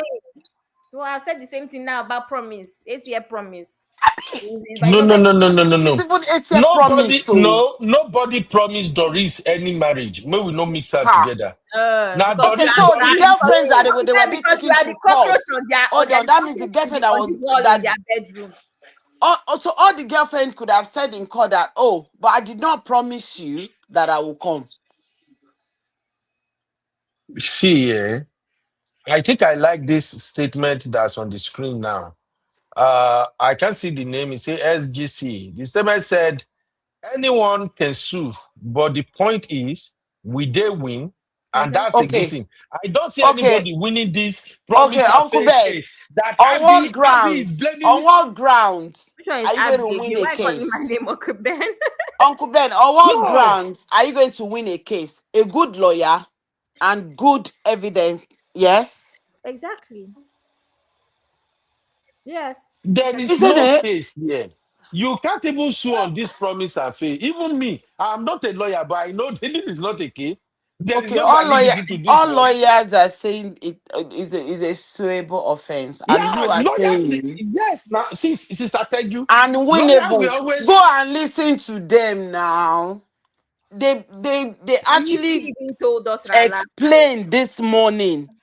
Since I tell If you, Doris since I tell still you, has see, all the evidence of lawyers. the abortion, Since I tell you, ah, lawyers will always tell you you can she sue, will you can sue, you can sue. she will be That is their she will be job. paid that compensation of 1 billion that she's suing for.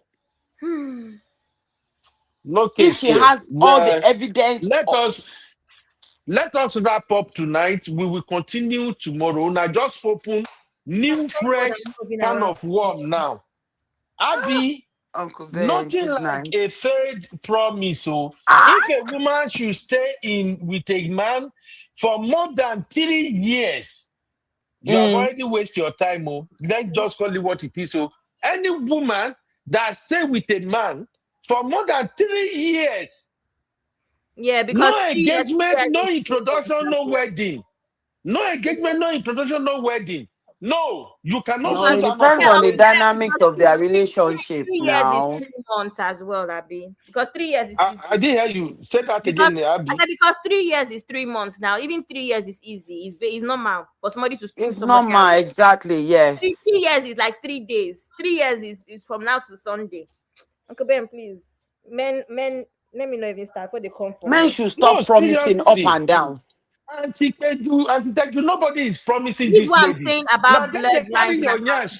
Now accountability. then they Not that carry their three nyash, years. sit down for relationship when no favor them. That's just gonna be like my last take.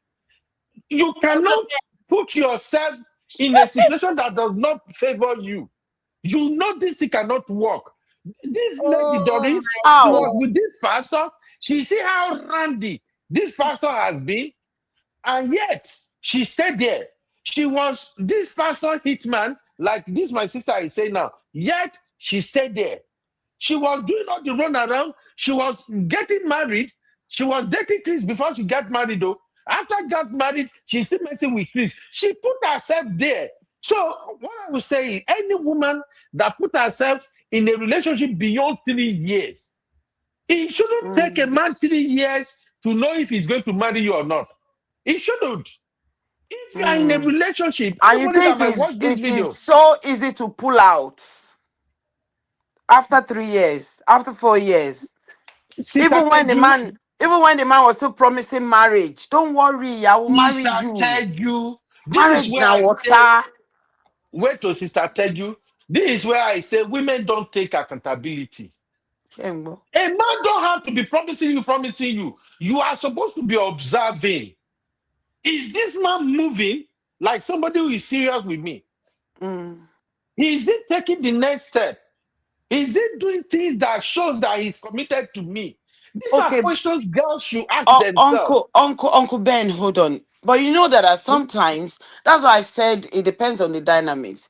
The man might be serious, very serious about you, but maybe the funds, the finances to get married is not yet there.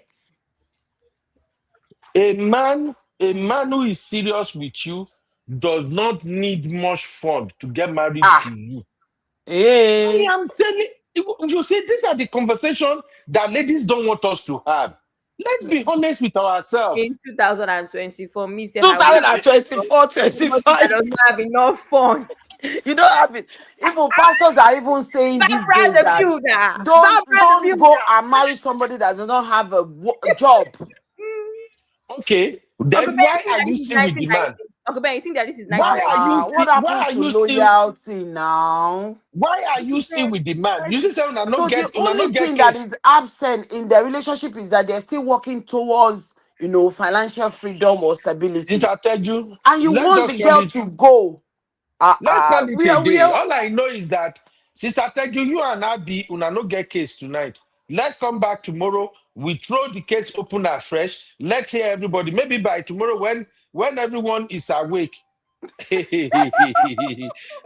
Olivia, don't vex the call. Sister Olivia. You know,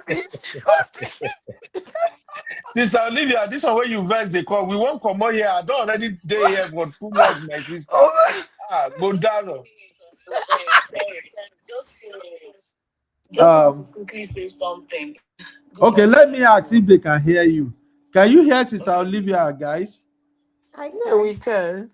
Say something. Can you hear me? Can you hear her? It could be louder, sir. Yes. Okay, let me do this. It could be louder. They come. I switch this thing come on for my ear. Now I make una no hear and well. Okay. Oh yeah, go ahead, Sister Cherish.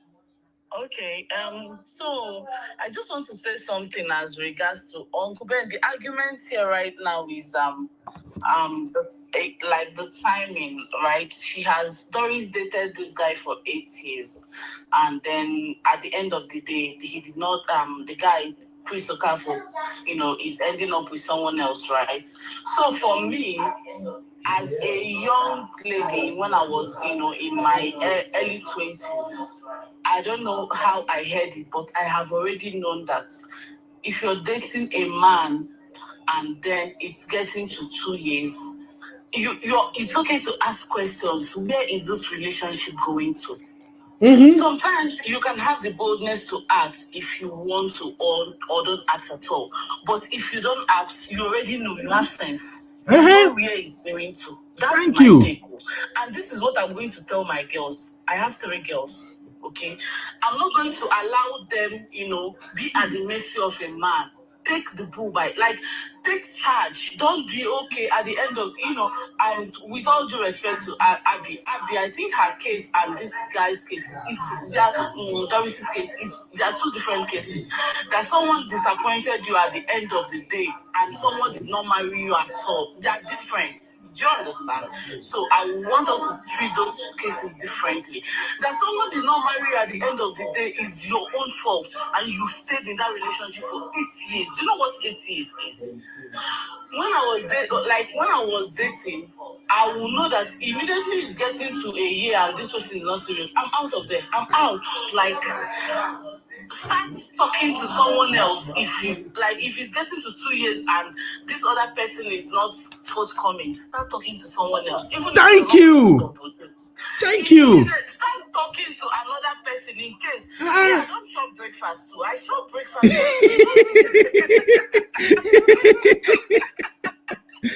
But the saving grace of how I chopped my own breakfast, I was already talking to someone else. I was my husband. So immediately this one said, okay, so the guy said, oh, God did not tell us. God has not told me. I said, God did not tell you. Okay, fine. Then you tell yourself. Immediately, I switched to my husband. This thing you've been telling me, let's start. Within 1 year, I got married. You're not about to do me that 8 years for what?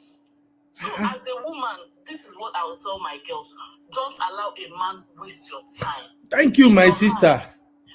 It's in your hands. Don't say, oh, he did not marry me for 8 years. You must marry me. What's that nonsense? Thank you. What's that rubbish? No, now. Immediately the relationship is going a certain way. Okay. For this Chris Okafor now, we are arguing about finances and all that. This guy is not poor. He's not broke. Do you understand? If he was an upcoming guy, doing his NYSC, doing his, you say, okay. But this guy has a church. He's rich. Why is he not marrying you? And you're there doing what? Because Doris do not have the quality of a good woman, of a marriage material. Let's call it what it is. Not necessarily, Uncle Ben, but he just knew he was not going to marry her.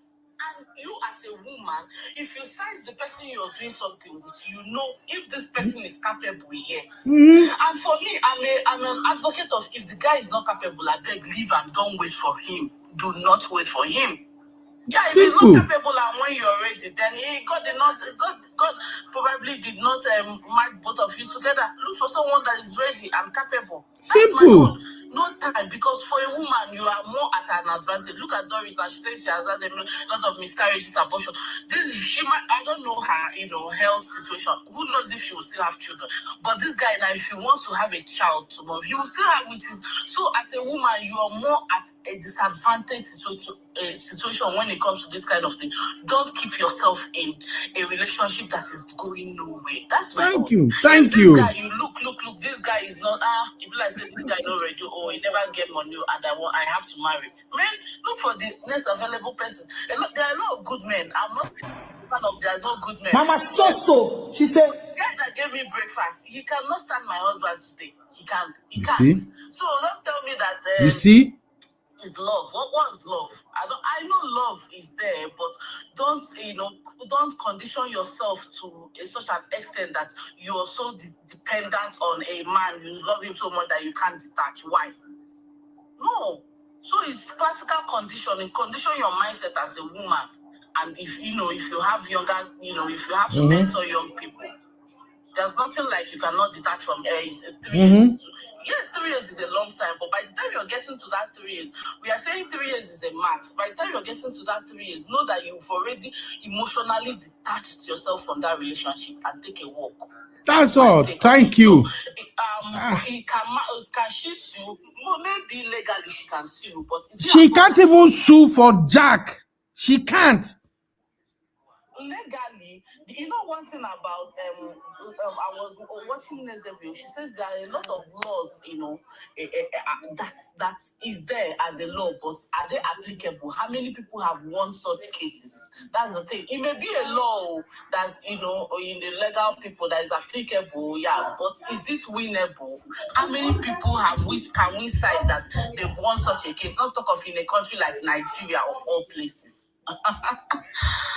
We know the matter, but so anyways, I want to implore any young woman out there that you're still in the dating scene.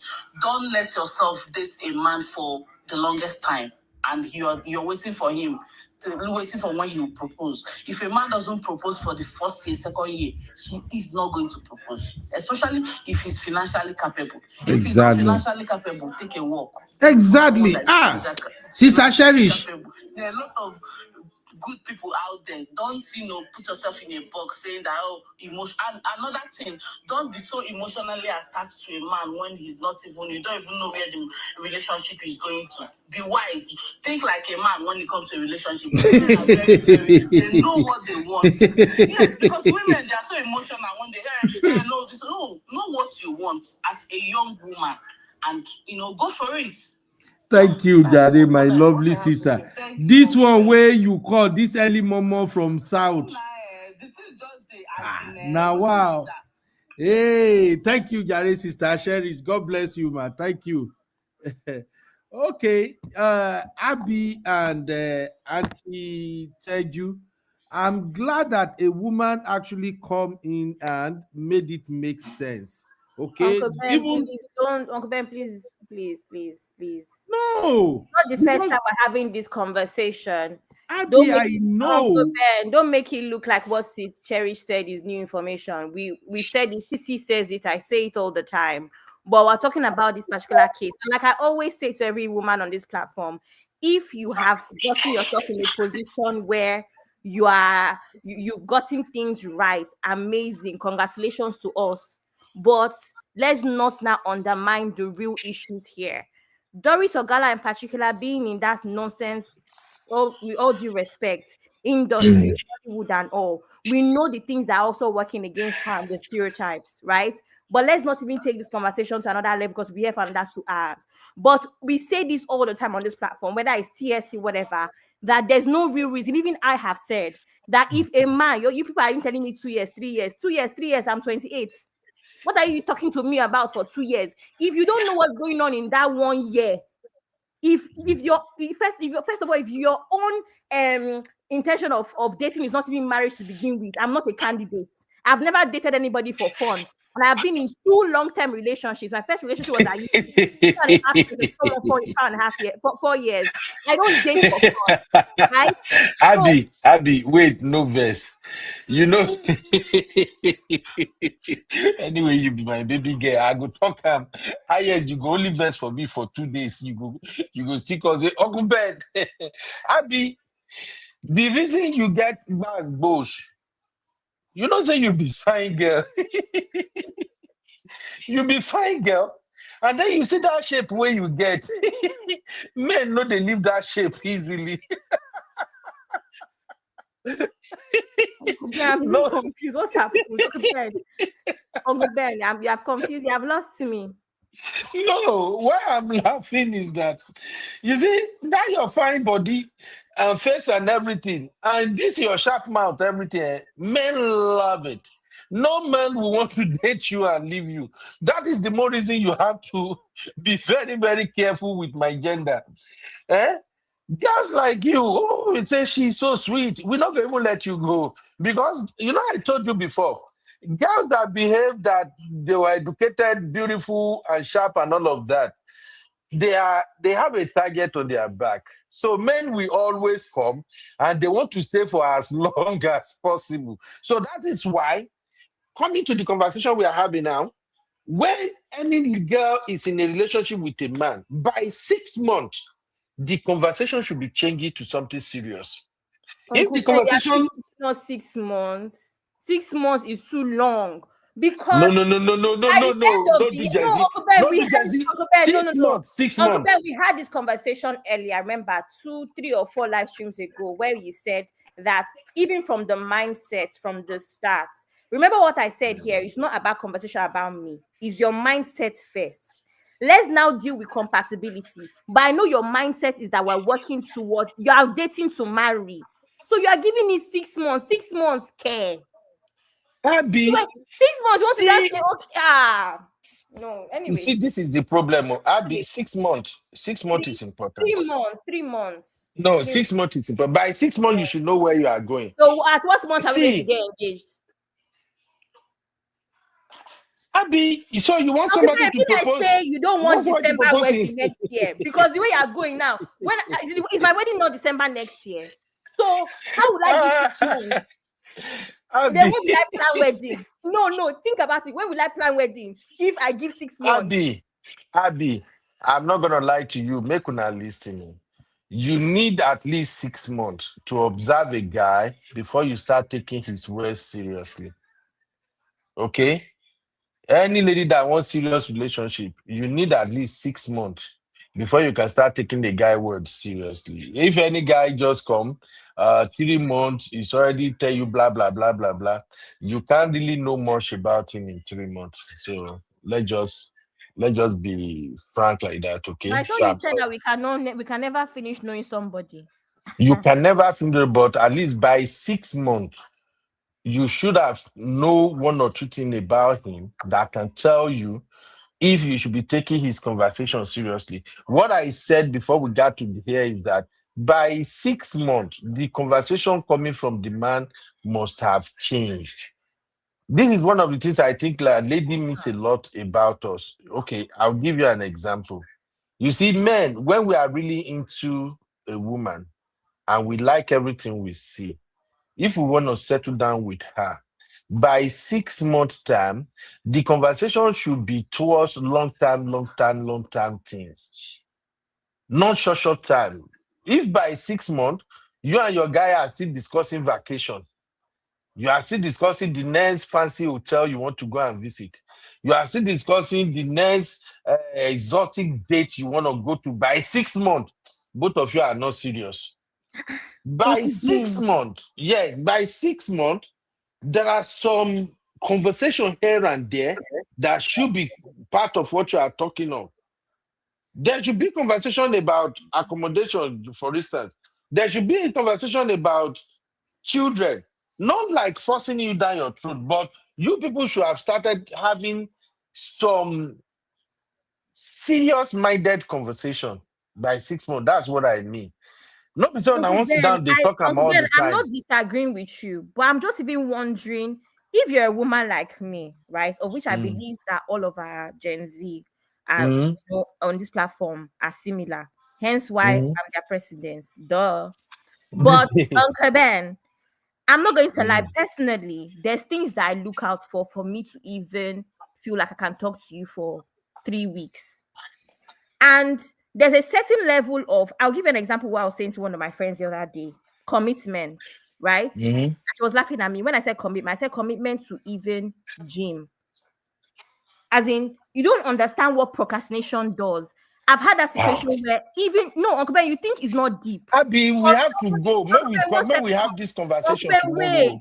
Wait, I'm not even going to take long. Just to show that somebody can stick to a routine, etc. I mean, that's a bigger picture, but that's how my mind is. Uncle Ben, I can never be with somebody that it takes them 6 months to say a lot more. I can never be with somebody where in the first 2 months, we're talking about only travels, nothing about our 5-year plan. Whether or not it works out is a whole different game. Because to me, you are not a focused human being. 6 months care. No. Not that you need to involve me in your plans per se, but the fact that in 5 years, this is what I would want. I would want to have had 2 children. Let it not be no, that. it's too early. It's too early to start discussing long-term plan with you under 3 months. I'm going to do a Christmas petition against all of my eggs on this platform. Okay. I feel like I'm always misunderstood because nobody wants to listen. Because you are Gen Z now, you people are always in a haste and you are always in a rush. Understand me. Everybody wants to listen to reply me. Uncle Ben, I did not say it has to involve me. I'm saying that it shows me where your head is at. Where your head is at as a person that's intentional. If you wait 6 months to now stop talking about we're going to Morocco, we're going whatever, to me, it doesn't show intention. You are not an intentional man, and that cannot be the father of my children. So, okay, hold on. Let's even focus on you briefly here now. So, in the first 3 months, what kind of conversation are you expecting him to be having with you? Conversations about, so for instance, even work, right? Someone like me now, where everybody knows that I'm looking for how to, if I'm moving to Singapore, if I'm looking, those kind of conversations will come up. Now, at what point do I involve you? That depends on how the relationship goes. But Uncle Ben, for you to be telling me about we're going to Christopher's for brunch, we're going here for this. Uncle Ben, to me, that's not a serious person, because even me, with all my lifestyle and enjoyment, I will never carry a man along that way. When we now go to Christopher's, we can eat the French toast, but still talk about something meaningful, right? Okay, sure. Where are you at in your career? What does it mean? I mean, even little policies like, oh my God, you know, I work today. I found out this about what's it called? Maternity leave, things that matter, things like blood group, genotype. Uncle Ben, I don't know, but to me, that's someone that is serious. But that's just me. Okay. Uncle Ben, to be honest, I think I understood better what Abby is trying to say. You know, we cannot understand them because the Gen Z, right? They are from another planet. May God help us. They are too fast for their own good. Go ahead. No, Abby said she's 28. She's still a baby. She's not. Do you know when I got married? Uncle Ben, you are who is a baby? She's not a baby. I'm 28. Uncle Ben. She's still a baby. She's still a sweet girl. Uncle Ben, when we were dating, because I said she's too smart. You know why I cannot even understand, like, oh, in 2 months, I want to start talking or what Abby was saying. No, because when we were dating, I started dating my husband. Maybe when I was like 21. 21, 22. And we got married 28, 20. I got married 28. Now you and my wife be the same thing. My wife, because we started early. We were together. You know, those periods that were in school. What is marriage? If you mention marriage, I'll be looking at you as if marriage. Okay. What's going on here? Do you understand? But it's different these days. Abby is 27 or 28. I don't even think it's different these days. Again, Uncle Ben, I think it is, though. My point is not that by 6 months, but you even know I have simple rules. You can't miss my dad at a certain. You already know these things, so let's continue conversation from But the problem here is this: I have said. Uncle you Ben, I'm ladies saying are that you not don't have to listening. involve me, but I need to have a rough idea of where your head is at, and where You your head is at as a will. person is not talking about holiday and whatever. Whether or not your 5-year plan involves me at month 2 is the fact that you talk about serious things. Uncle Ben, even me and you, right? When we talk, Zeno and I, we talk about Zeno. I've said this once. Zeno is my friend in real life, not YouTube anything. Zeno and I talk about real life things, even with we can talk about this. See how we're here talking about this Doris issue, right? But Zeno and I can talk about. I'm doing a certification. What do you think about the certification and all? For me, Those are outside good of relationship, conversation. that's how I talk to my friends. And But then now, those what are not. relationship now come and tell me that all they want to talk about is food and dates and cinema? It's not possible with a girl like me. You're not serious. Abby, una know they like to listen where person they talk. Now it be another problem where Gen Z they get. Gen No, Z actually, you always don't map listen out to everything. understand us. You listen to reply us. That's why you are still thinking And that what now I'm that saying is because wrong. you won't even let me tell you what I want to tell you. You Uncle think I don't Ben, understand Uncle what you are Ben, saying. Uncle Ben, don't drag this with Abby. I Abby not is drag. 27, 28. So what do you want her to be talking with a Actually, it's guy? 28, 29, because my birthday is in February, 29. So what do you want her to be discussing with a guy at 28 or 29? At that age. So understand her. Not that she's in a hurry or because she's a Gen Z. No. I think Okay. the main thing here is seriousness and the age factor as well. Sister, I tell you, what I'm saying is different. I am just telling young girls these days that you have to know what type of conversation you should be hearing from a serious guy. When the relationship is at 3 months, when it's at 6 months, when it's getting to 9 months, when it gets to 1 year. But they don't have that patience to really want to hear it. Most girls, this is not Abby, this is not my baby girl here, just generally.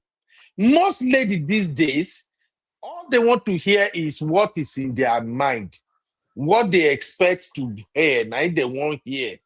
If anybody they are dealing with is not telling them what they want to hear, that person is not the right person. That's the point I am making. Shall you feel me now? All they said is perfect. All my ladies here, the young girls, they are 100% correct. But if we have to be honest with them, they need to know how should a man sound at it. Okay, I'll give you an example. Let's say I'm still single right now, and I want to go into dating scene. Even older lady can learn from it because we have 40, 35, 40 years old that are single too. As a man, if I'm going to the dating market right now, I am going to be looking for a wife. Okay. Sure, you know, ma. So now, if I meet this lady, I already have certain expectation of what type of conversation I should be getting from her within the first week of we meeting. By the time we still maintain talking to each other and something, 1 month into the relationship, I should know what kind of conversation we should be having. Now, for instance, at the introductory stage, some of the things I will be expecting from a lady is a lot of questioning because she want to get to know me, right? I want to get to know her. Now, it's not like maybe it's a job interview where we say, who'll be your papa, who'll be your man, no, but at least once in a while, there should be some level of curiosity about who I am. So now, if I meet a 40 years old lady right now, we just started, maybe we were working together as a colleague or something. Hey, hello, Teju. Hi, Ben. Oh, how you doing? You good? Tomorrow we see again. And I begin to look at the lady like, oh, wow, I think I love what I see. She's well put together. Oh, she speaks fine. She's good. Then maybe by second week, I take the courage and ask, hey, Teju, I don't know if you are free this weekend, but there is a game that is ongoing downtown. Do you want to come for the game? Show you the film me. And you say, yes, you want to come. Now, that is we going out on what seems like a date that may not really be a date, but at least it's our first get together. So as a man now, at my age, and this woman is 40, that first time we are going out together, there are certain conversations I'm expecting from her. Now, if we go out together, we just go and watch this game, we are laughing. Maybe after the game, we go to a restaurant, we eat or something. I'm expecting you to get to know me better. I get to know you better. Then, where are you from originally? I'm from Nigeria. Oh, Nigeria. Oh, I heard this about Nigeria. What's going on there? I explain. Then I switch to you. That is what I'm talking about. Now, the moment we are taking it further than that, maybe after the icebreaker, it now comes to something like, hey, Ted, I just say, like, I just want to know, I'm beginning to be fond of you. Do you mind if I take you out on a date this coming weekend?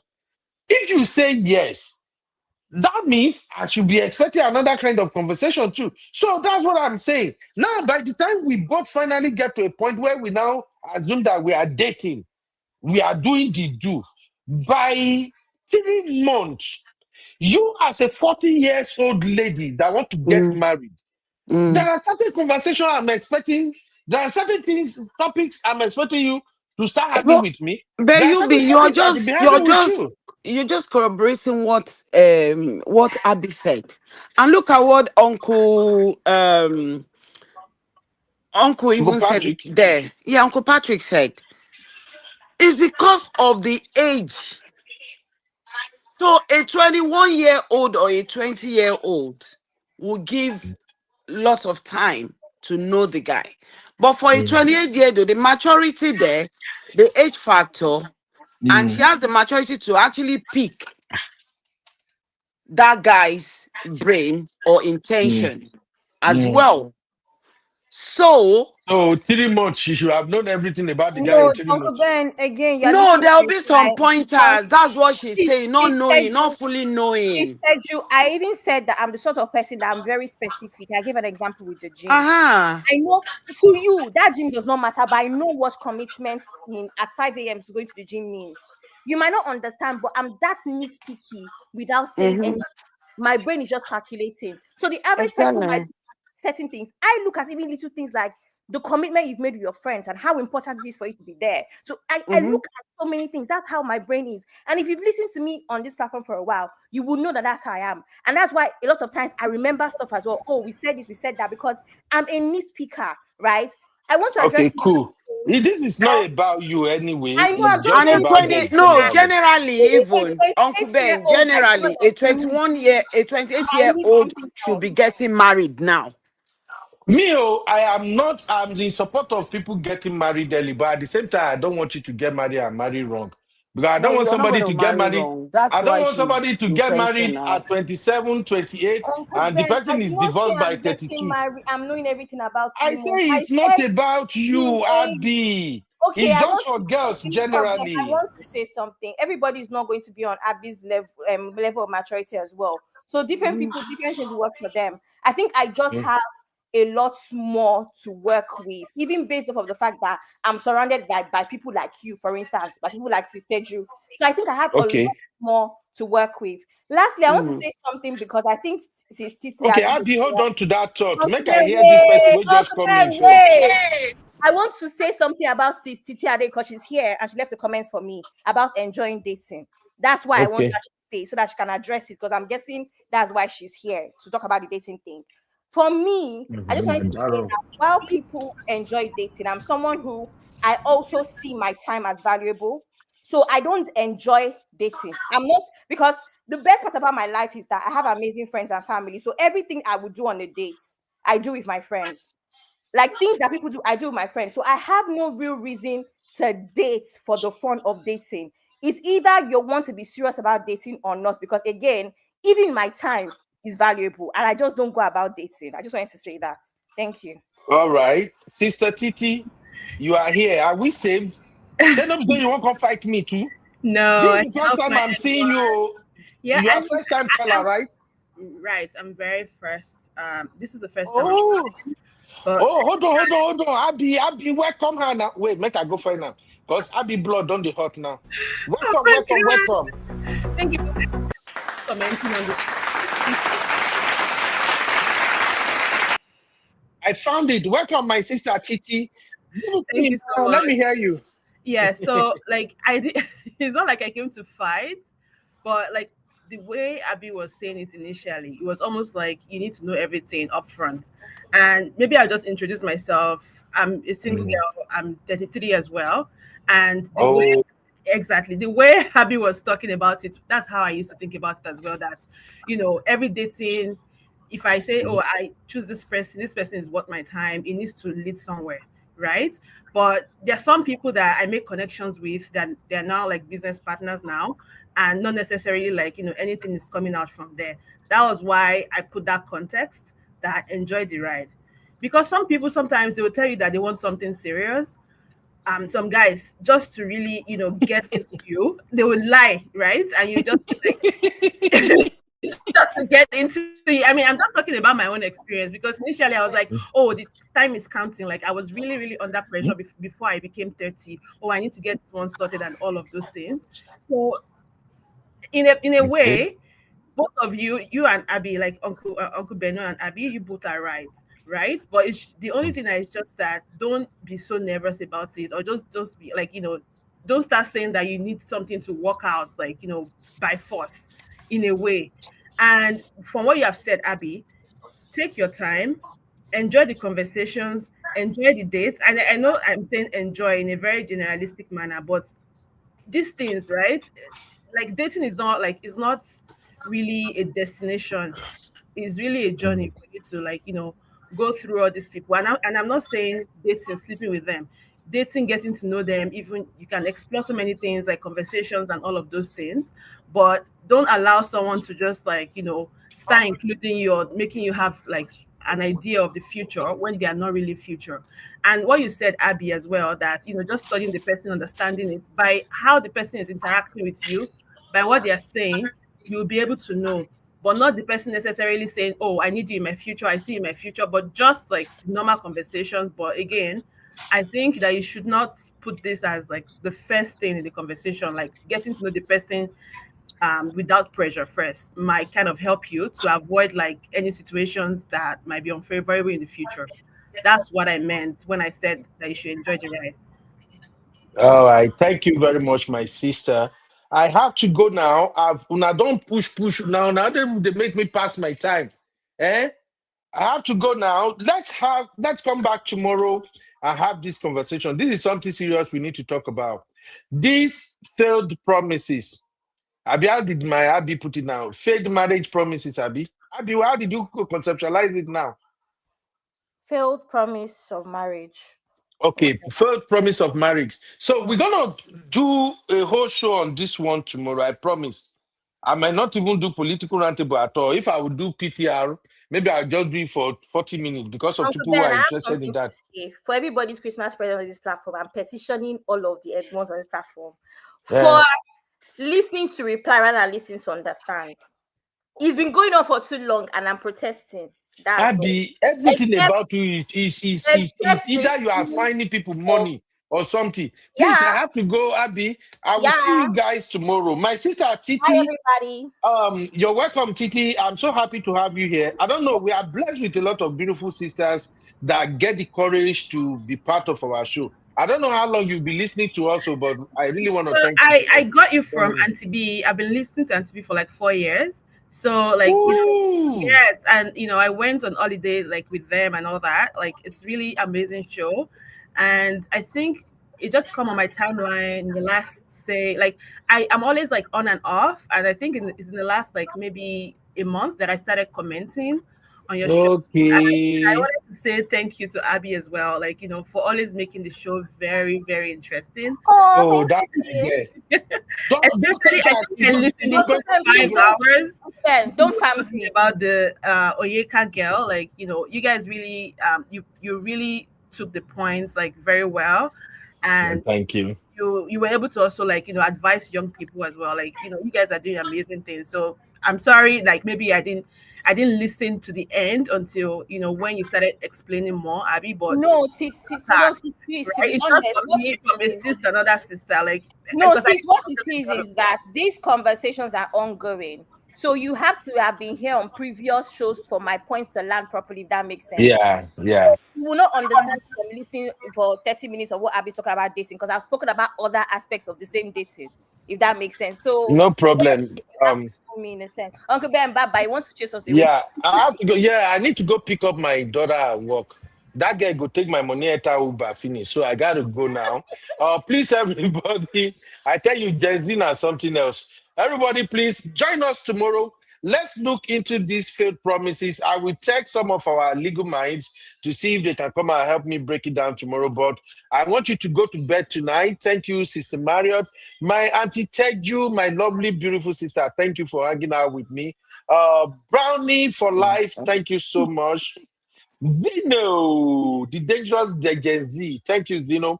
Good night, Sister Cherish. Oh, Uncle Ben, before you go, tomorrow is Sister Lola's birthday. Oh, yeah. I wear a picture. May we celebrate her? We'll celebrate her tomorrow. I'll find a picture in time for tomorrow, but I'm just saying. All right. Okay. Thank you, everybody. I'll see you tomorrow. Sister Marriott, Cherish Olivia.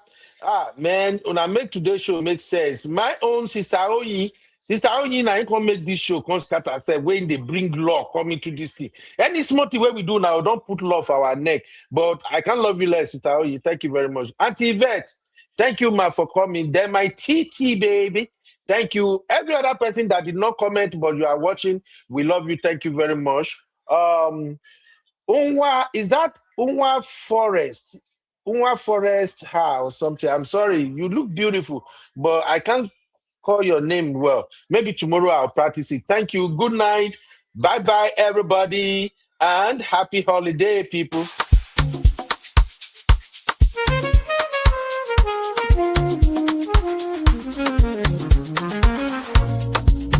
Yeah. Yeah.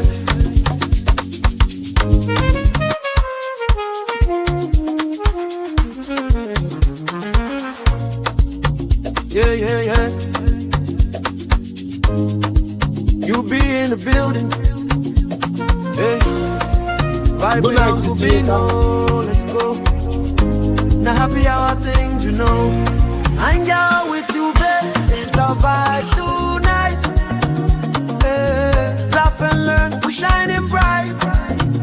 Oh yeah, you be stories, life lessons time. Hey. On the Uncle Ben show, everything feels right. From the You are watching UB Stories. Like, subscribe, and leave your thoughts in the comment.